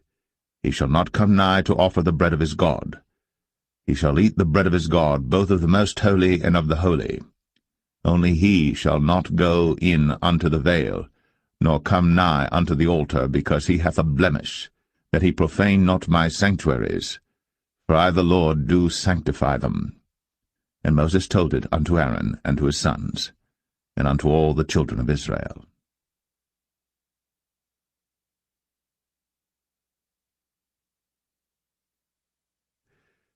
Leviticus 22. And the Lord spake unto Moses, saying, Speak unto Aaron and to his sons, that they separate themselves from the holy things of the children of Israel, and that they profane not my holy name in those things which they hallow unto me. I am the Lord. Say unto them, Whosoever he be of all your seed among your generations, that goeth unto the holy things, which the children of Israel hallow unto the Lord, having his uncleanness upon him, that soul shall be cut off from my presence. I am the Lord. What man soever of the seed of Aaron is a leper, or hath a running issue, he shall not eat of the holy things until he be clean. And whoso toucheth anything that is unclean by the dead, or a man whose seed goeth from him, or whosoever toucheth any creeping thing, whereby he may be made unclean, or a man of whom he may take uncleanness, whatsoever uncleanness he hath, the soul which hath touched any such shall be unclean until even, and shall not eat of the holy things unless he wash his flesh with water. And when the sun is down, he shall be clean, and shall afterward eat of the holy things, because it is his food. That which dieth of itself, or is torn with beasts, he shall not eat to defile himself therewith. I am the Lord. They shall therefore keep mine ordinance, lest they bear sin for it, and die therefore if they profane it. I the Lord do sanctify them. There shall no stranger eat of the holy thing. A sojourner of the priest, or an hired servant, shall not eat of the holy thing. But if the priest buy any soul with his money, he shall eat of it. And he that is born in his house, they shall eat of his meat. If the priest's daughter also be married unto a stranger, she may not eat of an offering of the holy things. But if the priest's daughter be a widow or divorced, and have no child, and is returned unto her father's house, as in her youth, she shall eat of her father's meat, but there shall no stranger eat thereof. And if a man eat of the holy thing unwittingly, then he shall put the fifth part thereof unto it, and shall give it unto the priest with the holy thing. And they shall not profane the holy things of the children of Israel, which they offer unto the Lord, or suffer them to bear the iniquity of trespass, when they eat their holy things. For I the Lord do sanctify them. And the Lord spake unto Moses, saying, Speak unto Aaron, and to his sons, and unto all the children of Israel, and say unto them, Whatsoever he be of the house of Israel, or of the strangers in Israel, that will offer his oblation for all his vows, and for all his freewill offerings, which they will offer unto the Lord for a burnt offering, ye shall offer at your own will a male without blemish, of the beeves, of the sheep, or of the goats. But whatsoever hath a blemish, that shall ye not offer, for it shall not be acceptable for you. And whosoever offereth a sacrifice of peace offerings unto the Lord to accomplish his vow, or a freewill offering in beeves or sheep, it shall be perfect to be accepted. There shall be no blemish therein. Blind, or broken, or maimed, or having a wen, or scurvy, or scabbed, ye shall not offer these unto the Lord, nor make an offering by fire of them upon the altar unto the Lord, either a bullock, or a lamb that hath anything superfluous or lacking in his parts, that mayest thou offer for a freewill offering, but for a vow it shall not be accepted. Ye shall not offer unto the Lord that which is bruised, or crushed, or broken, or cut, neither shall ye make any offering thereof in your land. Neither from a stranger's hand shall ye offer the bread of your God of any of these, because their corruption is in them, and blemishes be in them. They shall not be accepted for you. And the Lord spake unto Moses, saying, When a bullock or a sheep or a goat is brought forth, then it shall be 7 days under the dam, and from the 8th day and thenceforth it shall be accepted for an offering made by fire unto the Lord. And whether it be cow or ewe, ye shall not kill it and her young both in 1 day. And when ye will offer a sacrifice of thanksgiving unto the Lord, offer it at your own will. On the same day it shall be eaten up. Ye shall leave none of it until the morrow. I am the Lord. Therefore shall ye keep my commandments, and do them. I am the Lord. Neither shall ye profane my holy name, but I will be hallowed among the children of Israel. I am the Lord which hallow you, that brought you out of the land of Egypt, to be your God. I am the Lord.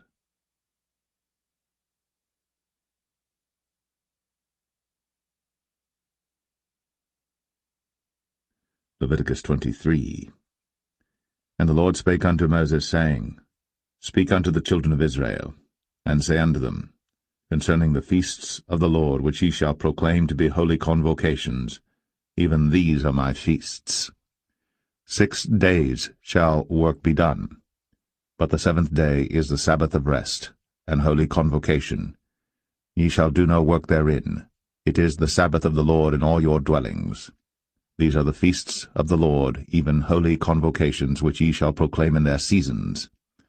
In the 14th day of the 1st month at even is the Lord's Passover, and on the 15th day of the same month is the feast of unleavened bread unto the Lord.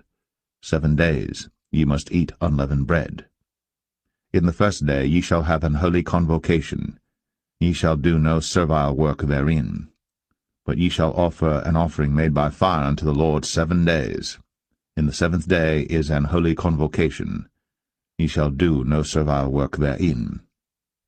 And the Lord spake unto Moses, saying, Speak unto the children of Israel, and say unto them, When ye be come into the land which I give unto you, and shall reap the harvest thereof, then ye shall bring a sheaf of the first fruits of your harvest unto the priest.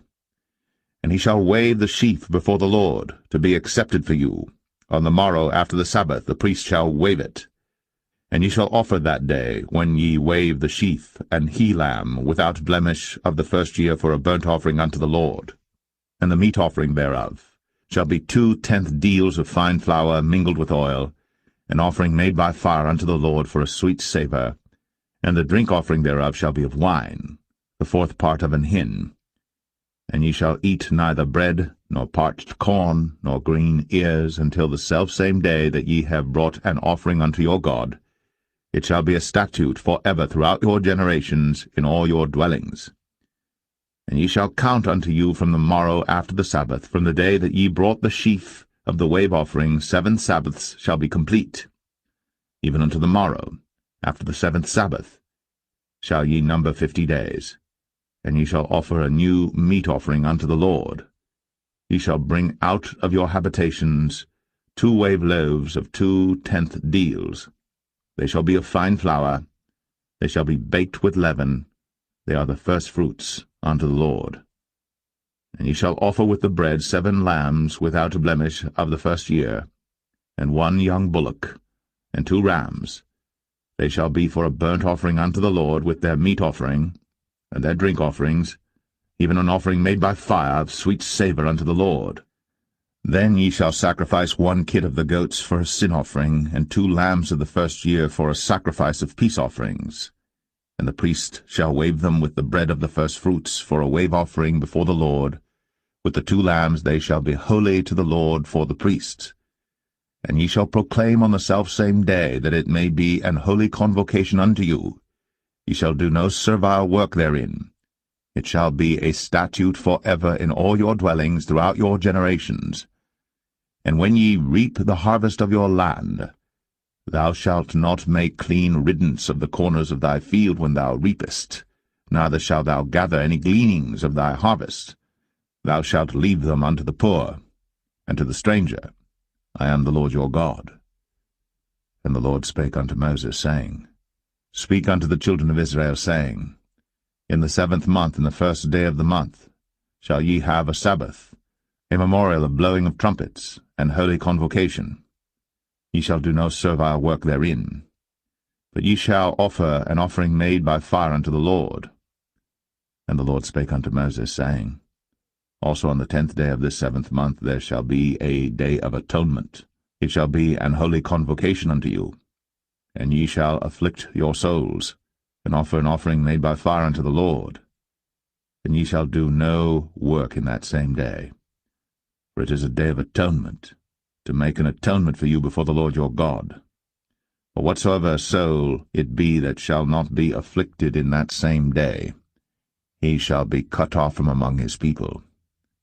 And whatsoever soul it be that doeth any work in that same day, the same soul will I destroy from among his people. He shall do no manner of work.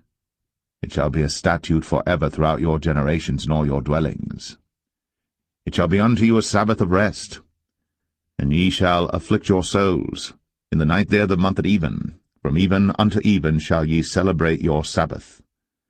And the Lord spake unto Moses, saying, Speak unto the children of Israel, saying, The 15th day of this 7th month shall be the Feast of Tabernacles for 7 days unto the Lord.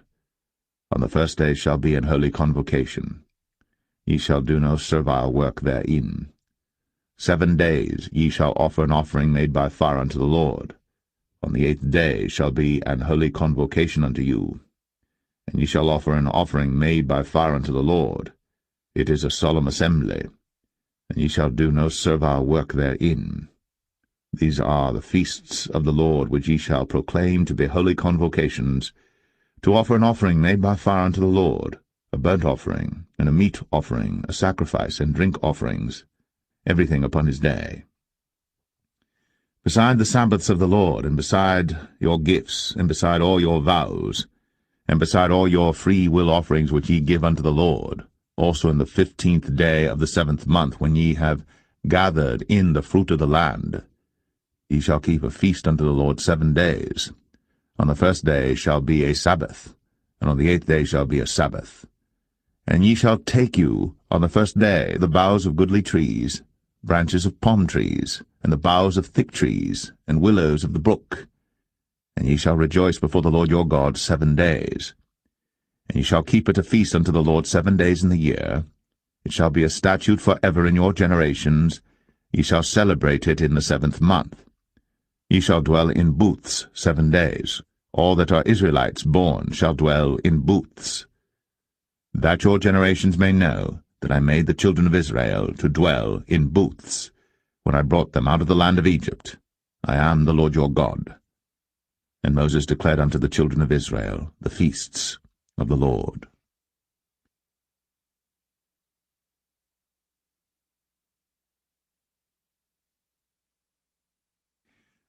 Leviticus 24. And the Lord spake unto Moses, saying, Command the children of Israel, that they bring unto thee pure oil olive beaten for the light, to cause the lamps to burn continually. Without the veil of the testimony, in the tabernacle of the congregation, shall Aaron order it from the evening unto the morning before the Lord continually. It shall be a statute for ever in your generations. He shall order the lamps upon the pure candlestick before the Lord continually. And thou shalt take fine flour, and bake 12 cakes thereof. 2/10 deals shall be in 1 cake. And thou shalt set them in 2 rows, 6 in a row, upon the pure table before the Lord. And thou shalt put pure frankincense upon each row, that it may be on the bread for a memorial, even an offering made by fire unto the Lord. Every Sabbath he shall set it in order before the Lord continually, being taken from the children of Israel by an everlasting covenant. And it shall be Aaron's and his sons, and they shall eat it in the holy place. For it is most holy unto him of the offerings of the Lord made by fire, by a perpetual statute. And the son of an Israelitish woman, whose father was an Egyptian, went out among the children of Israel. And this son of the Israelitish woman and a man of Israel strove together in the camp. And the Israelitish woman's son blasphemed the name of the Lord, and cursed. And they brought him unto Moses.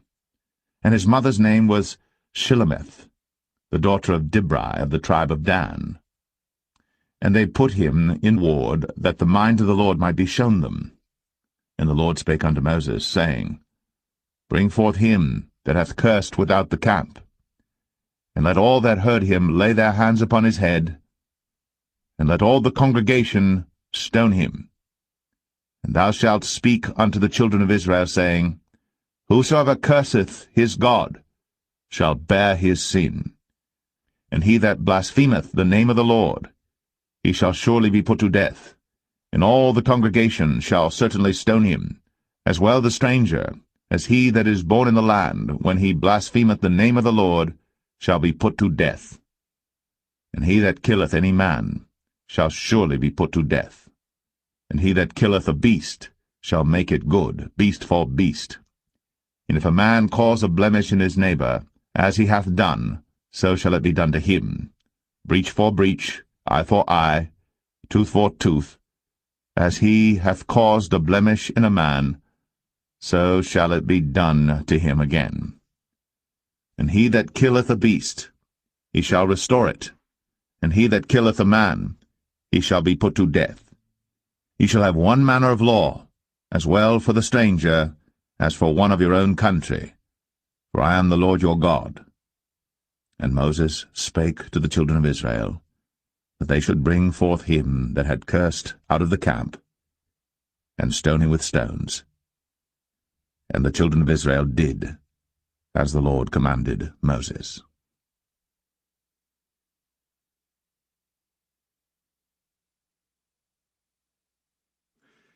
Leviticus 25. And the Lord spake unto Moses in Mount Sinai, saying, Speak unto the children of Israel, and say unto them, When ye come into the land which I give you, then shall the land keep a Sabbath unto the Lord. 6 years thou shalt sow thy field, and 6 years thou shalt prune thy vineyard, and gather in the fruit thereof.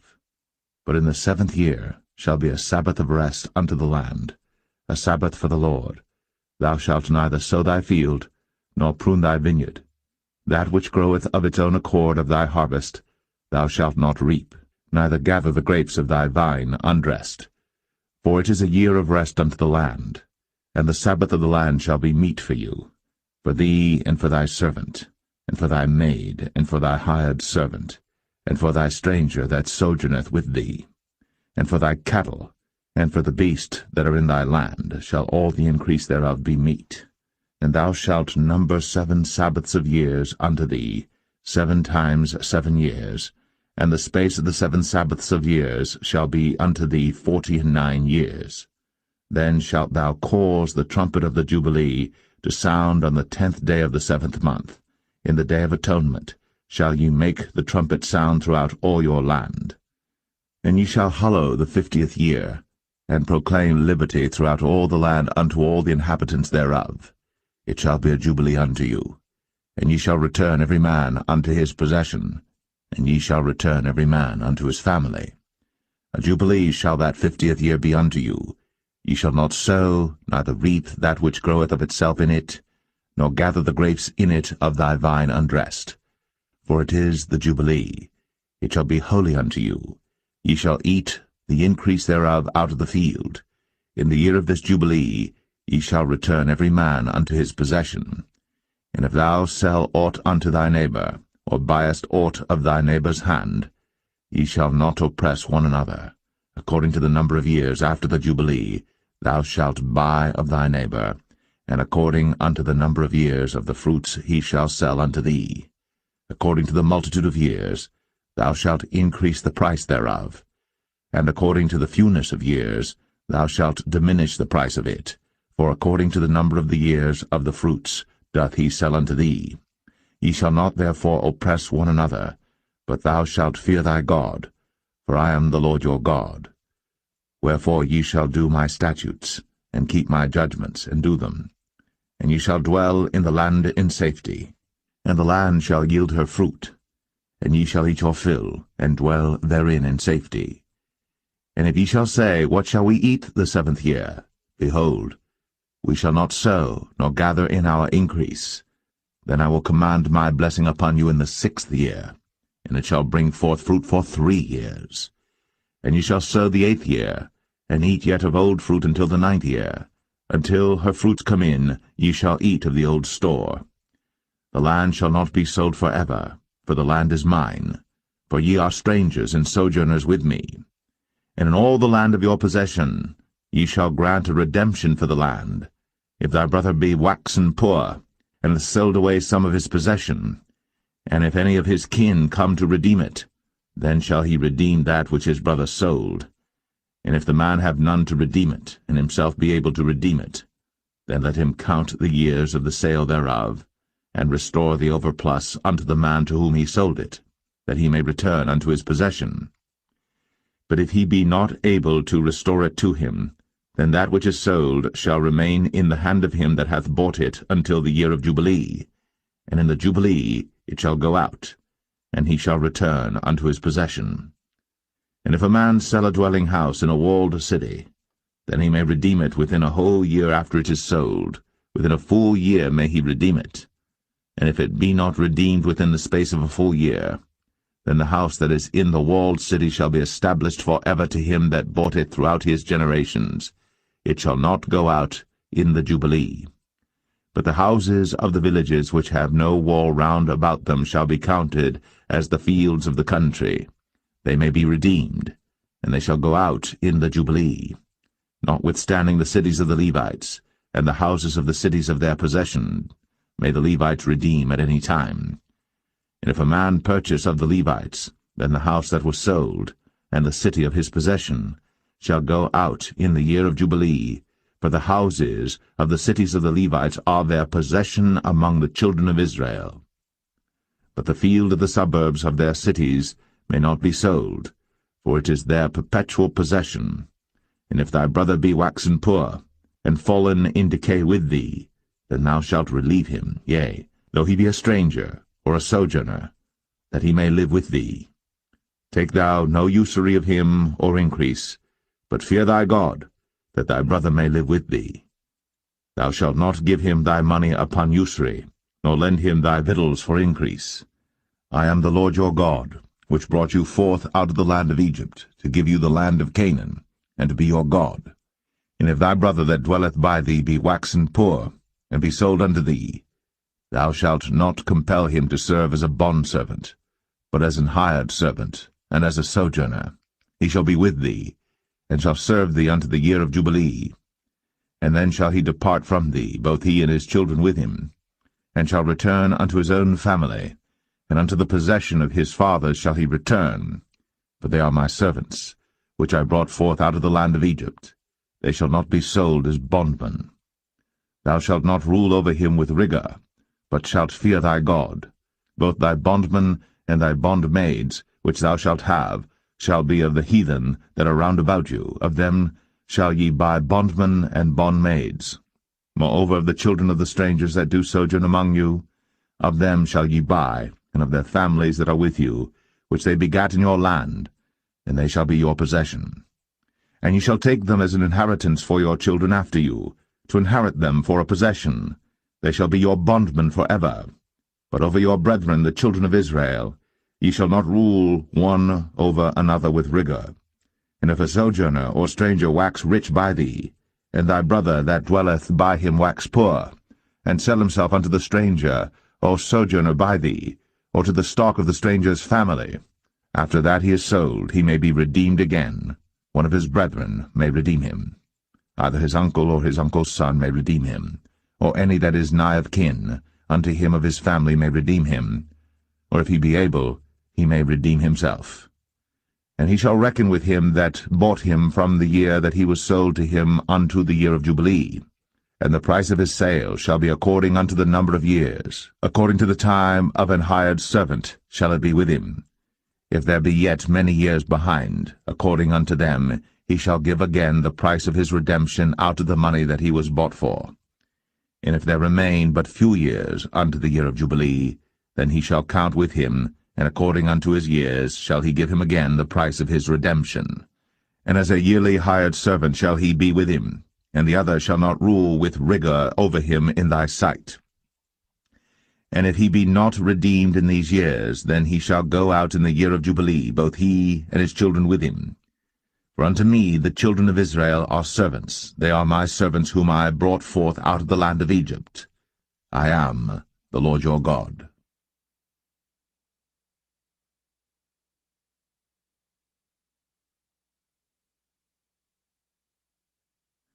Leviticus 26. Ye shall make you no idols nor graven image, neither rear you up a standing image, neither shall ye set up any image of stone in your land, to bow down unto it, for I am the Lord your God. Ye shall keep my Sabbaths, and reverence my sanctuary. I am the Lord. If ye walk in my statutes, and keep my commandments, and do them, then I will give you rain in due season, and the land shall yield her increase, and the trees of the field shall yield their fruit. And your threshing shall reach unto the vintage, and the vintage shall reach unto the sowing time. And ye shall eat your bread to the full, and dwell in your land safely. And I will give peace in the land, and ye shall lie down, and none shall make you afraid. And I will rid evil beasts out of the land, neither shall the sword go through your land. And ye shall chase your enemies, and they shall fall before you by the sword. And 5 of you shall chase 100, and 100 of you shall put 10,000 to flight, and your enemies shall fall before you by the sword. For I will have respect unto you, and make you fruitful, and multiply you, and establish my covenant with you. And ye shall eat old store, and bring forth the old because of the new. And I will set my tabernacle among you, and my soul shall not abhor you. And I will walk among you, and will be your God, and ye shall be my people. I am the Lord your God, which brought you forth out of the land of Egypt, that ye should not be their bondmen. And I have broken the bands of your yoke, and made you go upright. But if ye will not hearken unto me, and will not do all these commandments, and if ye shall despise my statutes, or if your soul abhor my judgments, so that ye will not do all my commandments, but that ye break my covenant, I also will do this unto you. I will even appoint over you terror, consumption, and the burning ague, that shall consume the eyes, and cause sorrow of heart. And ye shall sow your seed in vain, for your enemies shall eat it. And I will set my face against you, and ye shall be slain before your enemies. They that hate you shall reign over you, and ye shall flee when none pursueth you. And if ye will not yet for all this hearken unto me, then I will punish you 7 times more for your sins. And I will break the pride of your power, and I will make your heaven as iron, and your earth as brass, and your strength shall be spent in vain. For your land shall not yield her increase, neither shall the trees of the land yield their fruits. And if ye walk contrary unto me, and will not hearken unto me, I will bring 7 times more plagues upon you according to your sins. I will also send wild beasts among you, which shall rob you of your children, and destroy your cattle, and make you few in number, and your highways shall be desolate. And if ye will not be reformed by me by these things, but will walk contrary unto me, then will I also walk contrary unto you, and will punish you yet 7 times for your sins. And I will bring a sword upon you, that shall avenge the quarrel of my covenant. And when ye are gathered together within your cities, I will send the pestilence among you, and ye shall be delivered into the hand of the enemy. And when I have broken the staff of your bread, 10 women shall bake your bread in one oven, and they shall deliver you your bread again by weight, and ye shall eat and not be satisfied. And if ye will not for all this hearken unto me, but walk contrary unto me, then I will walk contrary unto you also in fury, and I, even I, will chastise you 7 times for your sins. And ye shall eat the flesh of your sons, and the flesh of your daughters shall ye eat. And I will destroy your high places, and cut down your images, and cast your carcasses upon the carcasses of your idols. And my soul shall abhor you. And I will make your cities waste, and bring your sanctuaries unto desolation, and I will not smell the savour of your sweet odours. And I will bring the land into desolation, and your enemies which dwell therein shall be astonished at it. And I will scatter you among the heathen, and will draw out a sword after you, and your land shall be desolate, and your cities waste. Then shall the land enjoy her Sabbaths, as long as it lieth desolate, and ye be in your enemy's land, even then shall the land rest, and enjoy her Sabbaths. As long as it lieth desolate it shall rest, because it did not rest in your Sabbaths, when ye dwelt upon it. And upon them that are left alive of you I will send a faintness into their hearts in the lands of their enemies, and the sound of a shaken leaf shall chase them, and they shall flee, as fleeing from a sword, and they shall fall when none pursueth. And they shall fall one upon another, as it were before a sword, when none pursueth. And ye shall have no power to stand before your enemies, and ye shall perish among the heathen. And the land of your enemies shall eat you up, and they that are left of you shall pine away in their iniquity in your enemies' lands, and also in the iniquities of their fathers shall they pine away with them, if they shall confess their iniquity, and the iniquity of their fathers, with their trespass which they trespassed against me, and that also they have walked contrary unto me, and that I also have walked contrary unto them, and have brought them into the land of their enemies. If then their uncircumcised hearts be humbled, and they then accept of the punishment of their iniquity, then will I remember my covenant with Jacob, and also my covenant with Isaac, and also my covenant with Abraham will I remember, and I will remember the land. The land also shall be left of them, and shall enjoy her Sabbaths, while she lieth desolate without them, and they shall accept of the punishment of their iniquity, even because they despised my judgments, and because their soul abhorred my statutes.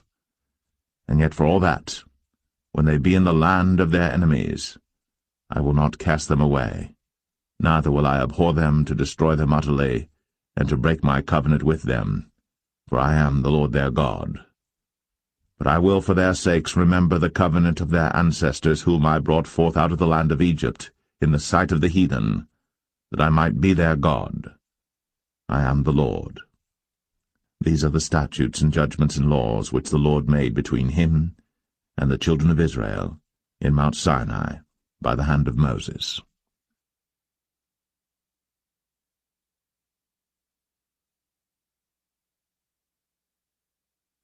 Leviticus 27.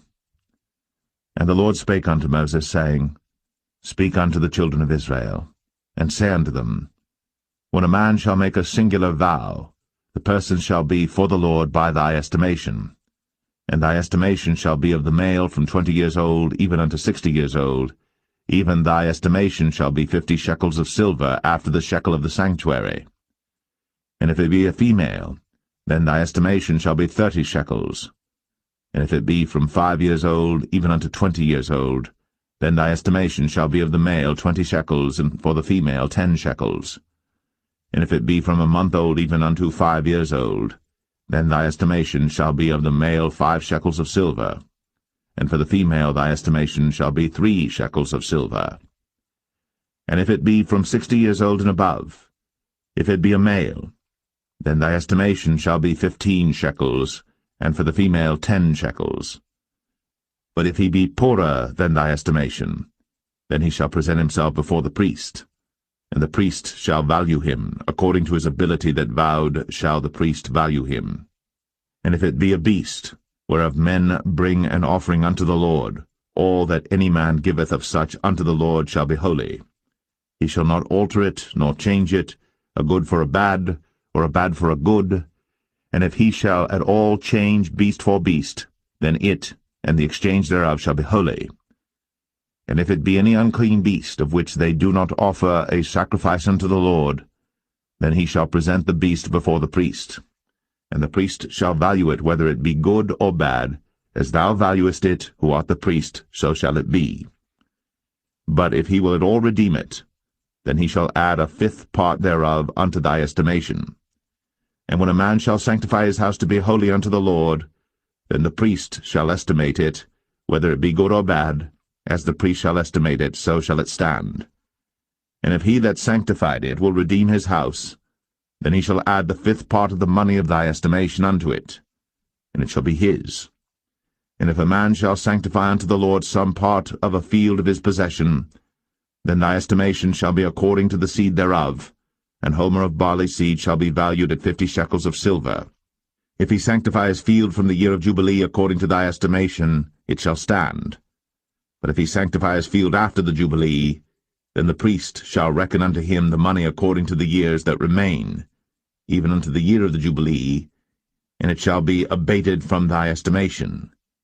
And if he that sanctified the field will in any wise redeem it, then he shall add 1/5 part of the money of thy estimation unto it, and it shall be assured to him. And if he will not redeem the field, or if he have sold the field to another man, it shall not be redeemed any more. But the field, when it goeth out in the Jubilee, shall be holy unto the Lord, as a field devoted. The possession thereof shall be the priest's.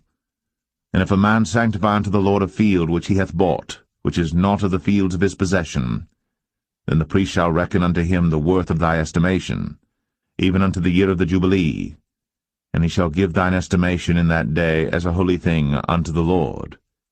In the year of the Jubilee the field shall return unto him of whom it was bought, even to him to whom the possession of the land did belong. And all thy estimation shall be according to the shekel of the sanctuary. 20 gerahs shall be the shekel. Only the firstling of the beasts, which should be the Lord's firstling, no man shall sanctify it, whether it be ox or sheep, it is the Lord's. And if it be of an unclean beast, then he shall redeem it according to thine estimation, and shall add 1/5 part of it thereto. Or if it be not redeemed, then it shall be sold according to thy estimation. Notwithstanding no devoted thing, that a man shall devote unto the Lord of all that he hath, both of man and beast, and of the field of his possession, shall be sold or redeemed. Every devoted thing is most holy unto the Lord. None devoted, which shall be devoted of men, shall be redeemed, but shall surely be put to death. And all the tithe of the land, whether of the seed of the land or of the fruit of the tree, is the Lord's. It is holy unto the Lord. And if a man will at all redeem aught of his tithes, he shall add thereto the fifth part thereof. And concerning the tithe of the herd or of the flock, even of whatsoever passeth under the rod, the tenth shall be holy unto the Lord. He shall not search whether it be good or bad, neither shall he change it. And if he change it at all, then both it and the change thereof shall be holy. It shall not be redeemed. These are the commandments which the Lord commanded Moses for the children of Israel in Mount Sinai.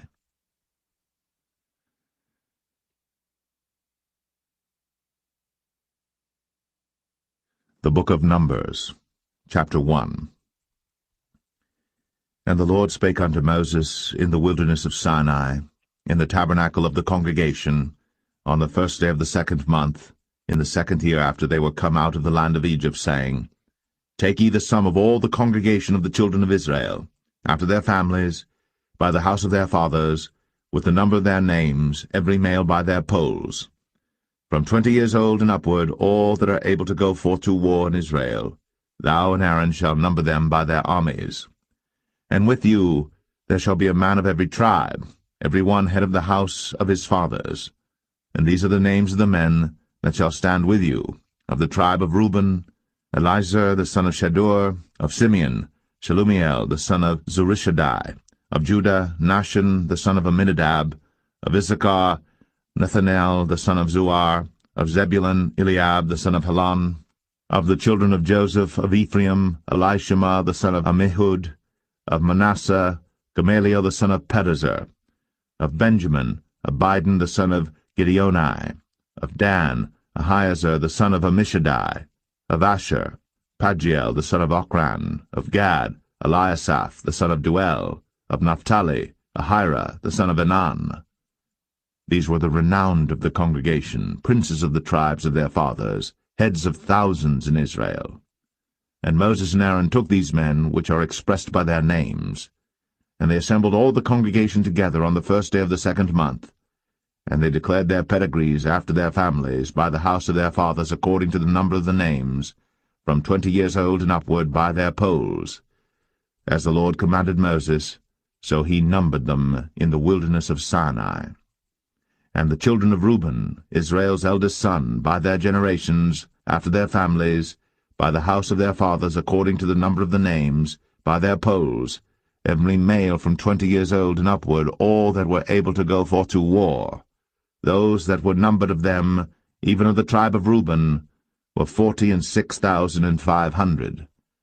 Of the children of Simeon, by their generations, after their families, by the house of their fathers, those that were numbered of them, according to the number of the names, by their polls, every male from 20 years old and upward, all that were able to go forth to war. Those that were numbered of them, even of the tribe of Simeon, were 59,300.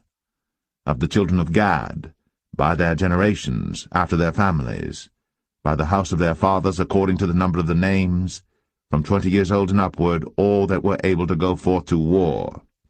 Those that were numbered of them, even of the tribe of Gad, were 45,650. Of the children of Judah, by their generations, after their families, by the house of their fathers, according to the number of the names, from 20 years old and upward, all that were able to go forth to war. Those that were numbered of them, even of the tribe of Judah, were 314,600. Of the children of Issachar, by their generations, after their families, by the house of their fathers, according to the number of the names, from 20 years old and upward, all that were able to go forth to war. Those that were numbered of them, even of the tribe of Issachar, were 54,400. Of the children of Zebulun, by their generations, after their families, by the house of their fathers, according to the number of the names, from 20 years old and upward, all that were able to go forth to war, those that were numbered of them, even of the tribe of Zebulun, were 57,400. Of the children of Joseph, namely of the children of Ephraim, by their generations, after their families, by the house of their fathers, according to the number of the names, from 20 years old and upward, all that were able to go forth to war. Those that were numbered of them, even of the tribe of Ephraim, were 40,500. Of the children of Manasseh, by their generations, after their families, by the house of their fathers, according to the number of the names, from 20 years old and upward, all that were able to go forth to war. Those that were numbered of them, even of the tribe of Manasseh, were 32,200. Of the children of Benjamin, by their generations, after their families, by the house of their fathers, according to the number of the names, from 20 years old and upward, all that were able to go forth to war, those that were numbered of them, even of the tribe of Benjamin, were 35,400. Of the children of Dan, by their generations after their families, by the house of their fathers, according to the number of the names, from 20 years old and upward, all that were able to go forth to war, those that were numbered of them, even of the tribe of Dan, were 62,700. Of the children of Asher, by their generations, after their families, by the house of their fathers, according to the number of the names, from 20 years old and upward, all that were able to go forth to war, those that were numbered of them, even of the tribe of Asher, were 41,500. Of the children of Naphtali, throughout their generations, after their families, by the house of their fathers, according to the number of the names, from 20 years old and upward, all that were able to go forth to war, those that were numbered of them, even of the tribe of Naphtali, were 53,400. These are those that were numbered, which Moses and Aaron numbered. And the princes of Israel, being 12 men, each one was for the house of his fathers. So were all those that were numbered of the children of Israel, by the house of their fathers, from 20 years old and upward, all that were able to go forth to war in Israel. Even all they that were numbered were 600,000 and 3,550. But the Levites after the tribe of their fathers were not numbered among them. For the Lord had spoken unto Moses, saying, Only thou shalt not number the tribe of Levi, neither take the sum of them among the children of Israel. But thou shalt appoint the Levites over the tabernacle of testimony, and over all the vessels thereof, and over all things that belong to it. They shall bear the tabernacle, and all the vessels thereof, and they shall minister unto it, and shall encamp round about the tabernacle. And when the tabernacle setteth forward, the Levites shall take it down. And when the tabernacle is to be pitched, the Levites shall set it up, and the stranger that cometh nigh shall be put to death. And the children of Israel shall pitch their tents, every man by his own camp, and every man by his own standard throughout their hosts. But the Levites shall pitch round about the tabernacle of testimony, that there be no wrath upon the congregation of the children of Israel, and the Levites shall keep the charge of the tabernacle of testimony. And the children of Israel did, according to all that the Lord commanded Moses. So did they.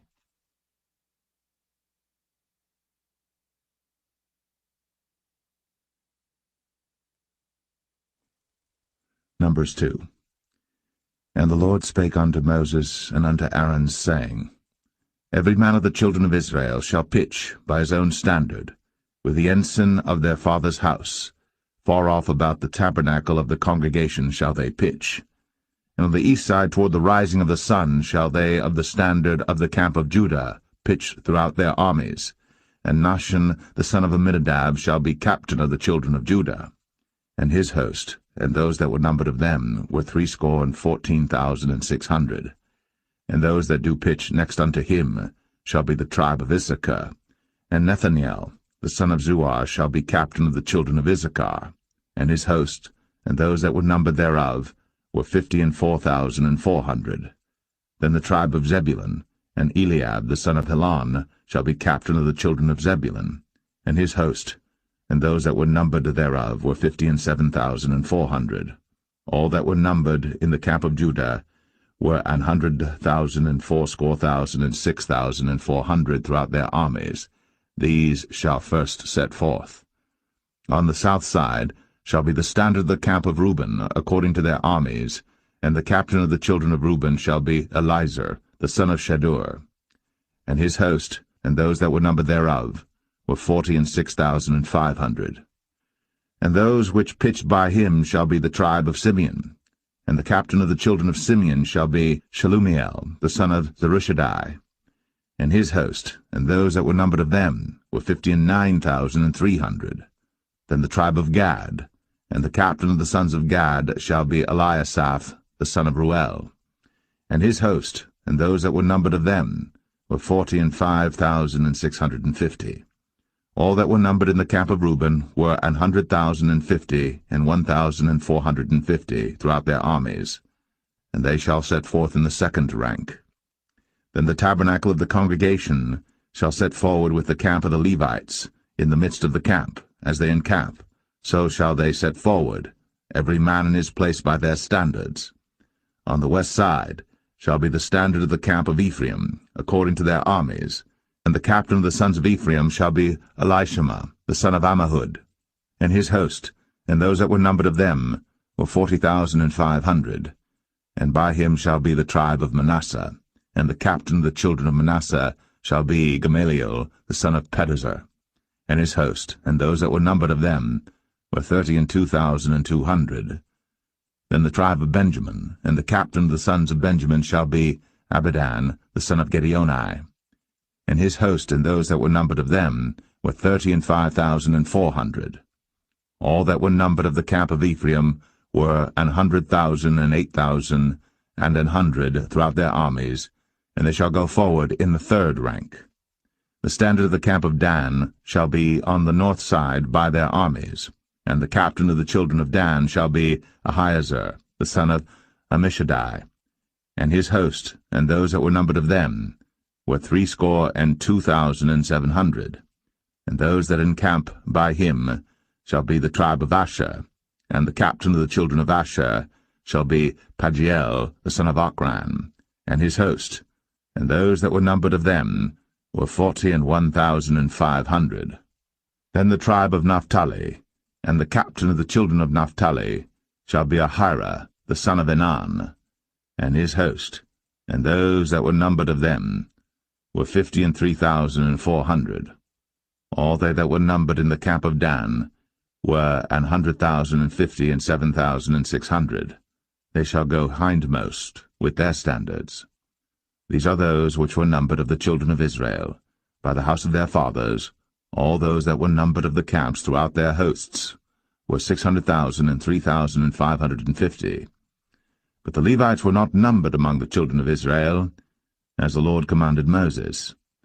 And the children of Israel did according to all that the Lord commanded Moses. So they pitched by their standards, and so they set forward, every one after their families, according to the house of their fathers.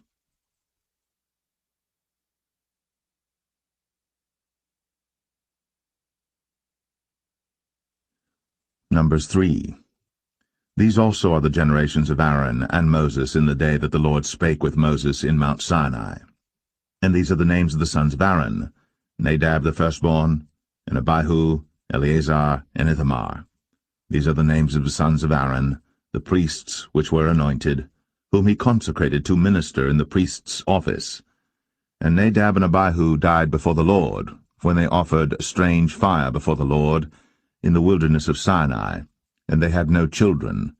And Eleazar and Ithamar ministered in the priest's office in the sight of Aaron their father.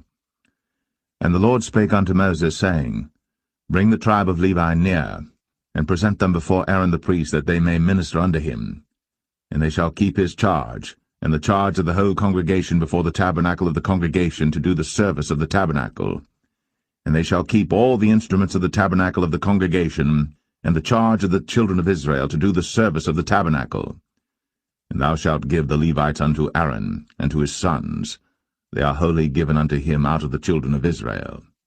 And thou shalt appoint Aaron and his sons, and they shall wait on their priest's office, and the stranger that cometh nigh shall be put to death. And the Lord spake unto Moses, saying, And I, behold, I have taken the Levites from among the children of Israel, instead of all the firstborn that openeth the matrix among the children of Israel. Therefore the Levites shall be mine. because all the firstborn are mine. For on the day that I smote all the firstborn in the land of Egypt, I hallowed unto me all the firstborn in Israel, both man and beast. Mine shall they be. I am the Lord. And the Lord spake unto Moses in the wilderness of Sinai, saying, Number the children of Levi after the house of their fathers by their families. Every male from a month old and upward shalt thou number them. And Moses numbered them according to the word of the Lord, as he was commanded. And these were the sons of Levi by their names, Gershon and Kohath and Merari. And these are the names of the sons of Gershon by their families, Libni and Shimei. And the sons of Kohath by their families, Amram, and Izahar, Hebron, and Uzziel. And the sons of Merari by their families, Mahli and Mushai. These are the families of the Levites according to the house of their fathers. Of Gershon was the family of the Libnites, and the family of the Shimites. These are the families of the Gershonites. Those that were numbered of them, according to the number of all the males, from a month old and upward, even those that were numbered of them, were 7,500. The families of the Gershonites shall pitch behind the tabernacle westward. And the chief of the house of the father of the Gershonites shall be Eliasaph the son of Lael. And the charge of the sons of Gershon in the tabernacle of the congregation shall be the tabernacle, and the tent, the covering thereof, and the hanging for the door of the tabernacle of the congregation, and the hangings of the court, and the curtain for the door of the court which is by the tabernacle, and by the altar round about, and the cords of it for all the service thereof. And of Kohath was the family of the Amramites, and the family of the Isharites, and the family of the Hebronites, and the family of the Uzzielites. These are the families of the Kohathites. In the number of all the males from a month old and upward were 8,600, keeping the charge of the sanctuary. The families of the sons of Kohath shall pitch on the side of the tabernacle southward. And the chief of the house of the father of the families of the Kohathites shall be Elizaphan the son of Uzziel. And their charge shall be the ark, and the table, and the candlestick, and the altars, and the vessels of the sanctuary wherewith they minister, and the hanging, and all the service thereof. And Eleazar the son of Aaron the priest shall be chief over the chief of the Levites, and have the oversight of them that keep the charge of the sanctuary. Of Merari was the family of the Mahlites, and the family of the Mushites. These are the families of Merari. And those that were numbered of them, according to the number of all the males, from a month old and upward, were 6,200. And the chief of the house of the father of the families of Merari was Zuriel, the son of Abihail. These shall pitch on the side of the tabernacle northward. And under the custody and charge of the sons of Merari shall be the boards of the tabernacle, and the bars thereof, and the pillars thereof, and the sockets thereof, and all the vessels thereof, and all that serveth thereto, and the pillars of the court round about, and their sockets, and their pins, and their cords. But those that encamp before the tabernacle toward the east, even before the tabernacle of the congregation eastward, shall be Moses and Aaron and his sons, keeping the charge of the sanctuary for the charge of the children of Israel, and the stranger that cometh nigh shall be put to death. All that were numbered of the Levites, which Moses and Aaron numbered at the commandment of the Lord, throughout their families, all the males from a month old and upward, were 22,000. And the Lord said unto Moses, Number all the firstborn of the males of the children of Israel from a month old and upward, and take the number of their names. And thou shalt take the Levites for me, I am the Lord, instead of all the firstborn among the children of Israel, and the cattle of the Levites instead of all the firstlings among the cattle of the children of Israel. And Moses numbered, as the Lord commanded him, all the firstborn among the children of Israel, and all the firstborn males by the number of names, from a month old and upward, of those that were numbered of them, were 22,213. And the Lord spake unto Moses, saying, Take the Levites instead of all the firstborn among the children of Israel, and the cattle of the Levites instead of their cattle, and the Levites shall be mine. I am the Lord. And for those that are to be redeemed of the 213 of the firstborn of the children of Israel, which are more than the Levites, thou shalt even take 5 shekels apiece by the poll. After the shekel of the sanctuary shalt thou take them. The shekel is 20 gerahs. And thou shalt give the money wherewith the odd number of them is to be redeemed, unto Aaron and to his sons. And Moses took the redemption money of them that were over and above them that were redeemed by the Levites. Of the firstborn of the children of Israel took he the money, 1,365 shekels, after the shekel of the sanctuary. And Moses gave the money of them that were redeemed unto Aaron and to his sons, according to the word of the Lord, as the Lord commanded Moses.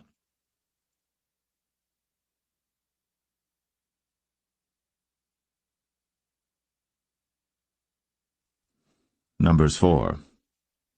And the Lord spake unto Moses and unto Aaron, saying, Take the sum of the sons of Kohath, from among the sons of Levi, after their families, by the house of their fathers, from 30 years old and upward, even until 50 years old, all that enter into the host, to do the work in the tabernacle of the congregation. This shall be the service of the sons of Kohath, in the tabernacle of the congregation, about the most holy things. And when the camp setteth forward, Aaron shall come, and his sons, and they shall take down the covering veil, and cover the ark of the testimony with it, and shall put thereon the covering of badgers' skins, and shall spread over it a cloth wholly of blue, and shall put in the staves thereof. And upon the table of showbread they shall spread a cloth of blue, and put thereon the dishes, and the spoons, and the bowls, and covers to cover withal, and the continual bread shall be thereon. And they shall spread upon them a cloth of scarlet, and cover the same with the covering of badgers' skins, and shall put in the staves thereof. And they shall take a cloth of blue, and cover the candlestick of the light, and his lamps, and his tongs, and his snuff dishes, and all the oil vessels thereof, wherewith they minister unto it. And they shall put it in all the vessels thereof within a covering of badgers' skins, and shall put it upon a bar. And upon the golden altar they shall spread a cloth of blue, and cover it with a covering of badgers' skins, and shall put to the staves thereof. And they shall take all the instruments of ministry, wherewith they minister in the sanctuary, and put them in a cloth of blue, and cover them with a covering of badgers' skins, and shall put them on a bar. And they shall take away the ashes from the altar, and spread a purple cloth thereon. And they shall put upon it all the vessels thereof, wherewith they minister about it, even the censers, the flesh hooks, and the shovels, and the basins, all the vessels of the altar, and they shall spread upon it a covering of badgers' skins, and put to the staves of it. And when Aaron and his sons have made an end of covering the sanctuary, and all the vessels of the sanctuary as the camp is to set forward, after that the sons of Kohath shall come to bear it. But they shall not touch any holy thing, lest they die. These things are the burden of the sons of Kohath in the tabernacle of the congregation. And to the office of Eleazar the son of Aaron the priest pertaineth the oil for the light, and the sweet incense, and the daily meat offering, and the anointing oil, and the oversight of all the tabernacle, and of all that therein is, in the sanctuary, and in the vessels thereof. And the Lord spake unto Moses and unto Aaron, saying, Cut ye not off the tribe of the families of the Kohathites from among the Levites, but thus do unto them, that they may live and not die, when they approach unto the most holy things. Aaron and his sons shall go in, and appoint them every one to his service and to his burden. But they shall not go in to see when the holy things are covered, lest they die. And the Lord spake unto Moses, saying, Take also the sum of the sons of Gershon, throughout the houses of their fathers by their families. From 30 years old and upward until 50 years old shalt thou number them, all that enter in to perform the service, to do the work in the tabernacle of the congregation. This is the service of the families of the Gershonites, to serve and for burdens. And they shall bear the curtains of the tabernacle, and the tabernacle of the congregation, his covering, and the covering of the badger skins that is above upon it, and the hanging for the door of the tabernacle of the congregation, and the hangings of the court, and the hanging for the door of the gate of the court, which is by the tabernacle, and by the altar round about, and their cords, and all the instruments of their service, and all that is made for them, so shall they serve. At the appointment of Aaron and his sons shall be all the service of the sons of the Gershonites, in all their burdens, and in all their service, and ye shall appoint unto them in charge all their burdens. This is the service of the families of the sons of Gershon, in the tabernacle of the congregation, and their charge shall be under the hand of Ithamar the son of Aaron the priest. As for the sons of Merari, Thou shalt number them after their families by the house of their fathers. From 30 years old and upward, even unto 50 years old, shalt thou number them, every one that entereth into the service, to do the work of the tabernacle of the congregation. And this is the charge of their burden, according to all their service in the tabernacle of the congregation, the boards of the tabernacle, and the bars thereof, and the pillars thereof, and sockets thereof. And the pillars of the court round about, and their sockets, and their pins, and their cords, with all their instruments, and with all their service. And by name ye shall reckon the instruments of the charge of their burden. This is the service of the families of the sons of Merari, according to all their service, in the tabernacle of the congregation under the hand of Ithamar the son of Aaron the priest. And Moses and Aaron, and the chief of the congregation numbered the sons of the Kohathites after their families, and after the house of their fathers, from 30 years old and upward, even unto 50 years old, every one that entereth into the service, for the work in the tabernacle of the congregation. And those that were numbered of them by their families were 2,750. These were they that were numbered of the families of the Kohathites, all that might do service in the tabernacle of the congregation, which Moses and Aaron did number, according to the commandment of the Lord, by the hand of Moses. And those that were numbered of the sons of Gershon throughout their families and by the house of their fathers, from 30 years old and upward, even unto 50 years old, every one that entereth into the service, for the work in the tabernacle of the congregation, even those that were numbered of them throughout their families by the house of their fathers, were 2,630. These are they that were numbered of the families of the sons of Gershon, of all that might do service in the tabernacle of the congregation, whom Moses and Aaron did number according to the commandment of the Lord. And those that were numbered of the families of the sons of Merari throughout their families by the house of their fathers, from 30 years old and upward, even unto 50 years old, every one that entereth into the service, for the work in the tabernacle of the congregation, even those that were numbered of them after their families were 3,200. These be those that were numbered of the families of the sons of Merari, whom Moses and Aaron numbered according to the word of the Lord by the hand of Moses. All those that were numbered of the Levites, whom Moses and Aaron and the chief of Israel numbered, after their families, and after the house of their fathers, from 30 years old and upward, even unto 50 years old, every one that came to do the service of the ministry, and the service of the burden in the tabernacle of the congregation. Even those that were numbered of them were 8,580. According to the commandment of the Lord they were numbered by the hand of Moses, every one according to his service, and according to his burden. Thus were they numbered of him, as the Lord commanded Moses.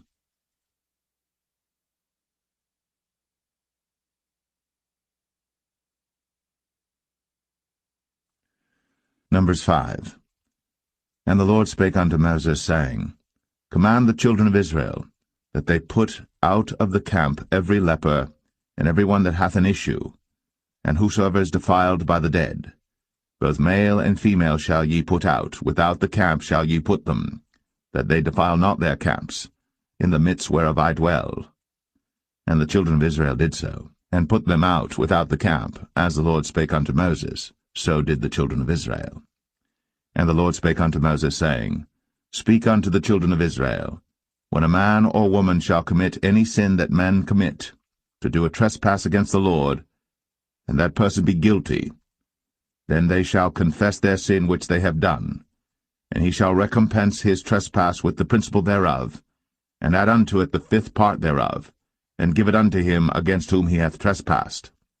But if the man have no kinsman to recompense the trespass unto, let the trespass be recompensed unto the Lord, even to the priest, beside the ram of the atonement, whereby an atonement shall be made for him.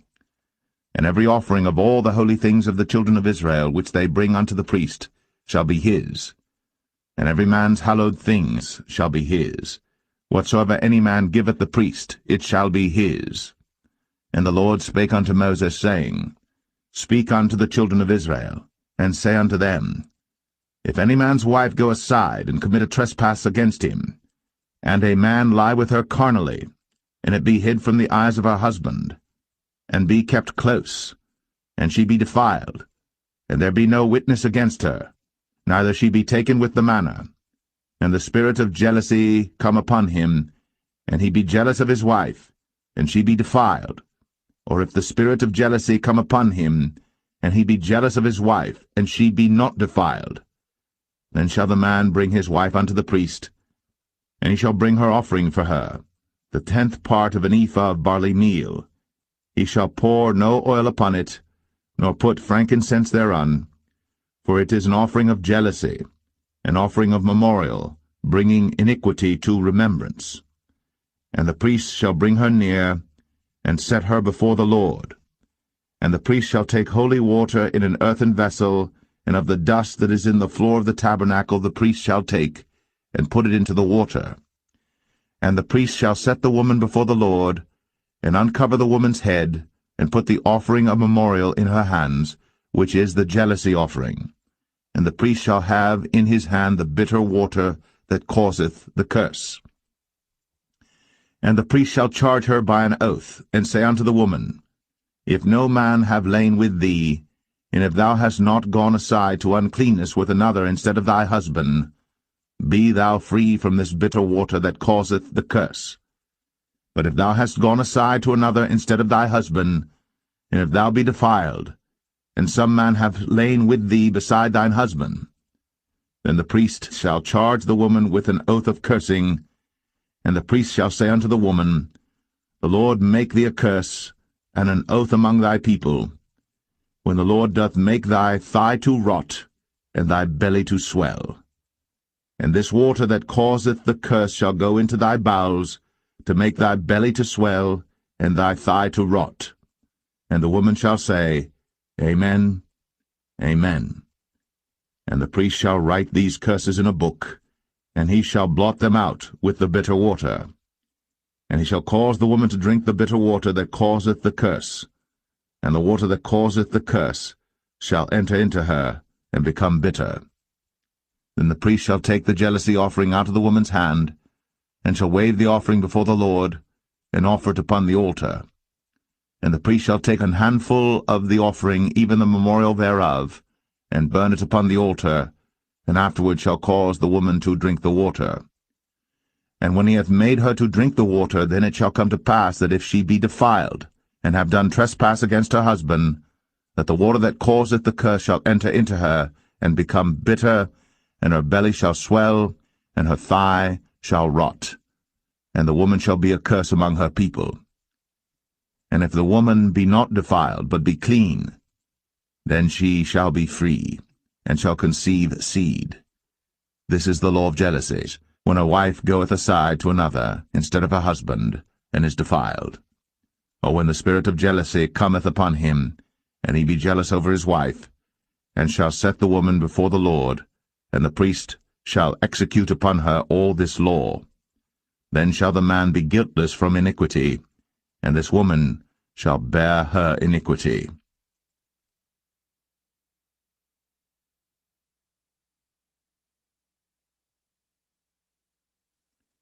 Number 6. And the Lord spake unto Moses, saying, Speak unto the children of Israel, and say unto them, When either man or woman shall separate themselves to vow a vow of a Nazirite, to separate themselves unto the Lord, he shall separate himself from wine and strong drink, and shall drink no vinegar of wine, or vinegar of strong drink. Neither shall he drink any liquor of grapes, nor eat moist grapes or dried. All the days of his separation shall he eat nothing that is made of the vine tree, from the kernels even to the husk. All the days of the vow of his separation there shall no razor come upon his head, until the days be fulfilled, in the which he separateth himself unto the Lord. He shall be holy, and shall let the locks of the hair of his head grow. All the days that he separateth himself unto the Lord, he shall come at no dead body. He shall not make himself unclean for his father, or for his mother, for his brother, or for his sister, when they die, because the consecration of his God is upon his head. All the days of his separation he is holy unto the Lord. And if any man die very suddenly by him, and he hath defiled the head of his consecration, then he shall shave his head in the day of his cleansing. On the 7th day shall he shave it. And on the 8th day he shall bring 2 turtles, or 2 young pigeons, to the priest, to the door of the tabernacle of the congregation, and the priest shall offer the one for a sin offering, and the other for a burnt offering, and make an atonement for him, for that he sinned by the dead, and shall hallow his head that same day. And he shall consecrate unto the Lord the days of his separation, and shall bring a lamb of the first year for a trespass offering, but the days that were before shall be lost, because his separation was defiled. And this is the law of the Nazarite. When the days of his separation are fulfilled, he shall be brought unto the door of the tabernacle of the congregation, and he shall offer his offering unto the Lord, 1 he-lamb of the first year without blemish for a burnt offering, and 1 ewe-lamb of the first year without blemish for a sin offering, and 1 ram without blemish for peace offerings, and a basket of unleavened bread, cakes of fine flour mingled with oil, and wafers of unleavened bread anointed with oil, and their meat offering, and their drink offerings. And the priest shall bring them before the Lord, and shall offer his sin offering and his burnt offering. And he shall offer the ram for a sacrifice of peace offerings unto the Lord, with the basket of unleavened bread. The priest shall offer also his meat offering and his drink offering. And the Nazarite shall shave the head of his separation at the door of the tabernacle of the congregation, and shall take the hair of the head of his separation, and put it in the fire which is under the sacrifice of the peace offerings.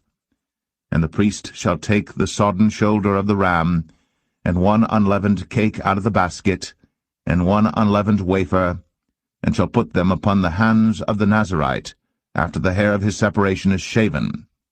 And the priest shall wave them for a wave offering before the Lord. This is holy for the priest, with the wave breast and heave shoulder. And after that the Nazarite may drink wine.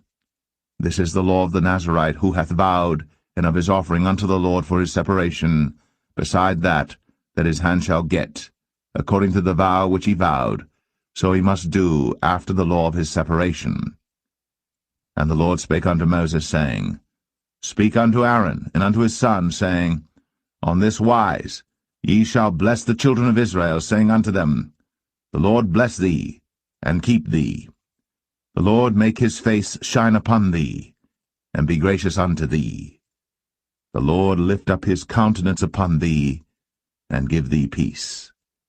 And they shall put my name upon the children of Israel, and I will bless them.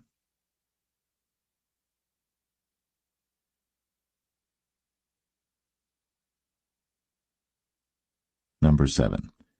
And it came to pass on the day that Moses had fully set up the tabernacle, and had anointed it, and sanctified it, and all the instruments thereof, both the altar and all the vessels thereof, and had anointed them and sanctified them, that the princes of Israel, heads of the house of their fathers, who were the princes of the tribes, and were over them that were numbered, offered. And they brought their offering before the Lord, 6 covered wagons, and 12 oxen, a wagon for 2 of the princes, and for each one an ox. And they brought them before the tabernacle. And the Lord spake unto Moses, saying, Take it of them, that they may be to do the service of the tabernacle of the congregation, and thou shalt give them unto the Levites, to every man according to his service. And Moses took the wagons and the oxen, and gave them unto the Levites. 2 wagons and 4 oxen he gave unto the sons of Gershon, according to their service. And 4 wagons and 8 oxen he gave unto the sons of Merari, according unto their service, under the hand of Ithamar the son of Aaron the priest. But unto the sons of Kohath he gave none, because the service of the sanctuary belonging unto them was that they should bear upon their shoulders. And the princes offered for dedicating of the altar in the day that it was anointed, even the princes offered their offering before the altar. And the Lord said unto Moses, They shall offer their offering, each prince on his day, for the dedicating of the altar. And he that offered his offering the first day was Nahshon the son of Amminadab of the tribe of Judah. And his offering was 1 silver charger, the weight thereof was 130 shekels, 1 silver bowl of 70 shekels after the shekel of the sanctuary. Both of them were full of fine flour, mingled with oil, for a meat offering. 1 spoon of 10 shekels of gold, full of incense. 1 young bullock, 1 ram, 1 lamb of the first year, for a burnt offering. 1 kid of the goats for a sin offering, and for a sacrifice of peace offerings, 2 oxen, 5 rams, 5 he-goats, 5 lambs of the first year. This was the offering of Nahshon the son of Amminadab. On the second day, Nathaniel the son of Zuar, prince of Issachar, did offer.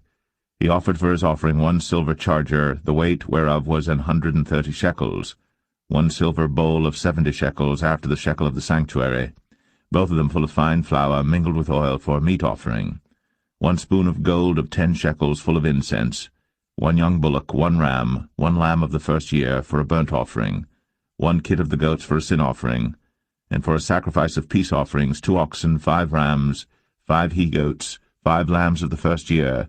This was the offering of Nathaniel the son of Zuar. On the third day Eliab the son of Helon, prince of the children of Zebulun, did offer. His offering was 1 silver charger, the weight whereof was 130 shekels, 1 silver bowl of 70 shekels after the shekel of the sanctuary, both of them full of fine flour mingled with oil for a meat offering, 1 golden spoon of 10 shekels full of incense, 1 young bullock, 1 ram, 1 lamb of the first year for a burnt offering, 1 kid of the goats for a sin offering, and for a sacrifice of peace offerings 2 oxen, 5 rams, 5 he-goats, 5 lambs of the first year. This was the offering of Eliab the son of Helon. On the fourth day Eleazar the son of Shadur, prince of the children of Reuben, did offer. His offering was 1 silver charger of the weight of 130 shekels, 1 silver bowl of 70 shekels after the shekel of the sanctuary, both of them full of fine flour mingled with oil for a meat offering, 1 golden spoon of 10 shekels full of incense, 1 young bullock, 1 ram, 1 lamb of the first year for a burnt offering, 1 kid of the goats for a sin offering, and for a sacrifice of peace offerings 2 oxen, 5 rams, 5 he-goats, 5 lambs of the first year. This was the offering of Elizur the son of Shadur. On the fifth day Shelumiel the son of Zerushadai, prince of the children of Simeon, did offer. His offering was 1 silver charger, the weight whereof was 130 shekels, 1 silver bowl of 70 shekels after the shekel of the sanctuary, both of them full of fine flour mingled with oil for a meat offering, 1 golden spoon of 10 shekels full of incense, 1 young bullock, 1 ram, 1 lamb of the first year for a burnt offering, 1 kid of the goats for a sin offering, and for a sacrifice of peace offerings 2 oxen, 5 rams, 5 he-goats, 5 lambs of the first year. This was the offering of Shelumiel the son of Zerushadai. On the sixth day Eliasaph the son of Deuel, prince of the children of Gad, offered. His offering was 1 silver charger of the weight of 130 shekels, a silver bowl of 70 shekels after the shekel of the sanctuary, both of them full of fine flour mingled with oil for a meat offering, 1 golden spoon of 10 shekels full of incense, 1 young bullock, 1 ram, 1 lamb of the first year for a burnt offering, 1 kid of the goats for a sin offering, and for a sacrifice of peace offerings 2 oxen, 5 rams, 5 he-goats, 5 lambs of the first year. This was the offering of Eliasaph the son of Deuel. On the seventh day Elishama the son of Ammihud, prince of the children of Ephraim, offered.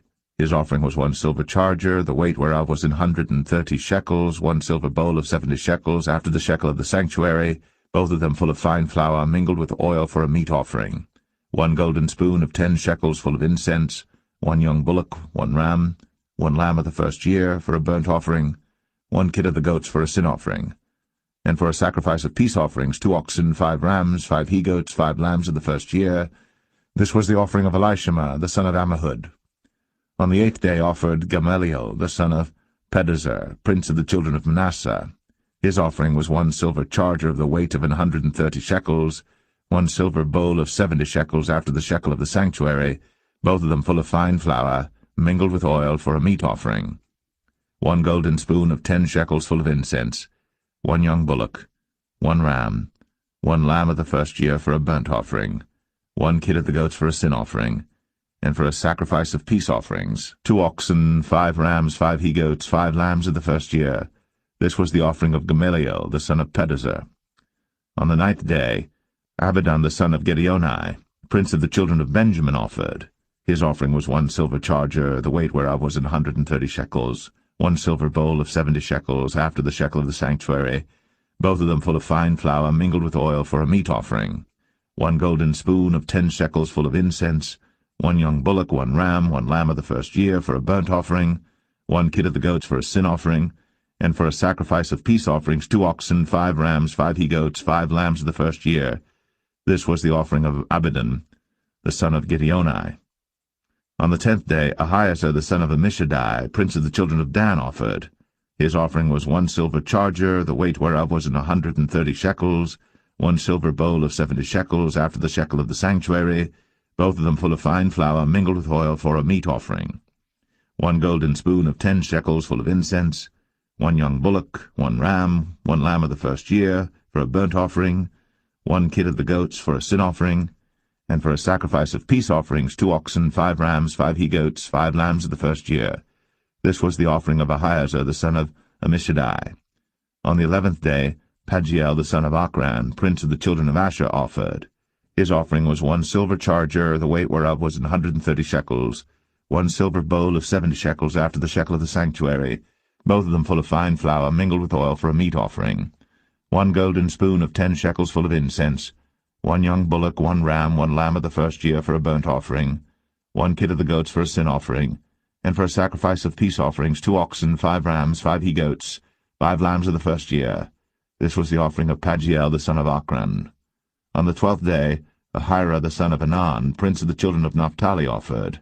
His offering was 1 silver charger, the weight whereof was 130 shekels, 1 silver bowl of 70 shekels, after the shekel of the sanctuary, both of them full of fine flour mingled with oil for a meat offering, 1 golden spoon of 10 shekels full of incense, 1 young bullock, 1 ram, 1 lamb of the first year for a burnt offering, 1 kid of the goats for a sin offering, and for a sacrifice of peace offerings 2 oxen, 5 rams, 5 he-goats, 5 lambs of the first year.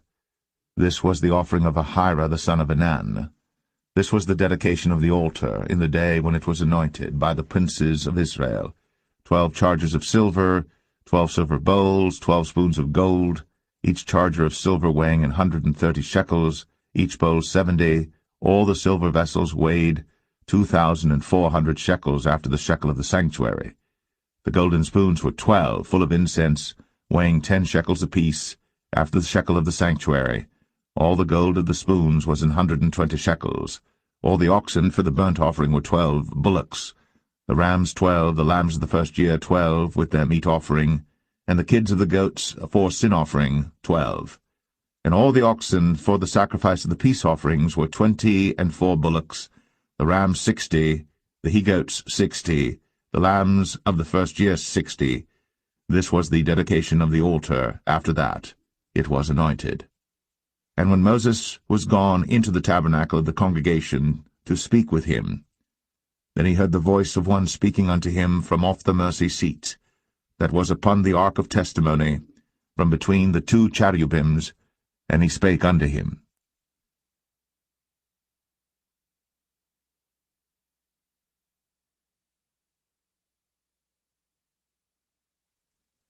Numbers 8. And the Lord spake unto Moses, saying, Speak unto Aaron, and say unto him, When thou lightest the lamps, the 7 lamps shall give light over against the candlestick. And Aaron did so. He lighted the lamps thereof over against the candlestick, as the Lord commanded Moses. And this work of the candlestick was of beaten gold, unto the shaft thereof, unto the flowers thereof was beaten work, according unto the pattern which the Lord had shown Moses. So he made the candlestick. And the Lord spake unto Moses, saying, Take the Levites from among the children of Israel, and cleanse them. And thus shalt thou do unto them to cleanse them. Sprinkle water of purifying upon them, and let them shave all their flesh, and let them wash their clothes, and so make themselves clean. Then let them take a young bullock with his meat offering, even fine flour mingled with oil, and another young bullock shalt thou take for a sin offering. And thou shalt bring the Levites before the tabernacle of the congregation, and thou shalt gather the whole assembly of the children of Israel together. And thou shalt bring the Levites before the Lord, and the children of Israel shall put their hands upon the Levites. And Aaron shall offer the Levites before the Lord for an offering of the children of Israel, that they may execute the service of the Lord. And the Levites shall lay their hands upon the heads of the bullocks, and thou shalt offer the one for a sin offering, and the other for a burnt offering unto the Lord, to make an atonement for the Levites. And thou shalt set the Levites before Aaron, and before his sons, and offer them for an offering unto the Lord. Thus shalt thou separate the Levites from among the children of Israel, and the Levites shall be mine. And after that shall the Levites go in to do the service of the tabernacle of the congregation. And thou shalt cleanse them and offer them for an offering. For they are wholly given unto me from among the children of Israel, instead of such as open every womb, even instead of the firstborn of all the children of Israel, have I taken them unto me.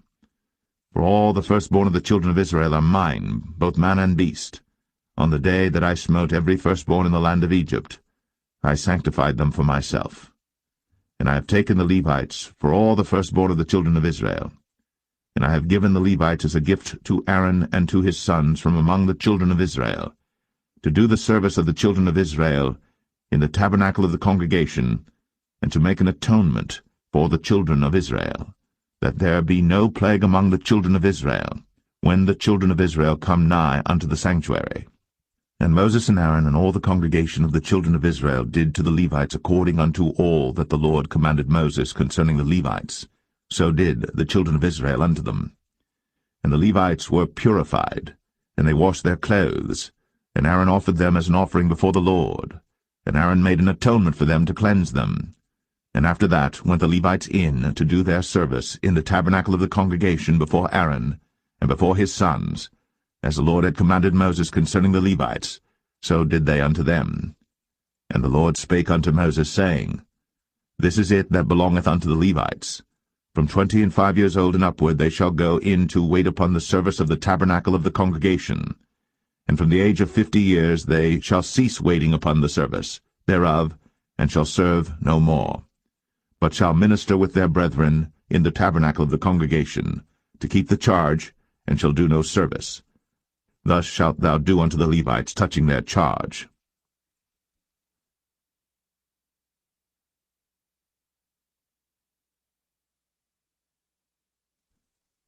Numbers 9. And the Lord spake unto Moses in the wilderness of Sinai, in the first month of the 2nd year, after they were come out of the land of Egypt, saying, Let the children of Israel also keep the Passover at his appointed season. In the 14th day of this month, at even, ye shall keep it in his appointed season, according to all the rites of it, and according to all the ceremonies thereof shall ye keep it. And Moses spake unto the children of Israel, that they should keep the Passover. And they kept the Passover on the 14th day of the first month, at even, in the wilderness of Sinai, according to all that the Lord commanded Moses, so did the children of Israel. And there were certain men who were defiled by the dead body of a man, that they could not keep the Passover on that day.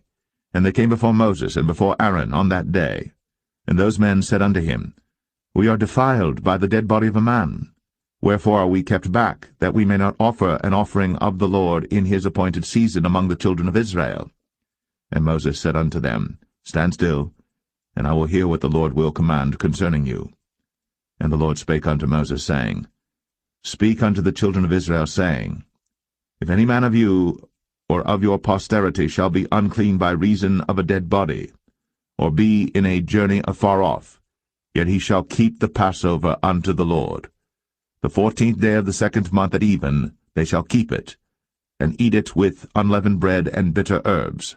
They shall leave none of it unto the morning, nor break any bone of it. According to all the ordinances of the Passover they shall keep it. But the man that is clean, and is not in a journey, and forbeareth to keep the Passover, even the same soul shall be cut off from among his people, because he brought not the offering of the Lord in his appointed season. That man shall bear his sin. And if a stranger shall sojourn among you, and will keep the Passover unto the Lord, according to the ordinance of the Passover, and according to the manner thereof, so shall he do.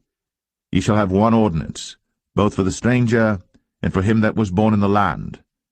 And on the day that the tabernacle was reared up, the cloud covered the tabernacle, namely the tent of the testimony. And at even there was upon the tabernacle as it were the appearance of fire until the morning. So it was always. The cloud covered it by day, and the appearance of fire by night. And when the cloud was taken up from the tabernacle, then after that the children of Israel journeyed. In the place where the cloud abode, there the children of Israel pitched their tents. At the commandment of the Lord the children of Israel journeyed, and at the commandment of the Lord they pitched. As long as the cloud abode upon the tabernacle, they rested in their tents. And when the cloud tarried long upon the tabernacle many days, then the children of Israel kept the charge of the Lord, and journeyed not. And so it was, when the cloud was a few days upon the tabernacle, according to the commandment of the Lord, they abode in their tents, and according to the commandment of the Lord they journeyed. And so it was, when the cloud abode from even unto the morning, and that the cloud was taken up in the morning, then they journeyed. Whether it was by day or by night, that the cloud was taken up, they journeyed. Or whether it were 2 days, or a month, or a year, that the cloud tarried upon the tabernacle, remaining thereon, the children of Israel abode in their tents, and journeyed not. But when it was taken up, they journeyed. At the commandment of the Lord they rested in the tents, and at the commandment of the Lord they journeyed.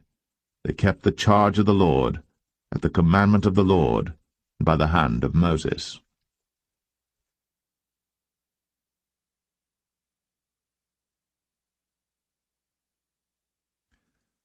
Numbers 10. And the Lord spake unto Moses, saying, Make thee 2 trumpets of silver, of a whole piece shalt thou make them, that thou mayest use them for the calling of the assembly, and for the journeying of the camps. And when they shall blow with them, all the assembly shall assemble themselves to thee at the door of the tabernacle of the congregation. And if they blow but with 1 trumpet, then the princes, which are heads of the thousands of Israel, shall gather themselves unto thee. When ye blow an alarm, then the camps that lie on the east parts shall go forward. When ye blow an alarm the 2nd time, then the camps that lie on the south side shall take their journey. They shall blow an alarm for their journeys.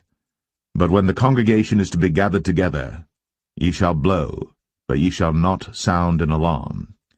And the sons of Aaron the priests shall blow with the trumpets, and they shall be to you for an ordinance forever throughout your generations. And if ye go to war in your land against the enemy that oppresseth you, then ye shall blow an alarm with the trumpets, and ye shall be remembered before the Lord your God, and ye shall be saved from your enemies.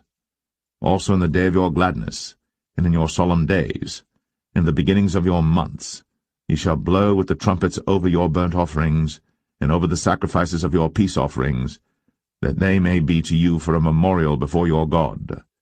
I am the Lord your God. And it came to pass on the 20th day of the 2nd month, in the 2nd year, that the cloud was taken up from off the tabernacle of the testimony. And the children of Israel took their journeys out of the wilderness of Sinai, and the cloud rested in the wilderness of Paran. And they first took their journey according to the commandment of the Lord by the hand of Moses. In the first place went the standard of the camp of the children of Judah according to their armies, and over his host was Nahshon the son of Amminadab. And over the host of the tribe of the children of Issachar was Nethanel the son of Zuar. And over the host of the tribe of the children of Zebulun was Eliab the son of Helon. And the tabernacle was taken down, and the sons of Gershon and the sons of Merari set forward, bearing the tabernacle. And the standard of the camp of Reuben set forward according to their armies. And over his host was Elizur the son of Shadur. And over the host of the tribe of the children of Simeon was Shelumiel the son of Zerushadai. And over the host of the tribe of the children of Gad was Eliasaph the son of Duel. And the Kohathites set forward, bearing the sanctuary, and the other did set up the tabernacle against they came. And the standard of the camp of the children of Ephraim set forward according to their armies, and over his host was Elishama the son of Ammihud. And over the host of the tribe of the children of Manasseh was Gamaliel the son of Pedazur. And over the host of the tribe of the children of Benjamin was Abidan the son of Gideoni. And the standard of the camp of the children of Dan set forward, which was the rearward of all the camps throughout their hosts. And over his host was Ahiezer the son of Ammishaddai. And over the host of the tribe of the children of Asher was Pagiel the son of Ochran. And over the host of the tribe of the children of Naphtali was Ahira the son of Enan. Thus were the journeyings of the children of Israel according to their armies, when they set forward. And Moses said unto Hobab the son of Raguel the Midianite, Moses' father-in-law, We are journeying unto the place of which the Lord said, I will give it you. Come thou with us, and we will do thee good. For the Lord hath spoken good concerning Israel. And he said unto him, I will not go, but I will depart to mine own land and to my kindred. And he said, Leave us not, I pray thee, for as much as thou knowest how we are to encamp in the wilderness, and thou mayest be to us instead of eyes. And it shall be, if thou go with us, yea, it shall be that what goodness the Lord shall do unto us, the same will we do unto thee. And they departed from the mount of the Lord 3 days' journey. And the ark of the covenant of the Lord went before them in the 3 days' journey, to search out a resting place for them. And the cloud of the Lord was upon them by day, when they went out of the camp. And it came to pass, when the ark set forward, that Moses said, Rise up, Lord, and let thine enemies be scattered, and let them that hate thee flee before thee. And when it rested, he said, Return, O Lord, unto the many thousands of Israel.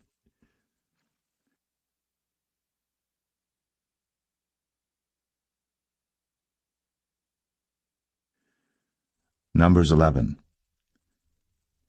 And when the people complained, it displeased the Lord. And the Lord heard it, and his anger was kindled. And the fire of the Lord burnt among them, and consumed them that were in the uttermost parts of the camp. And the people cried unto Moses. And when Moses prayed unto the Lord, the fire was quenched. And he called the name of the place Taberah, because the fire of the Lord burnt among them. And the mixed multitude that was among them fell a-lusting. And the children of Israel also wept again, and said, Who shall give us flesh to eat? We remember the fish which we did eat in Egypt freely, the cucumbers, and the melons, and the leeks, and the onions, and the garlic. But now our soul is dried away.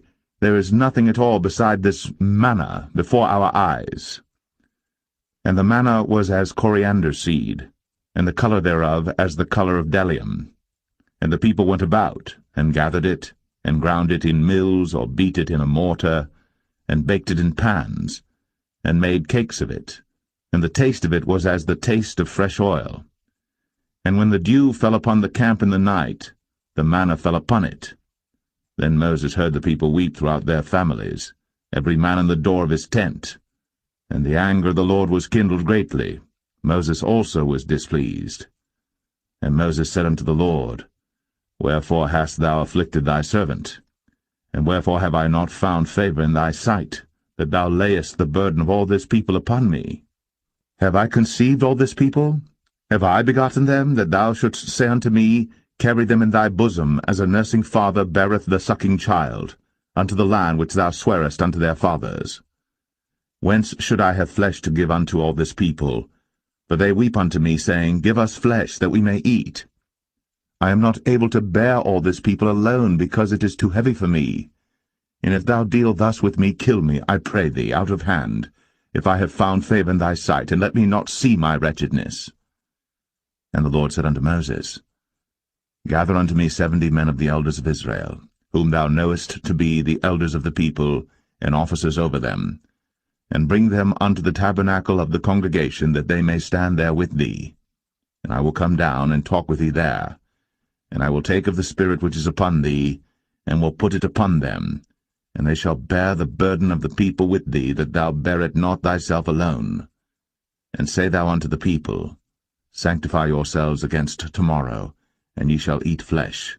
For ye have wept in the ears of the Lord, saying, Who shall give us flesh to eat? For it was well with us in Egypt. Therefore the Lord will give you flesh, and ye shall eat. Ye shall not eat 1 day, nor 2 days, nor 5 days, neither 10 days, nor 20 days, but even a whole month, until it come out at your nostrils, and it be loathsome unto you, because that ye have despised the Lord which is among you, and have wept before him, saying, Why came we forth out of Egypt? And Moses said, The people among whom I am are 600,000 footmen, and thou hast said, I will give them flesh, that they may eat a whole month. Shall the flocks and the herds be slain for them to suffice them? Or shall all the fish of the sea be gathered together for them to suffice them? And the Lord said unto Moses, Is the Lord's hand waxed short? Thou shalt see now whether my word shall come to pass unto thee or not.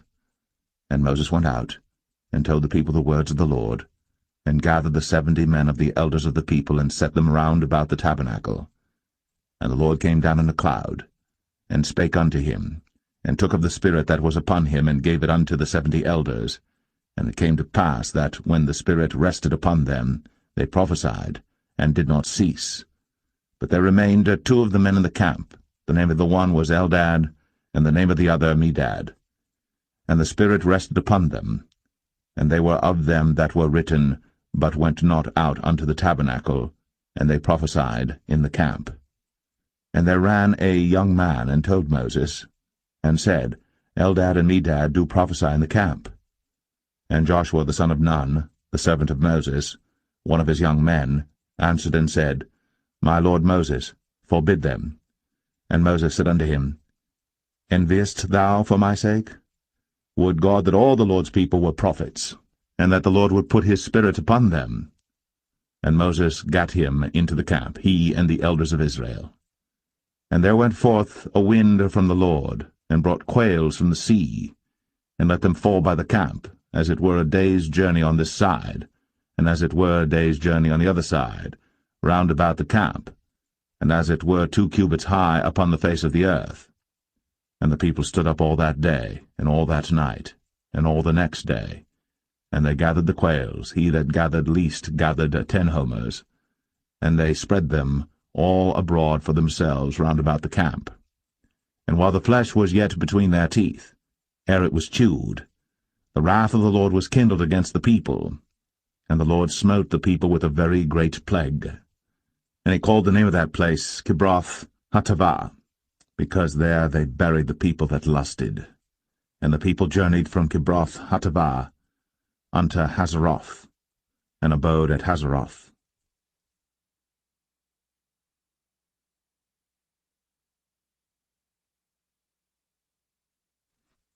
Numbers 12. And Miriam and Aaron spake against Moses because of the Ethiopian woman whom he had married, for he had married an Ethiopian woman. And they said, Hath the Lord indeed spoken only by Moses? Hath he not spoken also by us? And the Lord heard it. Now the man Moses was very meek, above all the men which were upon the face of the earth. And the Lord spake suddenly unto Moses, and unto Aaron, and unto Miriam, Come out ye 3 unto the tabernacle of the congregation. And they 3 came out.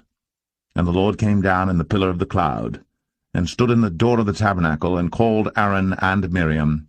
And they both came forth. And he said, Hear now my words. If there be a prophet among you, I the Lord will make myself known unto him in a vision, and will speak unto him in a dream. My servant Moses is not so, who is faithful in all mine house. With him will I speak mouth to mouth, even apparently, and not in dark speeches. And the similitude of the Lord shall he behold. Wherefore then were ye not afraid to speak against my servant Moses? And the anger of the Lord was kindled against them, and he departed. And the cloud departed from off the tabernacle, and behold, Miriam became leprous, white as snow. And Aaron looked upon Miriam, and behold, she was leprous. And Aaron said unto Moses, Alas, my Lord, I beseech thee, lay not the sin upon us, wherein we have done foolishly, and wherein we have sinned. Let her not be as one dead, of whom the flesh is half consumed, when he cometh out of his mother's womb. And Moses cried unto the Lord, saying, Heal her now, O God, I beseech thee.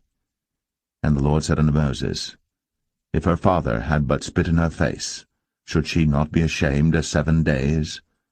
Let her be shut out from the camp 7 days, and after that let her be received in again.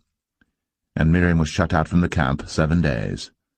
And the people journeyed not till Miriam was brought in again. And afterward the people removed from Hazeroth, and pitched in the wilderness of Paran.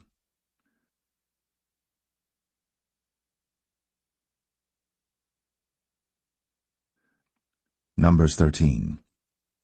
And the Lord spake unto Moses, saying, Send thou men, that they may search the land of Canaan, which I give unto the children of Israel. Of every tribe of their fathers shall ye send a man, every one a ruler among them. And Moses, by the commandment of the Lord, sent them from the wilderness of Paran. All those men were heads of the children of Israel. And these were their names: of the tribe of Reuben, Shammua, the son of Zakur; of the tribe of Simeon, Shaphat, the son of Ori; of the tribe of Judah, Caleb, the son of Jephunneh; of the tribe of Issachar, Igal, the son of Joseph; of the tribe of Ephraim, Hoshea, the son of Nun; of the tribe of Benjamin, Paltai, the son of Raphu; of the tribe of Zebulun, Gadiel, the son of Sodai; of the tribe of Joseph, namely, of the tribe of Manasseh, Gadai, the son of Susai; of the tribe of Dan, Amiel, the son of Gemalli; of the tribe of Asher, Sethur, the son of Michael; of the tribe of Naphtali, Nabai, the son of Vophsi; of the tribe of Gad, Geuel, the son of Machi. These are the names of the men which Moses sent to spy out the land. And Moses called Hoshea, the son of Nun, Jehoshua.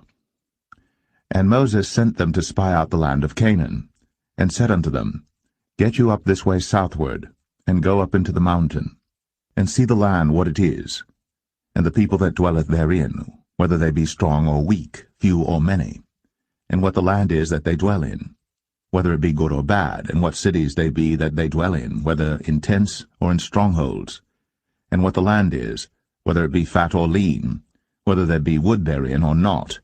And be ye of good courage, and bring of the fruit of the land. Now the time was the time of the first ripe grapes.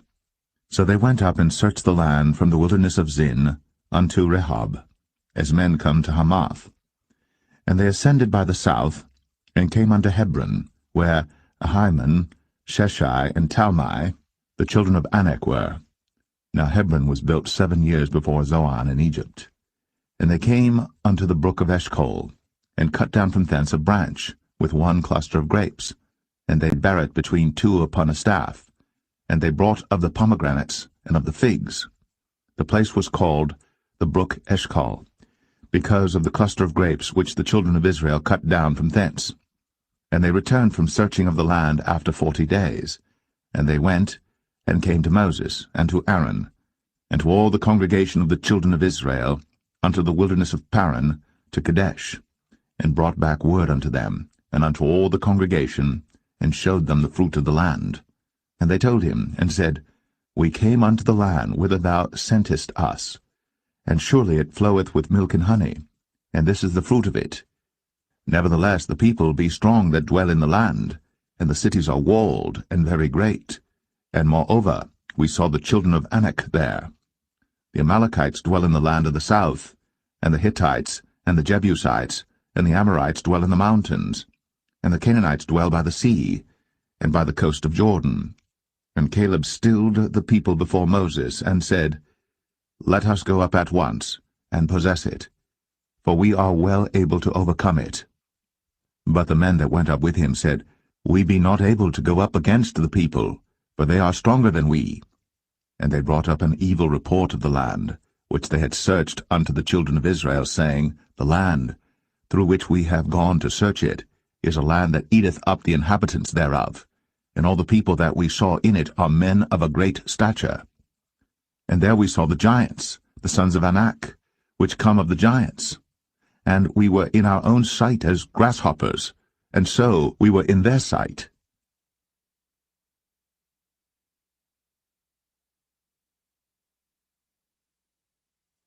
Numbers 14. And all the congregation lifted up their voice, and cried, and the people wept that night. And all the children of Israel murmured against Moses, and against Aaron. And the whole congregation said unto them, Would God that we had died in the land of Egypt, or would God we had died in this wilderness? And wherefore hath the Lord brought us unto this land, to fall by the sword, that our wives and our children should be a prey? Were it not better for us to return into Egypt? And they said one to another, Let us make a captain, and let us return into Egypt. Then Moses and Aaron fell on their faces before all the assembly of the congregation of the children of Israel. And Joshua, the son of Nun, and Caleb, the son of Jephunneh, which were of them that searched the land, rent their clothes. And they spake unto all the company of the children of Israel, saying, The land, which we passed through to search it, is an exceeding good land. If the Lord delight in us, then he will bring us into this land, and give it us, a land which floweth with milk and honey. Only rebel not ye against the Lord, neither fear ye the people of the land, for they are bread for us. Their defense is departed from them, and the Lord is with us. Fear them not. But all the congregation bade stone them with stones. And the glory of the Lord appeared in the tabernacle of the congregation before all the children of Israel. And the Lord said unto Moses, How long will this people provoke me? And how long will it be ere they believe me, for all the signs which I have shown among them?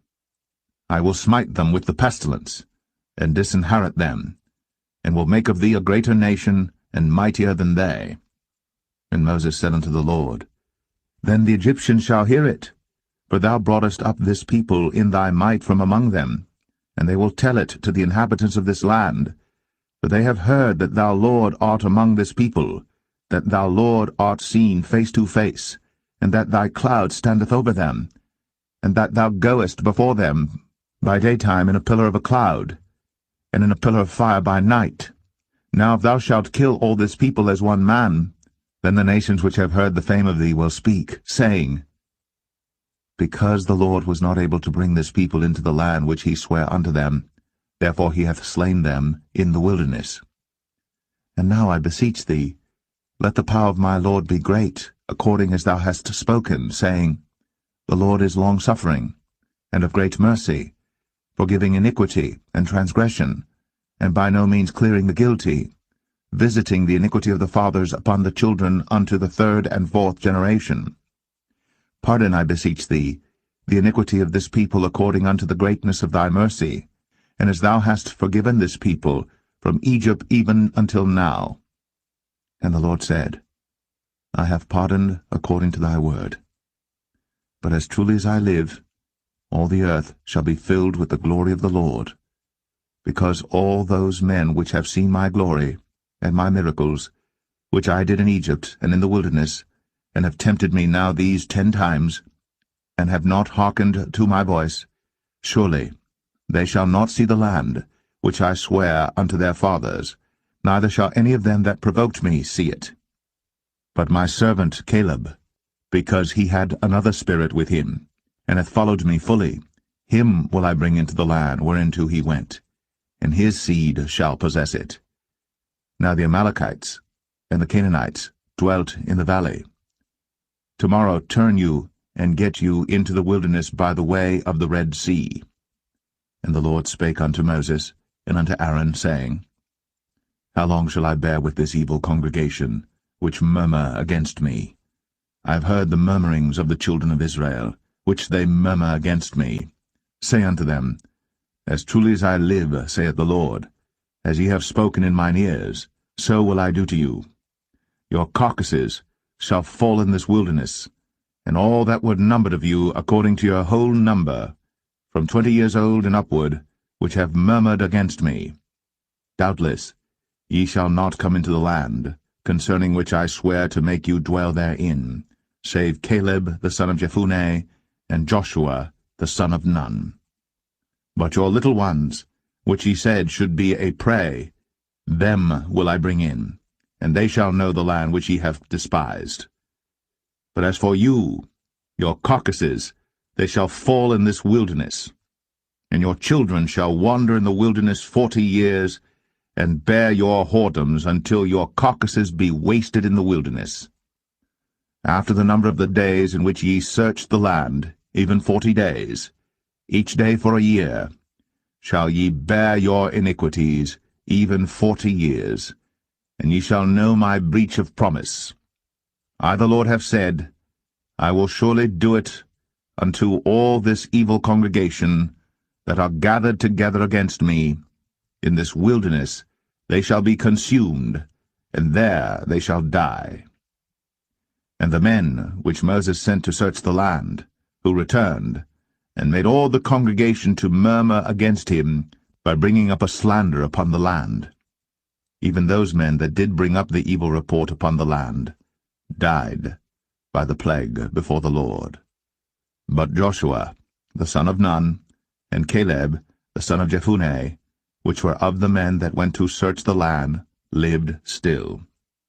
And Moses told these sayings unto all the children of Israel. And the people mourned greatly. And they rose up early in the morning, and gat them up into the top of the mountain, saying, Lo, we be here, and will go up unto the place which the Lord hath promised, for we have sinned. And Moses said, Wherefore now do ye transgress the commandment of the Lord? But it shall not prosper. Go not up, for the Lord is not among you, that ye be not smitten before your enemies. For the Amalekites and the Canaanites are there before you, and ye shall fall by the sword, because ye are turned away from the Lord. Therefore the Lord will not be with you. But they presumed to go up unto the hilltop. Nevertheless the ark of the covenant of the Lord and Moses departed not out of the camp. Then the Amalekites came down, and the Canaanites which dwelt in that hill, and smote them, and discomfited them, even unto Hormah.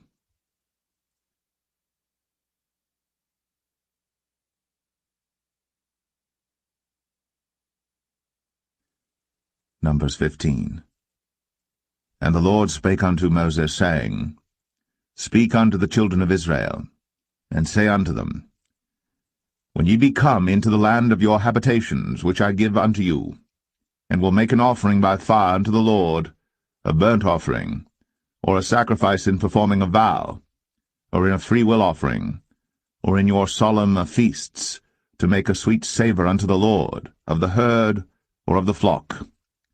Then shall he that offereth his offering unto the Lord bring a meat offering of a 10th deal of flour mingled with the 4th part of an hin of oil, and the 4th part of an hin of wine for a drink offering shalt thou prepare with the burnt offering or sacrifice for one lamb. Or for a ram thou shalt prepare for a meat offering 2/10 deals of flour mingled with the 3rd part of an hin of oil. And for a drink offering thou shalt offer the 3rd part of an hin of wine for a sweet savour unto the Lord. And when thou preparest a bullock for a burnt offering, or for a sacrifice in performing a vow, or peace offerings unto the Lord, then shall he bring with a bullock a meat offering of 3/10 deals of flour mingled with half an hin of oil. And thou shalt bring for a drink offering half an hin of wine, for an offering made by fire, of a sweet savour unto the Lord. Thus shall it be done for one bullock, or for one ram, or for a lamb, or a kid, according to the number that ye shall prepare. So shall ye do to every one according to their number.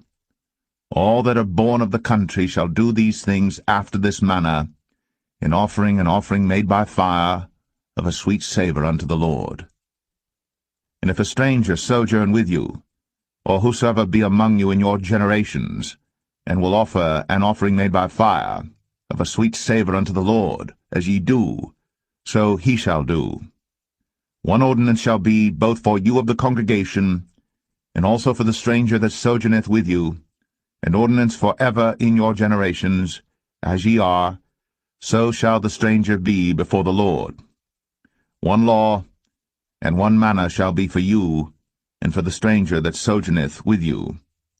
And the Lord spake unto Moses, saying, Speak unto the children of Israel, and say unto them, When ye come into the land whither I bring you, then it shall be that when ye eat of the bread of the land, ye shall offer up an heave offering unto the Lord. Ye shall offer up a cake of the first of your dough for an heave offering.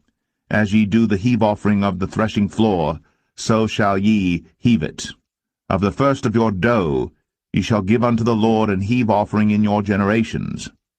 And if ye have erred, and not observed all these commandments which the Lord hath spoken unto Moses, even all that the Lord hath commanded you by the hand of Moses, from the day that the Lord commanded Moses, and henceforward among your generations, then it shall be, if aught be committed by ignorance without the knowledge of the congregation, that all the congregation shall offer one young bullock for a burnt offering, for a sweet savour unto the Lord, with his meat offering and his drink offering, according to the manner, and one kid of the goats for a sin offering.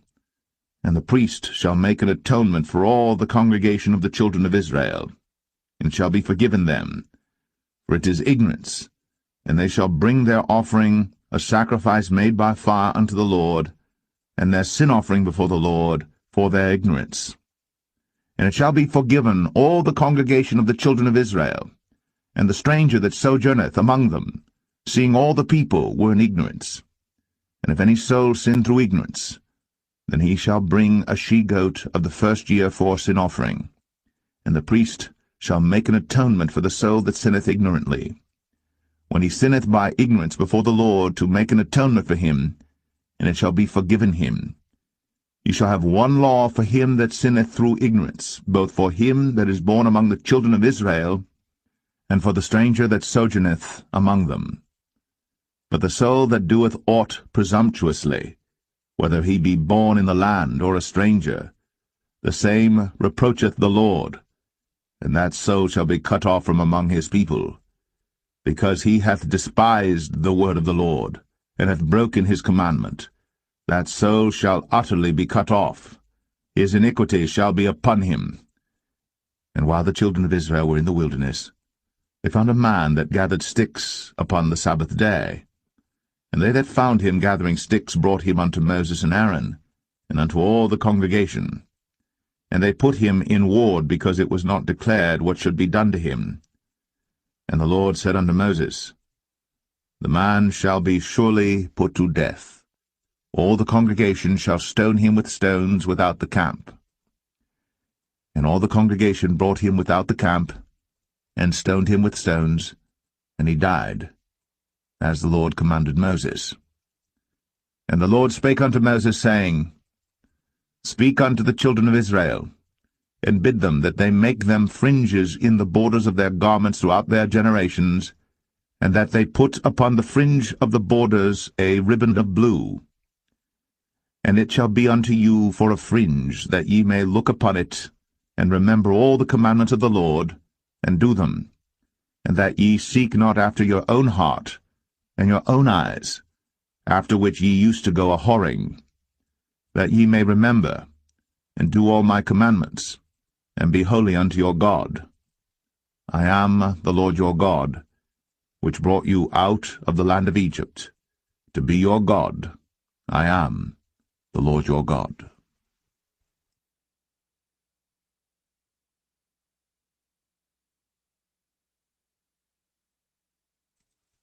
Numbers 16.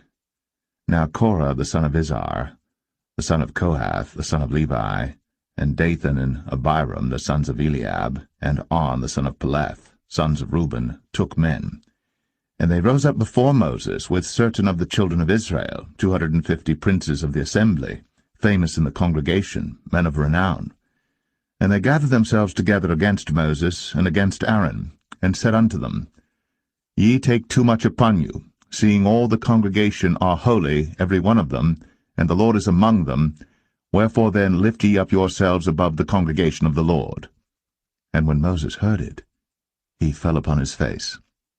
And he spake unto Korah and unto all his company, saying, Even tomorrow the Lord will show who are his, and who is holy, and will cause him to come near unto him. Even him whom he hath chosen will he cause to come near unto him. This do, take your censers, Korah, and all his company, and put fire therein, and put incense in them before the Lord tomorrow. And it shall be, that the man whom the Lord doth choose, he shall be holy. Ye take too much upon you, ye sons of Levi. And Moses said unto Korah, Hear, I pray you, ye sons of Levi. Seemeth it but a small thing unto you, that the God of Israel hath separated you from the congregation of Israel, to bring you near to himself, to do the service of the tabernacle of the Lord, and to stand before the congregation to minister unto them? And he hath brought thee near to him, and all thy brethren, the sons of Levi, with thee. And seek ye the priesthood also? For which cause both thou and all thy company are gathered together against the Lord? And what is Aaron, that ye murmur against him? And Moses sent to call Dathan and Abiram, the sons of Eliab, which said, We will not come up. Is it a small thing that thou hast brought us up out of a land that floweth with milk and honey, to kill us in the wilderness, except thou make thyself altogether a prince over us? Moreover, thou hast not brought us into a land that floweth with milk and honey, or given us inheritance of fields and vineyards. Wilt thou put out the eyes of these men? We will not come up. And Moses was very wroth, and said unto the Lord, Respect not thou their offering. I have not taken one ass from them, neither have I hurt one of them. And Moses said unto Korah, Be thou and all thy company before the Lord, thou and they, and Aaron, tomorrow. And take every man his censer, and put incense in them, and bring ye before the Lord every man his censer, 250 censers, thou also, and Aaron, each of you, his censer. And they took every man his censer, and put fire in them, and laid incense thereon, and stood in the door of the tabernacle of the congregation with Moses and Aaron. And Korah gathered all the congregation against them unto the door of the tabernacle of the congregation. And the glory of the Lord appeared unto all the congregation. And the Lord spake unto Moses and unto Aaron, saying, Separate yourselves from among this congregation, that I may consume them in a moment. And they fell upon their faces, and said, O God, the God of the spirits of all flesh, shall one man sin, and wilt thou be wroth with all the congregation? And the Lord spake unto Moses, saying, Speak unto the congregation, saying, Get you up from about the tabernacle of Korah, Dathan, and Abiram. And Moses rose up, and went unto Dathan and Abiram, and the elders of Israel followed him. And he spake unto the congregation, saying, Depart, I pray you, from the tents of these wicked men, and touch nothing of theirs, lest ye be consumed in all their sins. So they gat up from the tabernacle of Korah, Dathan and Abiram, on every side. And Dathan and Abiram came out, and stood in the door of their tents, and their wives and their sons, and their little children. And Moses said, Hereby ye shall know that the Lord hath sent me to do all these works, for I have not done them of mine own mind. If these men die the common death of all men, or if they be visited after the visitation of all men, then the Lord hath not sent me.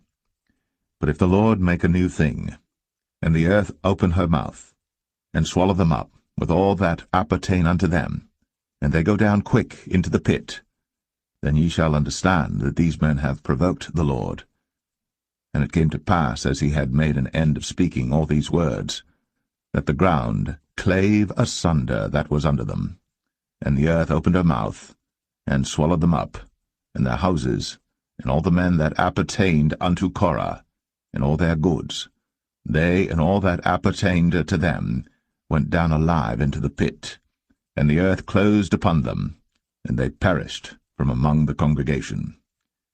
And all Israel that were round about them fled at the cry of them, for they said, Lest the earth swallow us up also. And there came out a fire from the Lord, and consumed the 250 men that offered incense.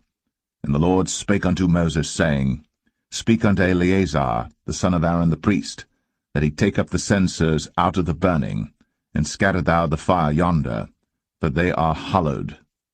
The censers of these sinners against their own souls, let them make them broad plates for a covering of the altar, for they offered them before the Lord. Therefore they are hallowed, and they shall be a sign unto the children of Israel.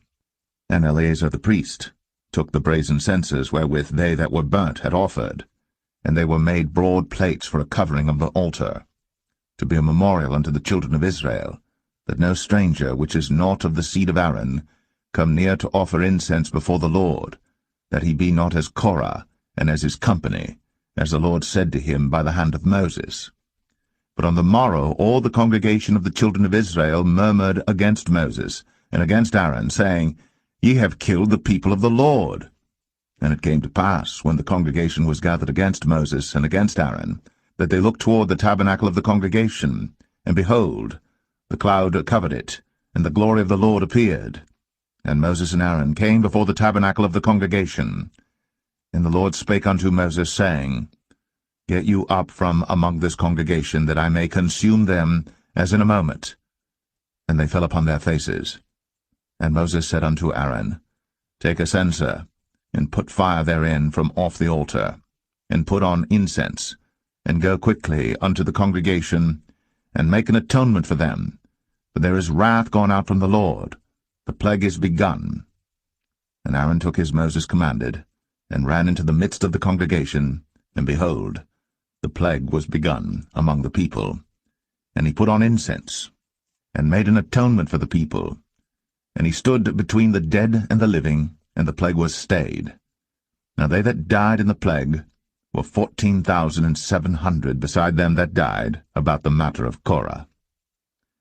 And Aaron returned unto Moses, unto the door of the tabernacle of the congregation, and the plague was stayed.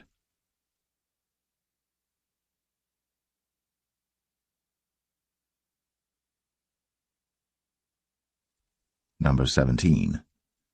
And the Lord spake unto Moses, saying, Speak unto the children of Israel, and take of every one of them a rod according to the house of their fathers, of all their princes according to the house of their fathers 12 rods. Write thou every man's name upon his rod. And thou shalt write Aaron's name upon the rod of Levi. For 1 rod shall be for the head of the house of their fathers. And thou shalt lay them up in the tabernacle of the congregation before the testimony, where I will meet with you. And it shall come to pass that the man's rod, whom I shall choose, shall blossom, and I will make to cease from me the murmurings of the children of Israel, whereby they murmur against you. And Moses spake unto the children of Israel, and every one of their princes gave him a rod apiece, for each prince 1 according to their fathers' houses, even 12 rods, and the rod of Aaron was among their rods. And Moses laid up the rods before the Lord in the tabernacle of witness. And it came to pass that on the morrow Moses went into the tabernacle of witness, and behold, the rod of Aaron for the house of Levi was budded, and brought forth buds, and bloomed blossoms, and yielded almonds. And Moses brought out all the rods from before the Lord unto all the children of Israel. And they looked, and took every man his rod. And the Lord said unto Moses, Bring Aaron's rod again before the testimony to be kept for a token against the rebels. And thou shalt quite take away their murmurings from me, that they die not. And Moses did so. As the Lord commanded him, so did he. And the children of Israel spake unto Moses, saying, Behold, we die, we perish, we all perish. Whosoever cometh anything near unto the tabernacle of the Lord shall die. Shall we be consumed with dying?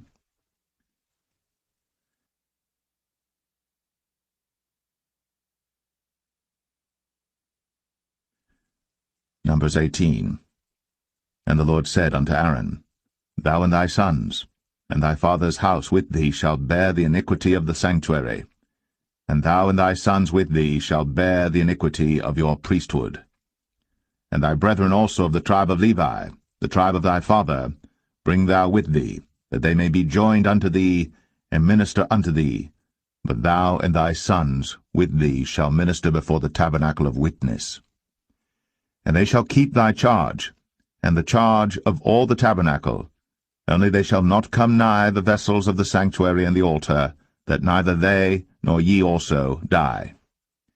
And they shall be joined unto thee, and keep the charge of the tabernacle of the congregation, for all the service of the tabernacle, and a stranger shall not come nigh unto you. And ye shall keep the charge of the sanctuary, and the charge of the altar, that there be no wrath any more upon the children of Israel. And I, behold, I have taken your brethren the Levites from among the children of Israel. To you they are given as a gift for the Lord, to do the service of the tabernacle of the congregation.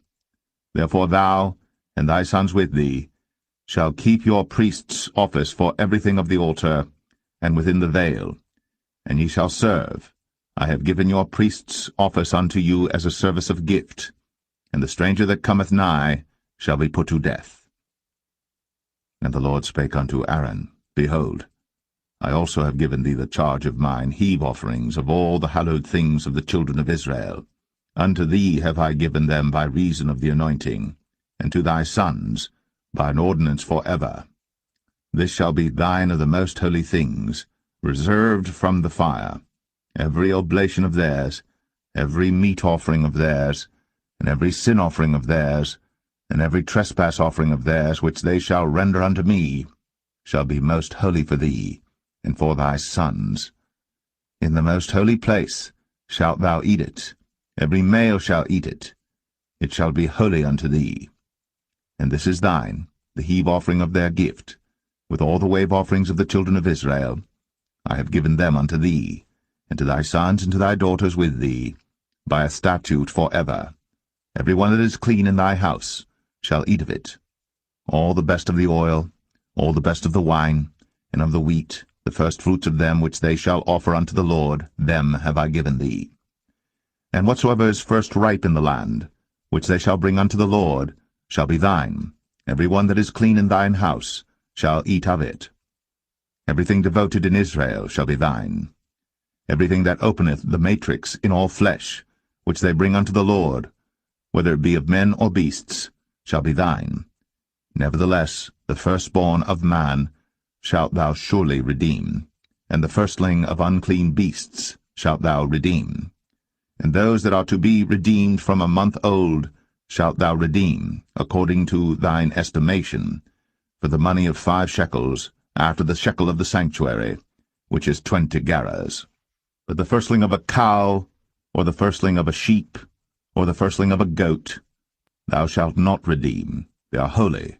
Thou shalt sprinkle their blood upon the altar, and shalt burn their fat for an offering made by fire, for a sweet savour unto the Lord. And the flesh of them shall be thine, as the wave breast and as the right shoulder are thine. All the heave offerings of the holy things which the children of Israel offer unto the Lord have I given thee, and thy sons and thy daughters with thee, by a statute for ever. It is a covenant of salt for ever before the Lord unto thee, and to thy seed with thee. And the Lord spake unto Aaron, Thou shalt have no inheritance in their land, neither shalt thou have any part among them. I am thy part, and thine inheritance among the children of Israel. And behold, I have given the children of Levi all the 10th in Israel for an inheritance, for their service which they serve, even the service of the tabernacle of the congregation. Neither must the children of Israel henceforth come nigh the tabernacle of the congregation, lest they bear sin and die. But the Levites shall do the service of the tabernacle of the congregation, and they shall bear their iniquity. It shall be a statute for ever throughout your generations, that among the children of Israel they have no inheritance. But the tithes of the children of Israel, which they offer as an heave offering unto the Lord, I have given to the Levites to inherit. Therefore I have said unto them, Among the children of Israel they shall have no inheritance. And the Lord spake unto Moses, saying, Thus speak unto the Levites, and say unto them, When ye take of the children of Israel the tithes which I have given you from them for your inheritance, then ye shall offer up an heave offering of it for the Lord, even a 10th part of the tithe. And this your heave offering shall be reckoned unto you, as though it were the corn of the threshing floor, and as the fullness of the winepress. Thus ye also shall offer an heave offering unto the Lord of all your tithes, which ye receive of the children of Israel, and ye shall give thereof of the Lord's heave offering to Aaron the priest. Out of all your gifts ye shall offer every heave offering of the Lord, of all the best thereof, even the hallowed part thereof out of it. Therefore thou shalt say unto them, When ye have heaved the best thereof from it, then it shall be counted unto the Levites as the increase of the threshing floor, and as the increase of the winepress. And ye shall eat it in every place, ye and your households. For it is your reward for your service in the tabernacle of the congregation, and ye shall bear no sin by reason of it, when ye have heaved from it the best of it. Neither shall ye pollute the holy things of the children of Israel, lest ye die.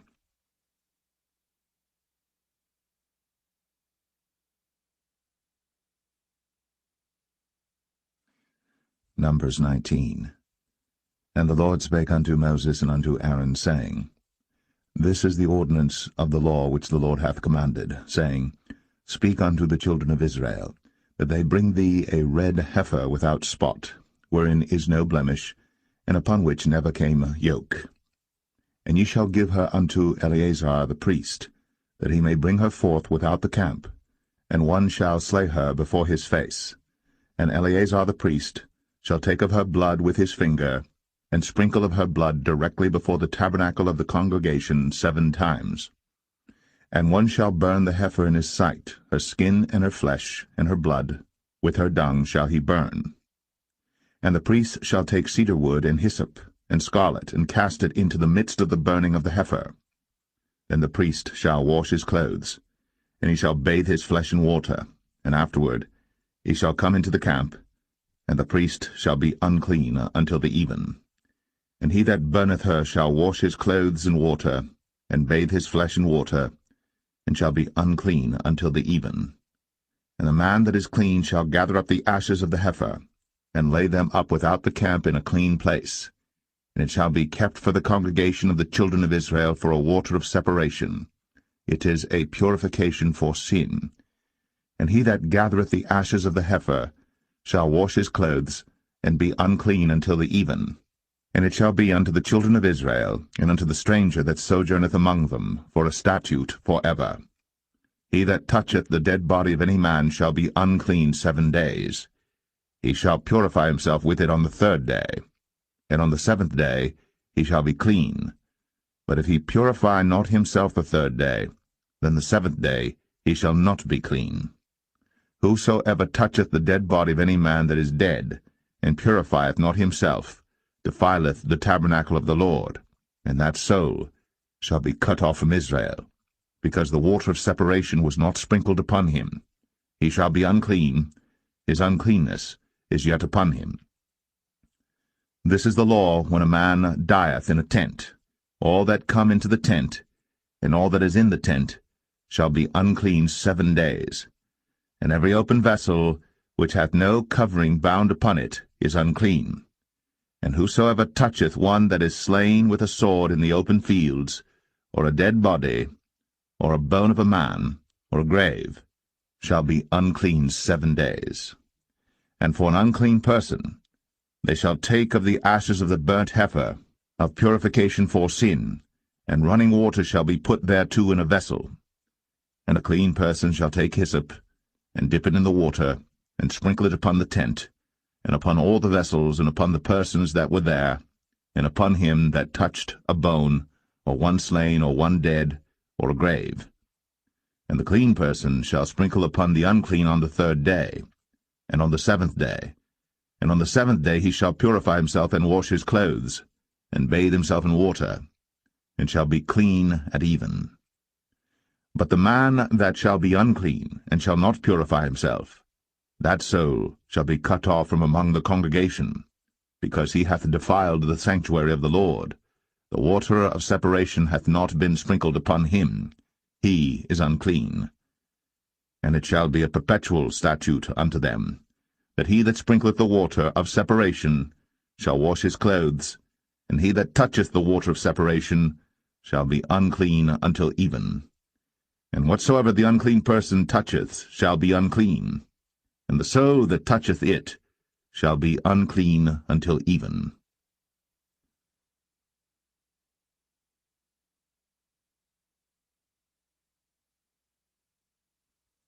Numbers 20. Then came the children of Israel, even the whole congregation, into the desert of Zin, in the 1st month, and the people abode in Kadesh. And Miriam died there, and was buried there. And there was no water for the congregation, and they gathered themselves together against Moses and against Aaron. And the people chode with Moses, and spake, saying, Would God that we had died when our brethren died before the Lord! And why have ye brought up the congregation of the Lord into this wilderness, that we and our cattle should die there? And wherefore have ye made us to come up out of Egypt, to bring us in unto this evil place? It is no place of seed, or of figs, or of vines, or of pomegranates, neither is there any water to drink.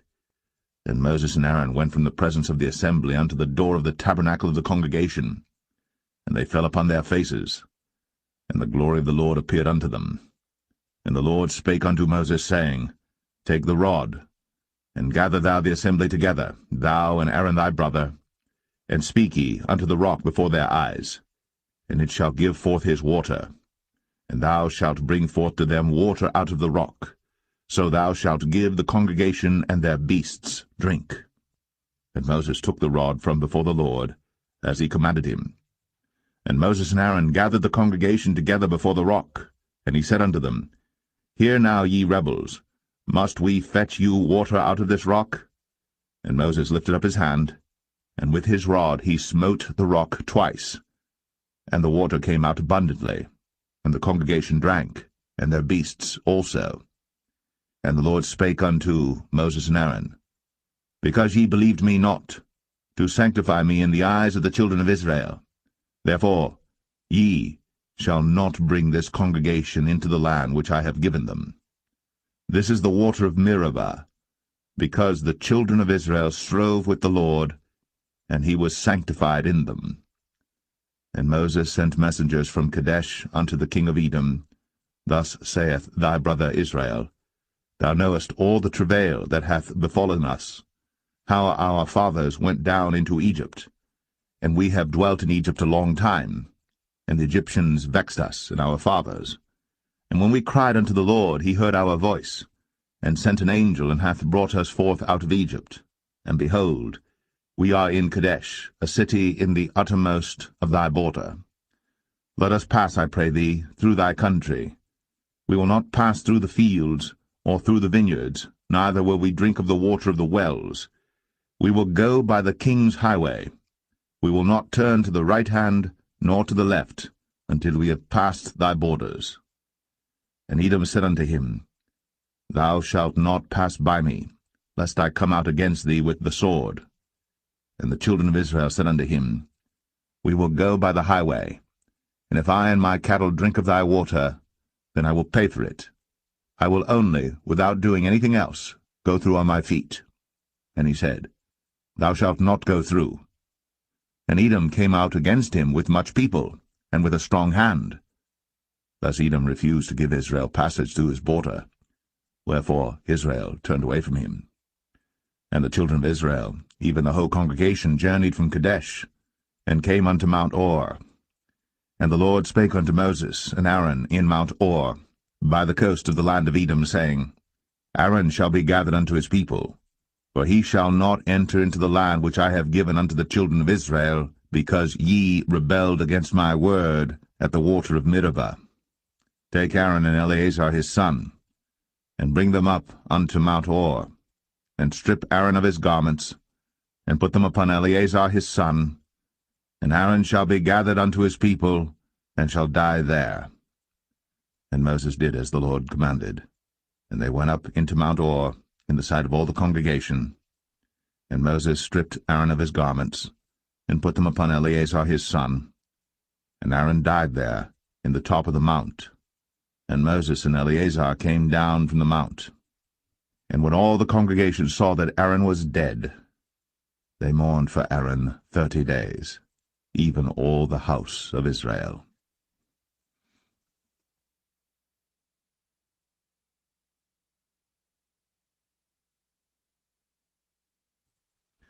Numbers 21. And when King Arad, the Canaanite, which dwelt in the south, heard tell that Israel came by the way of the spies, then he fought against Israel, and took some of them prisoners. And Israel vowed a vow unto the Lord, and said, If thou wilt indeed deliver this people into my hand, then I will utterly destroy their cities. And the Lord hearkened to the voice of Israel, and delivered up the Canaanites, and they utterly destroyed them in their cities. And he called the name of the place Ormah. And they journeyed from Mount Or by the way of the Red Sea to compass the land of Edom. And the soul of the people was much discouraged because of the way. And the people spake against God, and against Moses.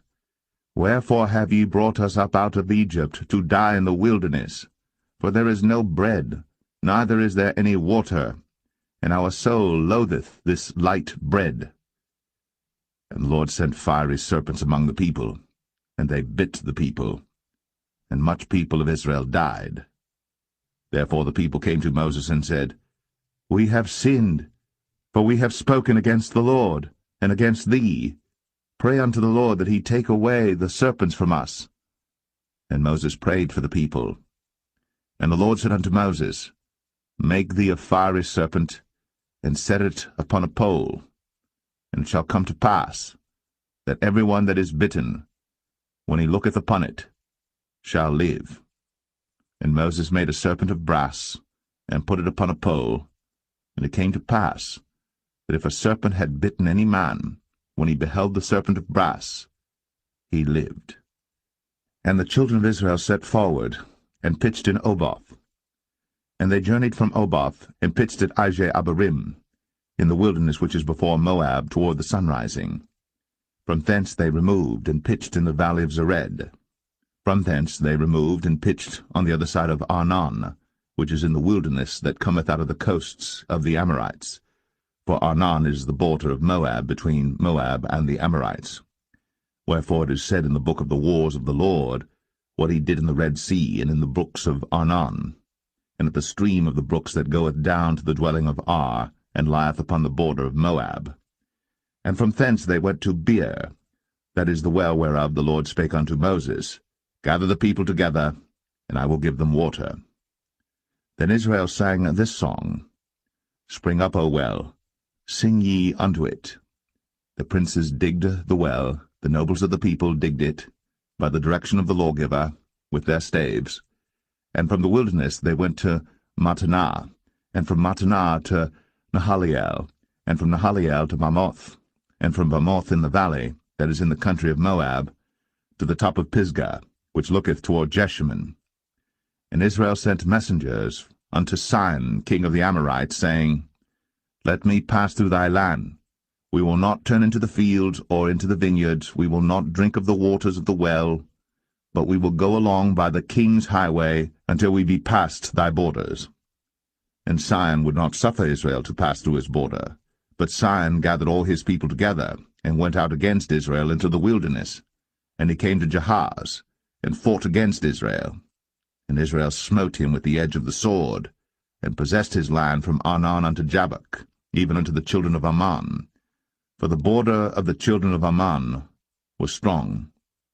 And Israel took all these cities, and Israel dwelt in all the cities of the Amorites, in Heshbon, in all the villages thereof. For Heshbon was the city of Sihon the king of the Amorites, who had fought against the former king of Moab, and taken all his land out of his hand, even unto Arnon. Wherefore they that speak in Proverbs say, Come into Heshbon, let the city of Sihon be built and prepared.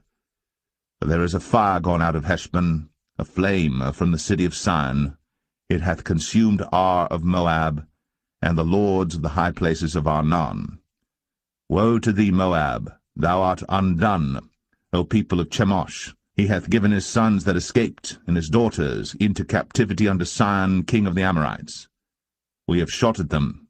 Heshbon is perished even unto Dibon, and we have laid them waste even unto Nephah, which reacheth unto Medeba. Thus Israel dwelt in the land of the Amorites. And Moses sent to spy out Jazer, and they took the villages thereof, and drove out the Amorites that were there. And they turned, and went up by the way of Bashan, and Og the king of Bashan went out against them, he and all his people, to the battle at Edrei. And the Lord said unto Moses, Fear him not, for I have delivered him into thy hand, and all his people in his land. And thou shalt do to him as thou didst unto Sihon king of the Amorites, which dwelt at Heshbon. So they smote him, and his sons, and all his people, until there was none left him alive, and they possessed his land.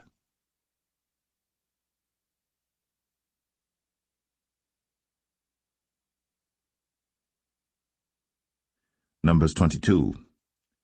And the children of Israel set forward, and pitched in the plains of Moab, on this side Jordan, by Jericho. And Balak the son of Zippor saw all that Israel had done to the Amorites.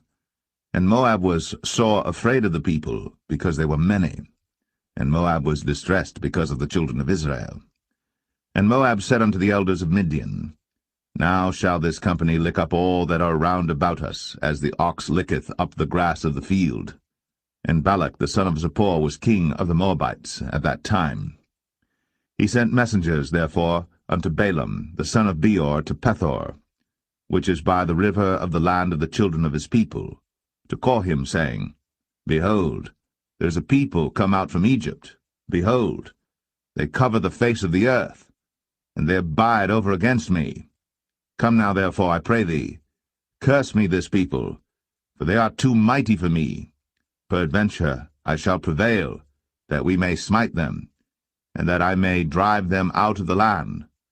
For I wot that he whom thou blessest is blessed, and he whom thou cursest is cursed.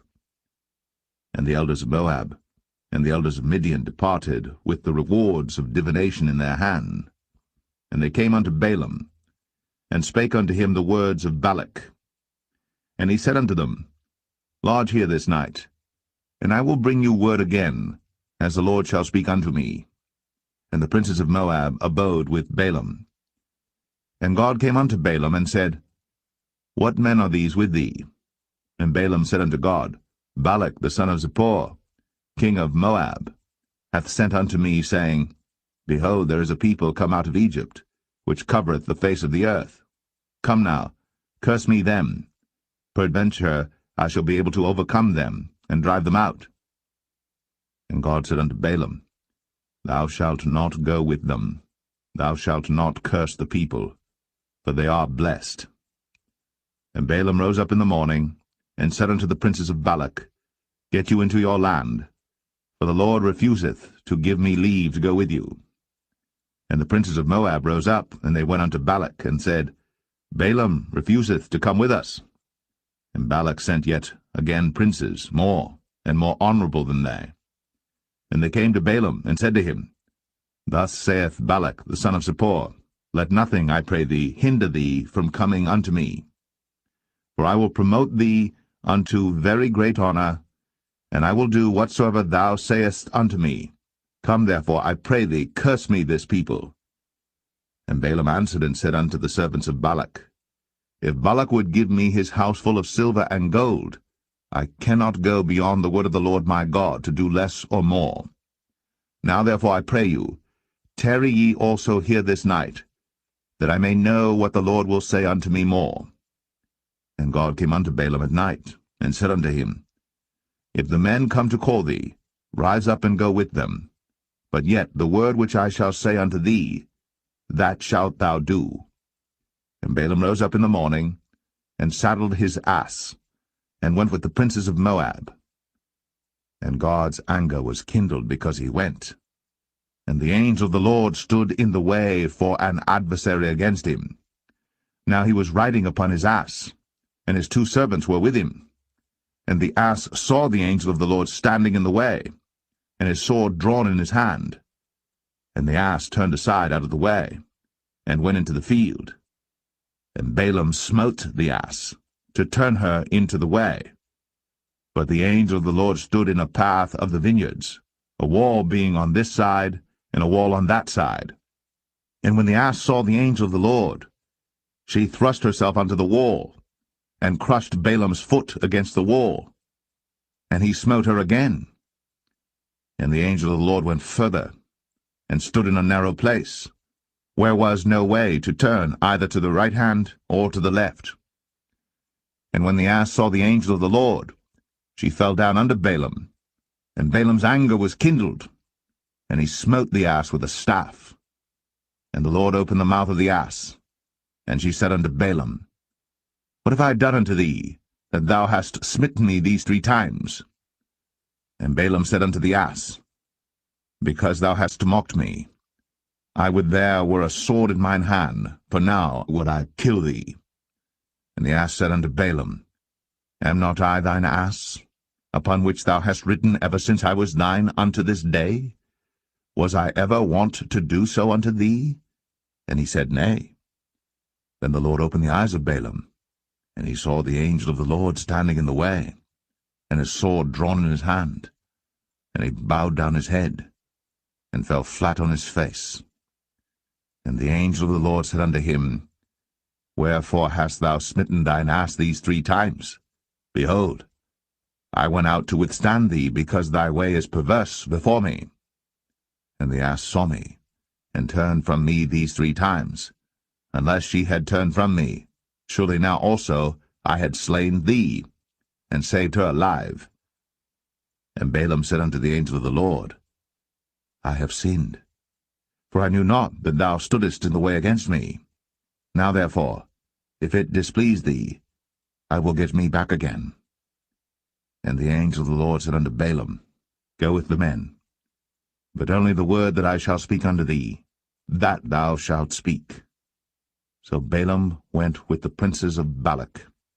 And when Balak heard that Balaam was come, he went out to meet him unto a city of Moab, which is in the border of Arnon, which is in the utmost coast. And Balak said unto Balaam, Did I not earnestly send unto thee to call thee? Wherefore camest thou not unto me? Am I not able indeed to promote thee to honour? And Balaam said unto Balak, Lo, I am come unto thee. Have I now any power at all to say anything? The word that God putteth in my mouth, that shall I speak. And Balaam went with Balak, and they came unto Kirjath-Uzoth. And Balak offered oxen and sheep, and sent to Balaam, and to the princes that were with him. And it came to pass on the morrow that Balak took Balaam, and brought him up into the high places of Baal, that thence he might see the utmost part of the people.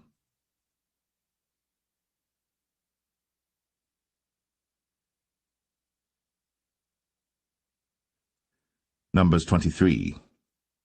And Balaam said unto Balak, Build me here 7 altars, and prepare me here 7 oxen and 7 rams. And Balak did as Balaam had spoken. And Balak and Balaam offered on every altar a bullock and a ram. And Balaam said unto Balak, Stand by thy burnt offering, and I will go. Peradventure the Lord will come to meet me, and whatsoever he showeth me, I will tell thee. And he went to an high place.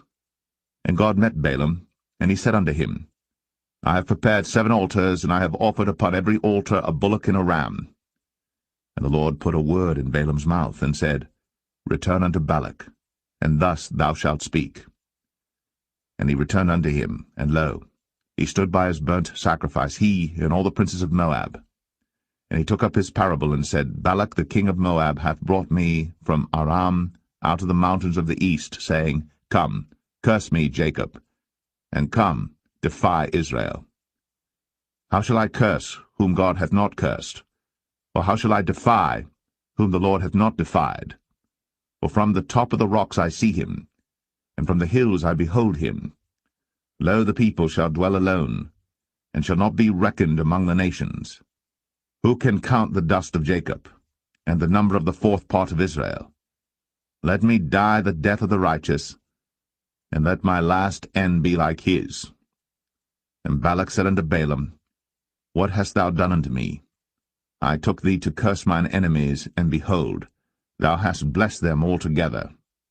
And he answered and said, Must I not take heed to speak that which the Lord hath put in my mouth?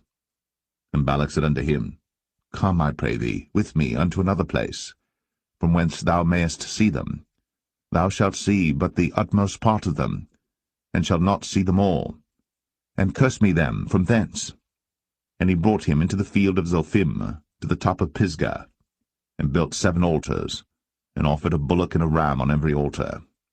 And he said unto Balak, Stand here by thy burnt offering, while I meet the Lord yonder.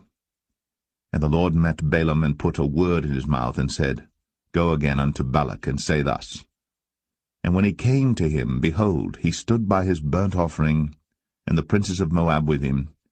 And Balak said unto him, What hath the Lord spoken? And he took up his parable, and said, Rise up, Balak, and hear. Hearken unto me, thou son of Zippor. God is not a man, that he should lie, neither the Son of Man, that he should repent. Hath he said, and shall he not do it? Or hath he spoken, and shall he not make it good? Behold, I have received commandment to bless, and he hath blessed, and I cannot reverse it. He hath not beheld iniquity in Jacob, neither hath he seen perverseness in Israel. The Lord his God is with him, and the shout of a king is among them. God brought them out of Egypt. He hath, as it were, the strength of an unicorn. Surely there is no enchantment against Jacob, neither is there any divination against Israel. According to this time it shall be said of Jacob and of Israel, What hath God wrought? Behold, the people shall rise up as a great lion, and lift up himself as a young lion. He shall not lie down until he eat of the prey, and drink the blood of the slain. And Balak said unto Balaam, Neither curse them at all, nor bless them at all. But Balaam answered, and said unto Balak, Told not I thee, saying, All that the Lord speaketh, that I must do? And Balak said unto Balaam, Come, I pray thee, I will bring thee unto another place. Peradventure it will please God that thou mayest curse me them from thence. And Balak brought Balaam unto the top of Peor, that looketh toward Jeshimon. And Balaam said unto Balak, Build me here 7 altars, and prepare me here 7 bullocks and 7 rams. And Balak did as Balaam had said, and offered a bullock and a ram on every altar.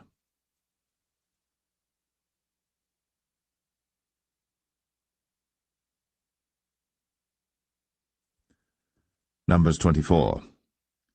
And when Balaam saw that it pleased the Lord to bless Israel, he went not, as at other times, to seek for enchantments, but he set his face toward the wilderness. And Balaam lifted up his eyes, and he saw Israel abiding in his tents according to their tribes.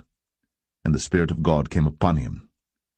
And he took up his parable, and said, Balaam the son of Beor hath said, and the man whose eyes are open hath said, He hath said, which heard the words of God, which saw the vision of the Almighty, falling into a trance, but having his eyes open, How goodly are thy tents, O Jacob, and thy tabernacles, O Israel!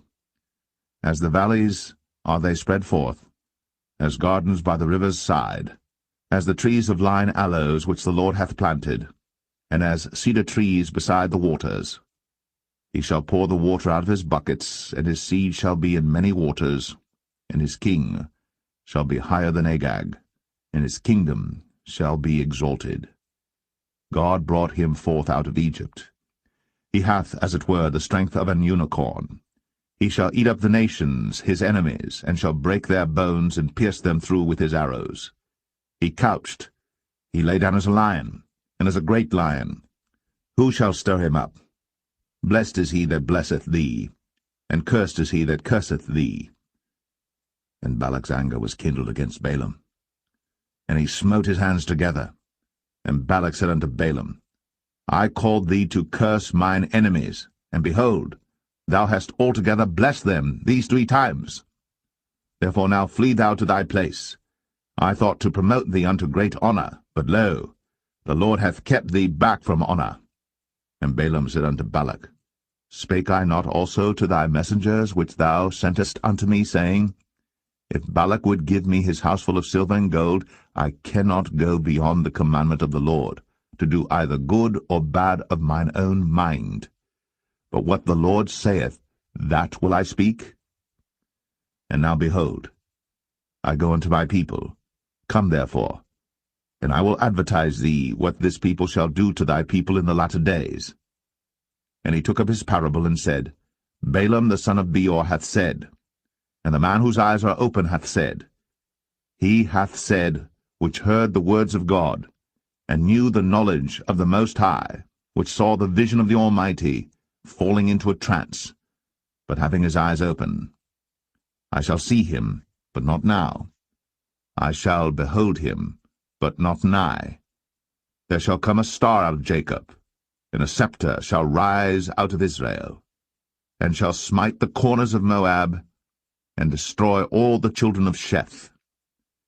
And Edom shall be a possession, Sire also shall be a possession for his enemies. And Israel shall do valiantly. Out of Jacob shall come he that shall have dominion, and shall destroy him that remaineth of the city. And when he looked on Amalek, he took up his parable, and said, Amalek was the first of the nations, but his latter end shall be that he perish for ever.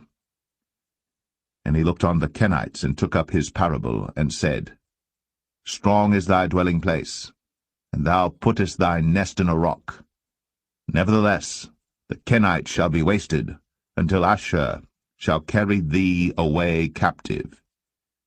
And he took up his parable and said, Alas, who shall live when God doeth this? And ships shall come from the coast of Chittim, and shall afflict Asher, and shall afflict Eber, and he also shall perish for ever.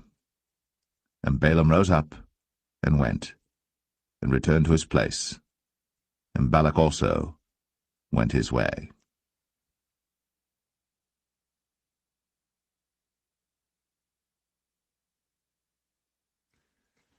Numbers 25. And Israel abode in Shittim, and the people began to commit whoredom with the daughters of Moab. And they called the people unto the sacrifices of their gods, and the people did eat, and bowed down to their gods. And Israel joined himself unto Baal Peor, and the anger of the Lord was kindled against Israel. And the Lord said unto Moses, Take all the heads of the people, and hang them up before the Lord against the sun, that the fierce anger of the Lord may be turned away from Israel. And Moses said unto the judges of Israel, Slay ye every one his men that were joined unto Baal Peor. And behold, one of the children of Israel came and brought unto his brethren a Midianitish woman in the sight of Moses, and in the sight of all the congregation of the children of Israel, who were weeping before the door of the tabernacle of the congregation. And when Phinehas the son of Eleazar the son of Aaron the priest saw it, he rose up from among the congregation, and took a javelin in his hand, and he went after the man of Israel into the tent, and thrust both of them through, the man of Israel, and the woman through her belly. So the plague was stayed from the children of Israel. And those that died in the plague were 24,000. And the Lord spake unto Moses, saying, Phinehas the son of Eleazar, the son of Aaron the priest, hath turned my wrath away from the children of Israel, while he was zealous for my sake among them, that I consumed not the children of Israel in my jealousy. Wherefore say, Behold, I give unto him my covenant of peace, and he shall have it, and his seed after him, even the covenant of an everlasting priesthood, because he was zealous for his God, and made an atonement for the children of Israel. Now the name of the Israelite that was slain, even that was slain with the Midianitish woman, was Zimri, the son of Salu, a prince of a chief house among the Simeonites. And the name of the Midianitish woman that was slain was Cosbi, the daughter of Zur. He was head over a people, and of a chief house in Midian. And the Lord spake unto Moses, saying, Vex the Midianites, and smite them, for they vex you with their wiles, wherewith they have beguiled you in the matter of Peor, and in the matter of Cosbi, the daughter of a prince of Midian, their sister, which was slain in the day of the plague, for Peor's sake.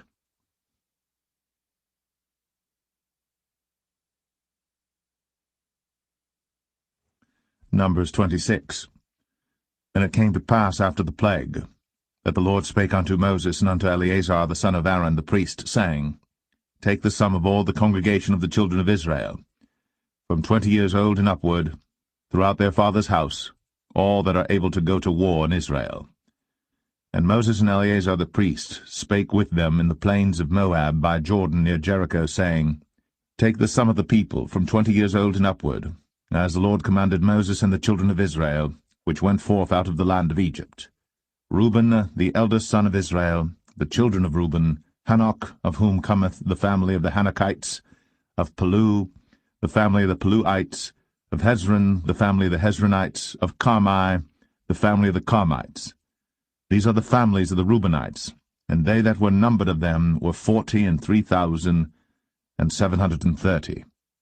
And the sons of Palu, Eliab, and the sons of Eliab, Nemuel, and Dathan, and Abiram. This is that Dathan and Abiram which were famous in the congregation, who strove against Moses and against Aaron in the company of Korah, when they strove against the Lord. And the earth opened her mouth, and swallowed them up together with Korah, when that company died, what time the fire devoured 250 men, and they became a sign. Notwithstanding, the children of Korah died not.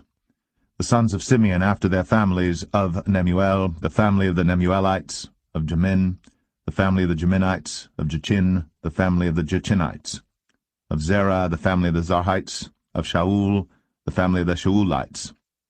These are the families of the Simeonites, 22,200. The children of Gad after their families, of Zephon, the family of the Zephonites, of Haggai, the family of the Haggites, of Shuni, the family of the Shunites, of Ozni, the family of the Oznites, of Eri, the family of the Erites, of Arad, the family of the Aradites, of Arali, the family of the Aralites. These are the families of the children of Gad according to those that were numbered of them, 40,500. The sons of Judah were and Onan, and Onan died in the land of Canaan. And the sons of Judah after their families were, of Shelah, the family of the Shelanites, of Pharez, the family of the Pharzites, of Zerah, the family of the Zarhites. And the sons of Pharez were, of Hezron, the family of the Hezronites, of Hamul, the family of the Hamulites. These are the families of Judah according to those that were numbered of them, 16,500. Of the sons of Issachar after their families, of Tola, the family of the Tolaites, of Puah, the family of the Punites, of Jashub, the family of the Jashubites, of Shimron, the family of the Shimronites. These are the families of Issachar according to those that were numbered of them, 64,300. Of the sons of Zebulun after their families, of Sered, the family of the Sardites, of Elon, the family of the Elonites, of Jaleel, the family of the Jaleelites. These are the families of the Zebulunites, according to those that were numbered of them, 60,500. The sons of Joseph after their families were Manasseh and Ephraim. Of the sons of Manasseh, of Machir, the family of the Machirites, and Machir begat Gilead. Of Gilead come the family of the Gileadites. These are the sons of Gilead. Of Jezer, the family of the Jezerites, of Helek, the family of the Helekites, and of Azriel, the family of the Azrielites, and of Shechem, the family of the Shechemites, and of Shemida, the family of the Shemidites, and of Hepher, the family of the Hepherites. And Zelophehad, the son of Hepher, had no sons, but daughters. And the names of the daughters of Zelophehad were Mahlah and Noah, Hoglah, Milcah, and Tirzah. These are the families of Manasseh, and those that were numbered of them, 52,700. These are the sons of Ephraim after their families. Of Shuthelah, the family of the Shuthalites, of Becher, the family of the Bachrites, of Tahan, the family of the Tahanites. And these are the sons of Shuthelah, of Iran, the family of the Iranites. These are the families of the sons of Ephraim according to those that were numbered of them, 32,500. These are the sons of Joseph after their families. The sons of Benjamin after their families, of Bela, the family of the Belites, of Ashbel, the family of the Ashbelites, of Ahiram, the family of the Ahiramites, of Shepham, the family of the Shuphamites, of Hupham, the family of the Huphamites. And the sons of Bela were Ard and Naaman, of Ard, the family of the Ardites, and of Naaman, the family of the Naamites. These are the sons of Benjamin after their families, and they that were numbered of them were 45,600. These are the sons of Dan after their families, of Shuham, the family of the Shuhamites. These are the families of Dan after their families. All the families of the Shuhamites, according to those that were numbered of them, were 64,400.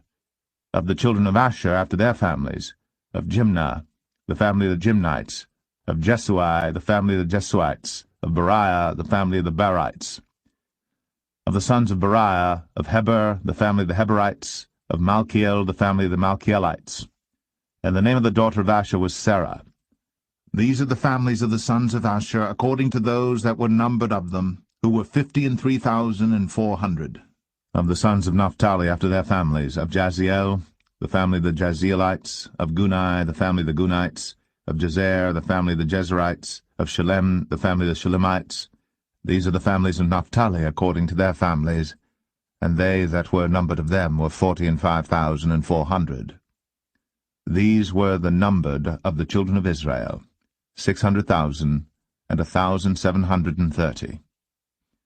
And the Lord spake unto Moses, saying, Unto these the land shall be divided for an inheritance according to the number of names.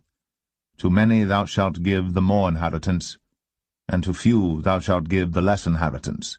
To every one shall his inheritance be given according to those that were numbered of him. Notwithstanding the land shall be divided by lot. According to the names of the tribes of their fathers they shall inherit. According to the lot shall the possession thereof be divided between many and few. And these are they that were numbered of the Levites after their families. Of Gershon, the family of the Gershonites. Of Kohath, the family of the Kohathites. Of Merari, the family of the Merarites. These are the families of the Levites, the family of the Libnites, the family of the Hebronites, the family of the Mahlites, the family of the Mushites, the family of the Korathites. And Kohath begat Amram. And the name of Amram's wife was Jochebed, the daughter of Levi, whom her mother bare to Levi in Egypt. And she bare unto Amram Aaron and Moses, and Miriam their sister. And unto Aaron was born Nadab and Abihu, Eleazar and Ithamar. And Nadab and Abihu died when they offered strange fire before the Lord. And those that were numbered of them were 23,000, all males, from a month old and upward. But they were not numbered among the children of Israel, because there was no inheritance given them among the children of Israel. These are they that were numbered by Moses and Eleazar the priest, who numbered the children of Israel in the plains of Moab by Jordan near Jericho. But among these there was not a man of them whom Moses and Aaron the priest numbered, when they numbered the children of Israel in the wilderness of Sinai. For the Lord had said of them, They shall surely die in the wilderness. And there was not left a man of them, save Caleb the son of Jephunneh, and Joshua the son of Nun.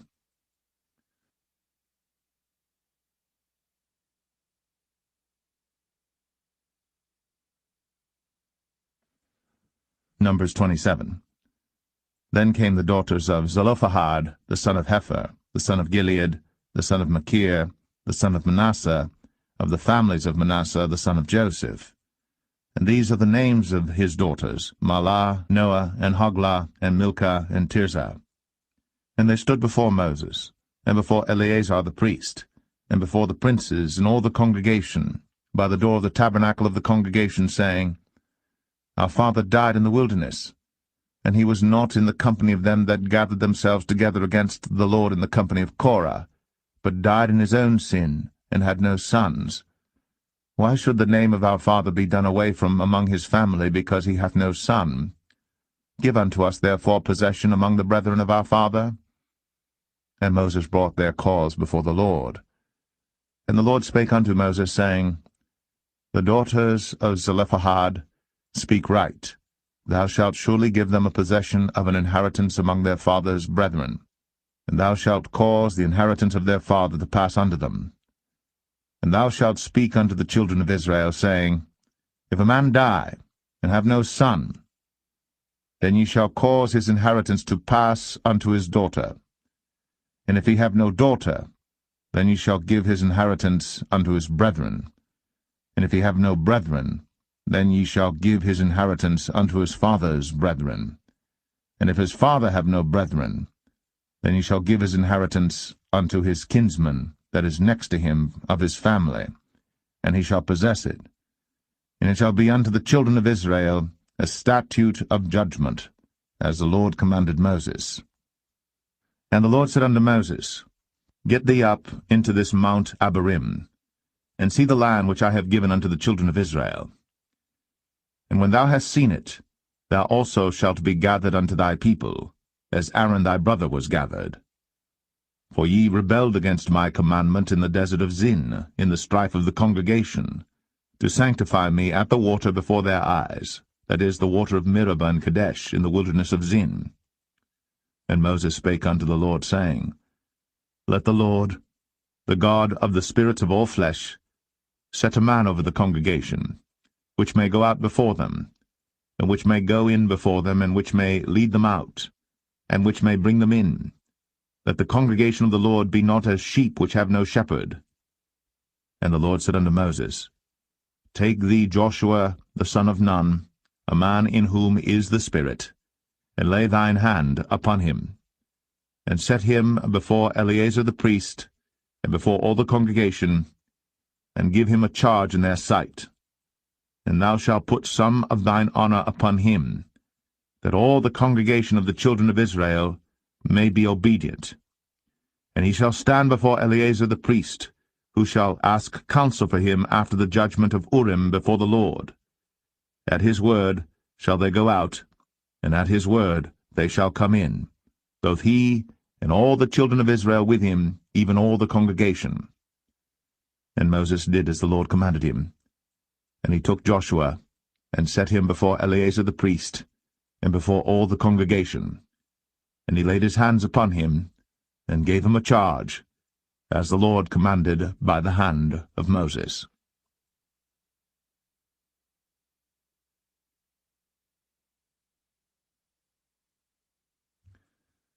Numbers 28. And the Lord spake unto Moses, saying, Command the children of Israel, and say unto them, My offering, and my bread for my sacrifices made by fire for a sweet savour unto me, shall ye observe to offer unto me in their due season. And thou shalt say unto them, This is the offering made by fire, which ye shall offer unto the Lord, 2 lambs of the first year without spot day by day, for a continual burnt offering. The 1 lamb shalt thou offer in the morning, and the other lamb shalt thou offer at even, and a 10th part of an ephah of flour for a meat offering mingled with the 4th part of an hin of beaten oil. It is a continual burnt offering which was ordained in Mount Sinai for a sweet savour, a sacrifice made by fire unto the Lord. And the drink offering thereof shall be the 4th part of an hin for the 1 lamb.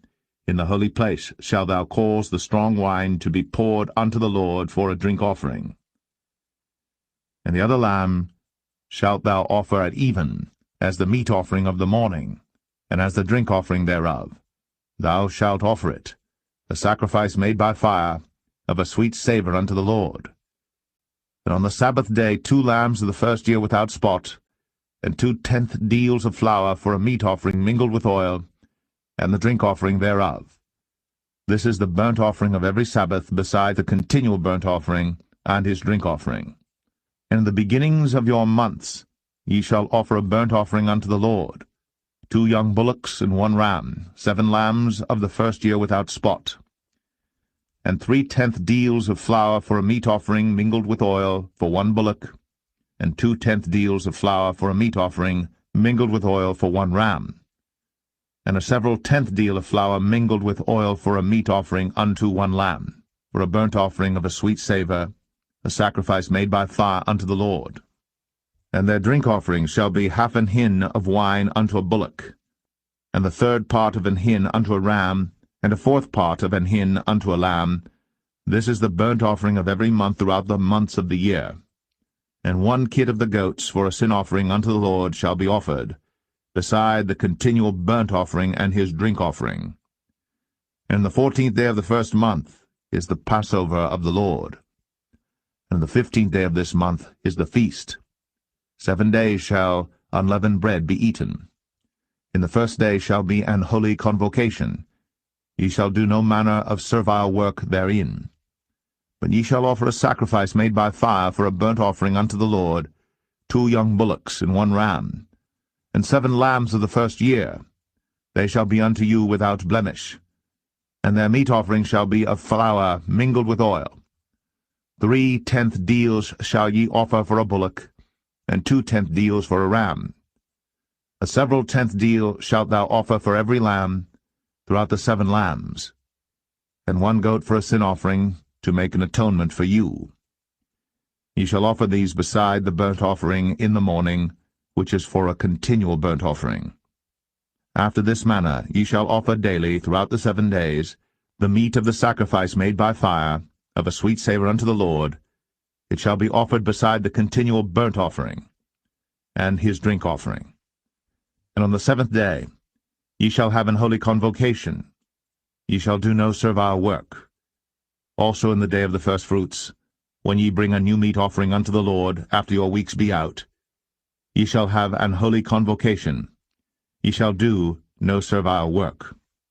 But ye shall offer the burnt offering for a sweet savour unto the Lord, 2 young bullocks, 1 ram, 7 lambs of the first year, and their meat offering of flour mingled with oil, 3/10 deals unto 1 bullock, 2/10 deals unto 1 ram, a several tenth deal unto 1 lamb, throughout the 7 lambs, and 1 kid of the goats to make an atonement for you.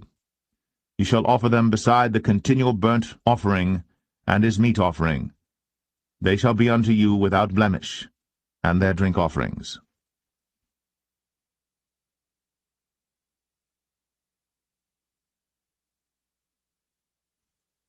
Numbers 29. And in the 7th month, on the 1st day of the month, ye shall have an holy convocation. Ye shall do no servile work. It is a day of blowing the trumpets unto you.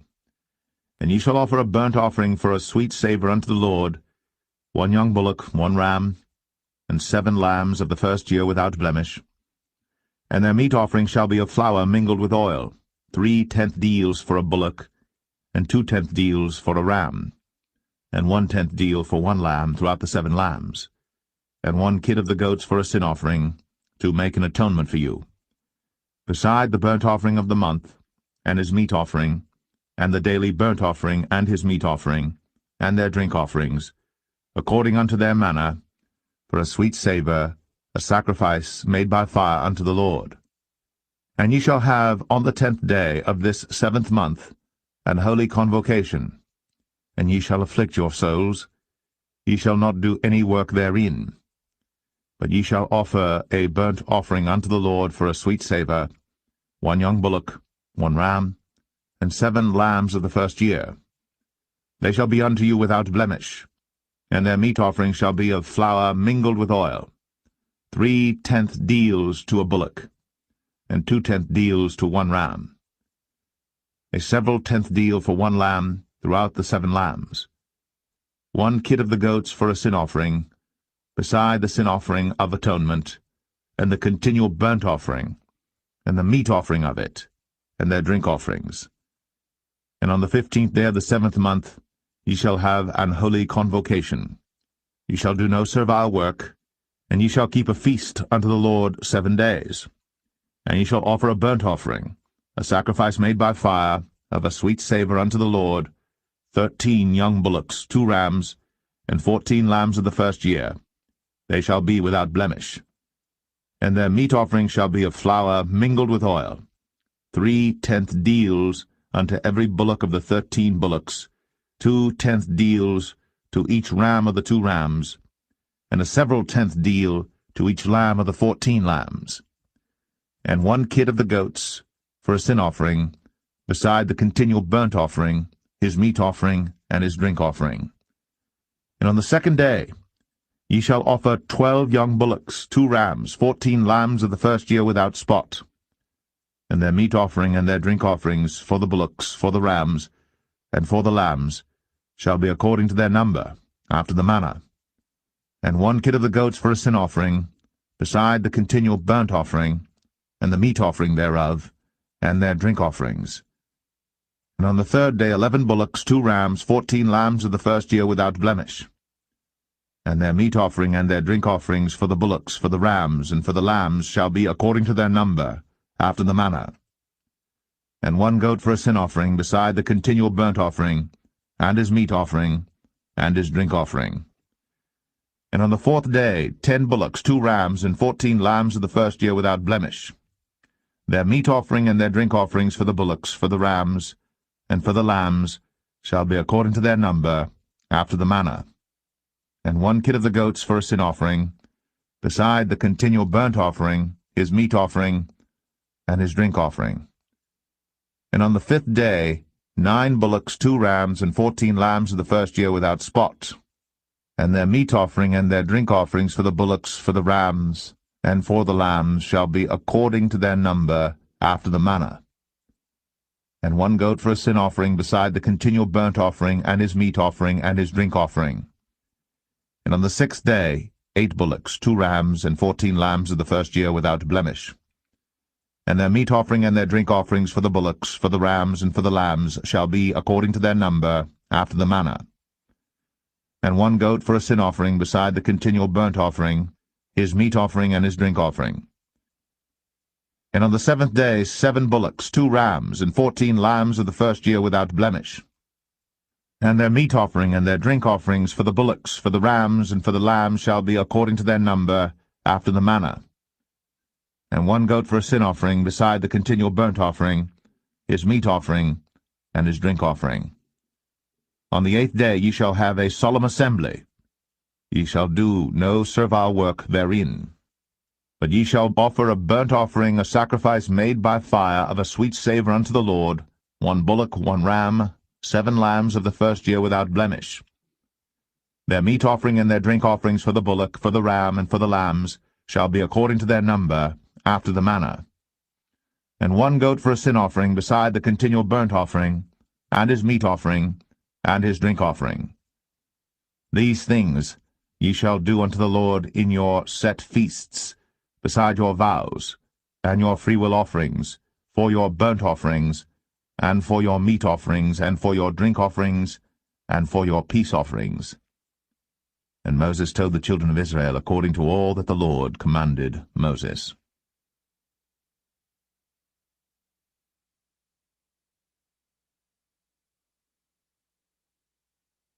Numbers 30. And Moses spake unto the heads of the tribes concerning the children of Israel, saying, This is the thing which the Lord hath commanded. If a man vow a vow unto the Lord, or swear an oath to bind his soul with a bond, he shall not break his word. He shall do according to all that proceedeth out of his mouth. If a woman also vow a vow unto the Lord, and bind herself by a bond, being in her father's house in her youth, and her father hear her vow, and her bond wherewith she hath bound her soul, and her father shall hold his peace at her, then all her vows shall stand, and every bond wherewith she hath bound her soul shall stand. But if her father disallow her in the day that he heareth, not any of her vows, or of her bonds wherewith she hath bound her soul, shall stand, and the Lord shall forgive her, because her father disallowed her. And if she had at all an husband, when she vowed or uttered aught out of her lips, wherewith she bound her soul, and her husband heard it, and held his peace at her in the day that he heard it, then her vows shall stand, and her bonds wherewith she bound her soul shall stand. But if her husband disallowed her on the day that he heard it, then he shall make her vow which she vowed, and that which she uttered with her lips, wherewith she bound her soul, of none effect, and the Lord shall forgive her. But every vow of a widow, and of her that is divorced, wherewith they have bound their souls, shall stand against her. And if she vowed in her husband's house, or bound her soul by a bond with an oath, and her husband heard it, and held his peace at her, and disallowed her not, then all her vows shall stand, and every bond wherewith she bound her soul shall stand. But if her husband hath utterly made them void on the day he heard them, then whatsoever proceeded out of her lips concerning her vows, or concerning the bond of her soul, shall not stand. Her husband hath made them void, and the Lord shall forgive her. Every vow, and every binding oath to afflict the soul, her husband may establish it, or her husband may make it void. But if her husband altogether hold his peace at her from day to day, then he establisheth all her vows, or all her bonds which are upon her. He confirmeth them, because he held his peace at her in the day that he heard them. But if he shall any ways make them void after that he hath heard them, then he shall bear her iniquity. These are the statutes which the Lord commanded Moses, between a man and his wife, between the father and his daughter, being yet in her youth, in her father's house.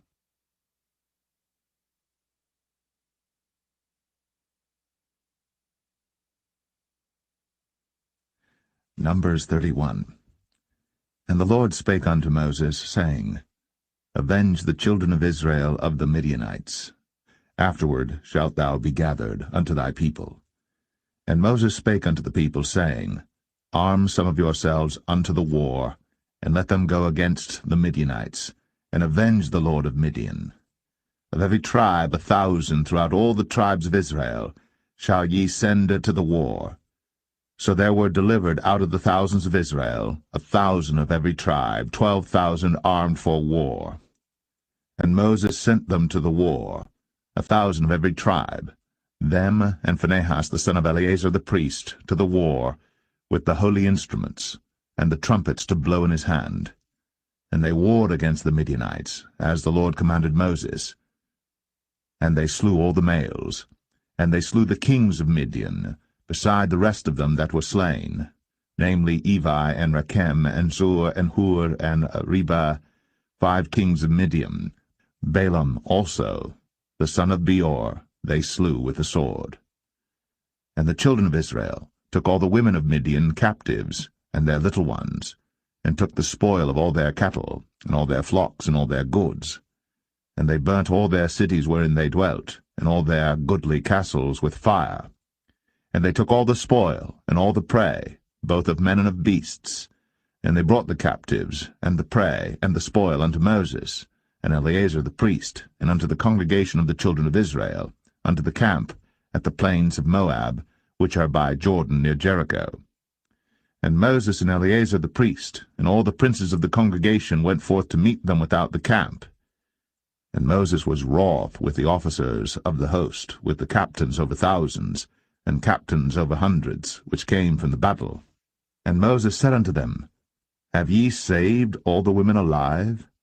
Behold, these caused the children of Israel, through the counsel of Balaam, to commit trespass against the Lord in the matter of Peor, and there was a plague among the congregation of the Lord. Now therefore kill every male among the little ones, and kill every woman that hath known man by lying with him. But all the women children that have not known a man by lying with him, keep alive for yourselves. And do ye abide without the camp 7 days, whosoever hath killed any person, and whosoever hath touched any slain, purify both yourselves and your captives on the 3rd day, and on the 7th day. And purify all your raiment, and all that is made of skins, and all work of goat's hair, and all things made of wood. And Eleazar the priest said unto the men of war, which went to the battle, This is the ordinance of the law which the Lord commanded Moses. Only the gold, and the silver, the brass, the iron, the tin, and the lead, everything that may abide the fire, ye shall make it go through the fire, and it shall be clean. Nevertheless it shall be purified with the water of separation, and all that abideth not the fire ye shall make go through the water. And ye shall wash your clothes on the 7th day, and ye shall be clean, and afterward ye shall come into the camp. And the Lord spake unto Moses, saying, Take the sum of the prey that was taken, both of man and of beast, thou, and Eleazar the priest, and the chief fathers of the congregation, and divide the prey into 2 parts, between them that took the war upon them, who went out to battle, and between all the congregation. And levy a tribute unto the Lord of the men of war which went out to battle, 1 soul of 500, both of the persons, and of the beeves, and of the asses, and of the sheep. Take it of their half, and give it unto Eleazar the priest, for an heave offering of the Lord. And of the children of Israel's half thou shalt take 1 portion of 50 of the persons, of the beeves, of the asses, and of the flocks, of all manner of beasts, and give them unto the Levites, which keep the charge of the tabernacle of the Lord. And Moses and Eleazar the priest did as the Lord commanded Moses. And the booty, being the rest of the prey which the men of war had caught, was 600,000, and 70,000, and 5,000 sheep, and 12,000 beeves, and 1,000 asses, and 32,000 persons in all, of women that had not known man by lying with him. And the half which was the portion of them that went out to war was in number 300,000, and 37,000, and 500 sheep. And the Lord's tribute of the sheep was 615. And the beeves were 36,000, of which the Lord's tribute was 12. And the asses were 30,500, of which the Lord's tribute was 61. And the persons were 16,000, of which the Lord's tribute was 32 persons. And Moses gave the tribute which was the Lord's heave offering unto Eleazar the priest, as the Lord commanded Moses. And of the children of Israel's half, which Moses divided from the men that warred, now the half that pertained unto the congregation was 300,000, and 30,000, and 7,500 sheep, and 36,000 beeves, and 30,000 asses, and 500, and 16,000 persons. Even of the children of Israel's half, Moses took one portion of 50, both of man and of beast, and gave them unto the Levites, which kept the charge of the tabernacle of the Lord, as the Lord commanded Moses. And the officers which were over thousands of the host, the captains of thousands and captains of hundreds, came near unto Moses. And they said unto Moses, Thy servants have taken the sum of the men of war which are under our charge, and there lacketh not one man of us. We have therefore brought an oblation for the Lord, what every man hath gotten, of jewels of gold,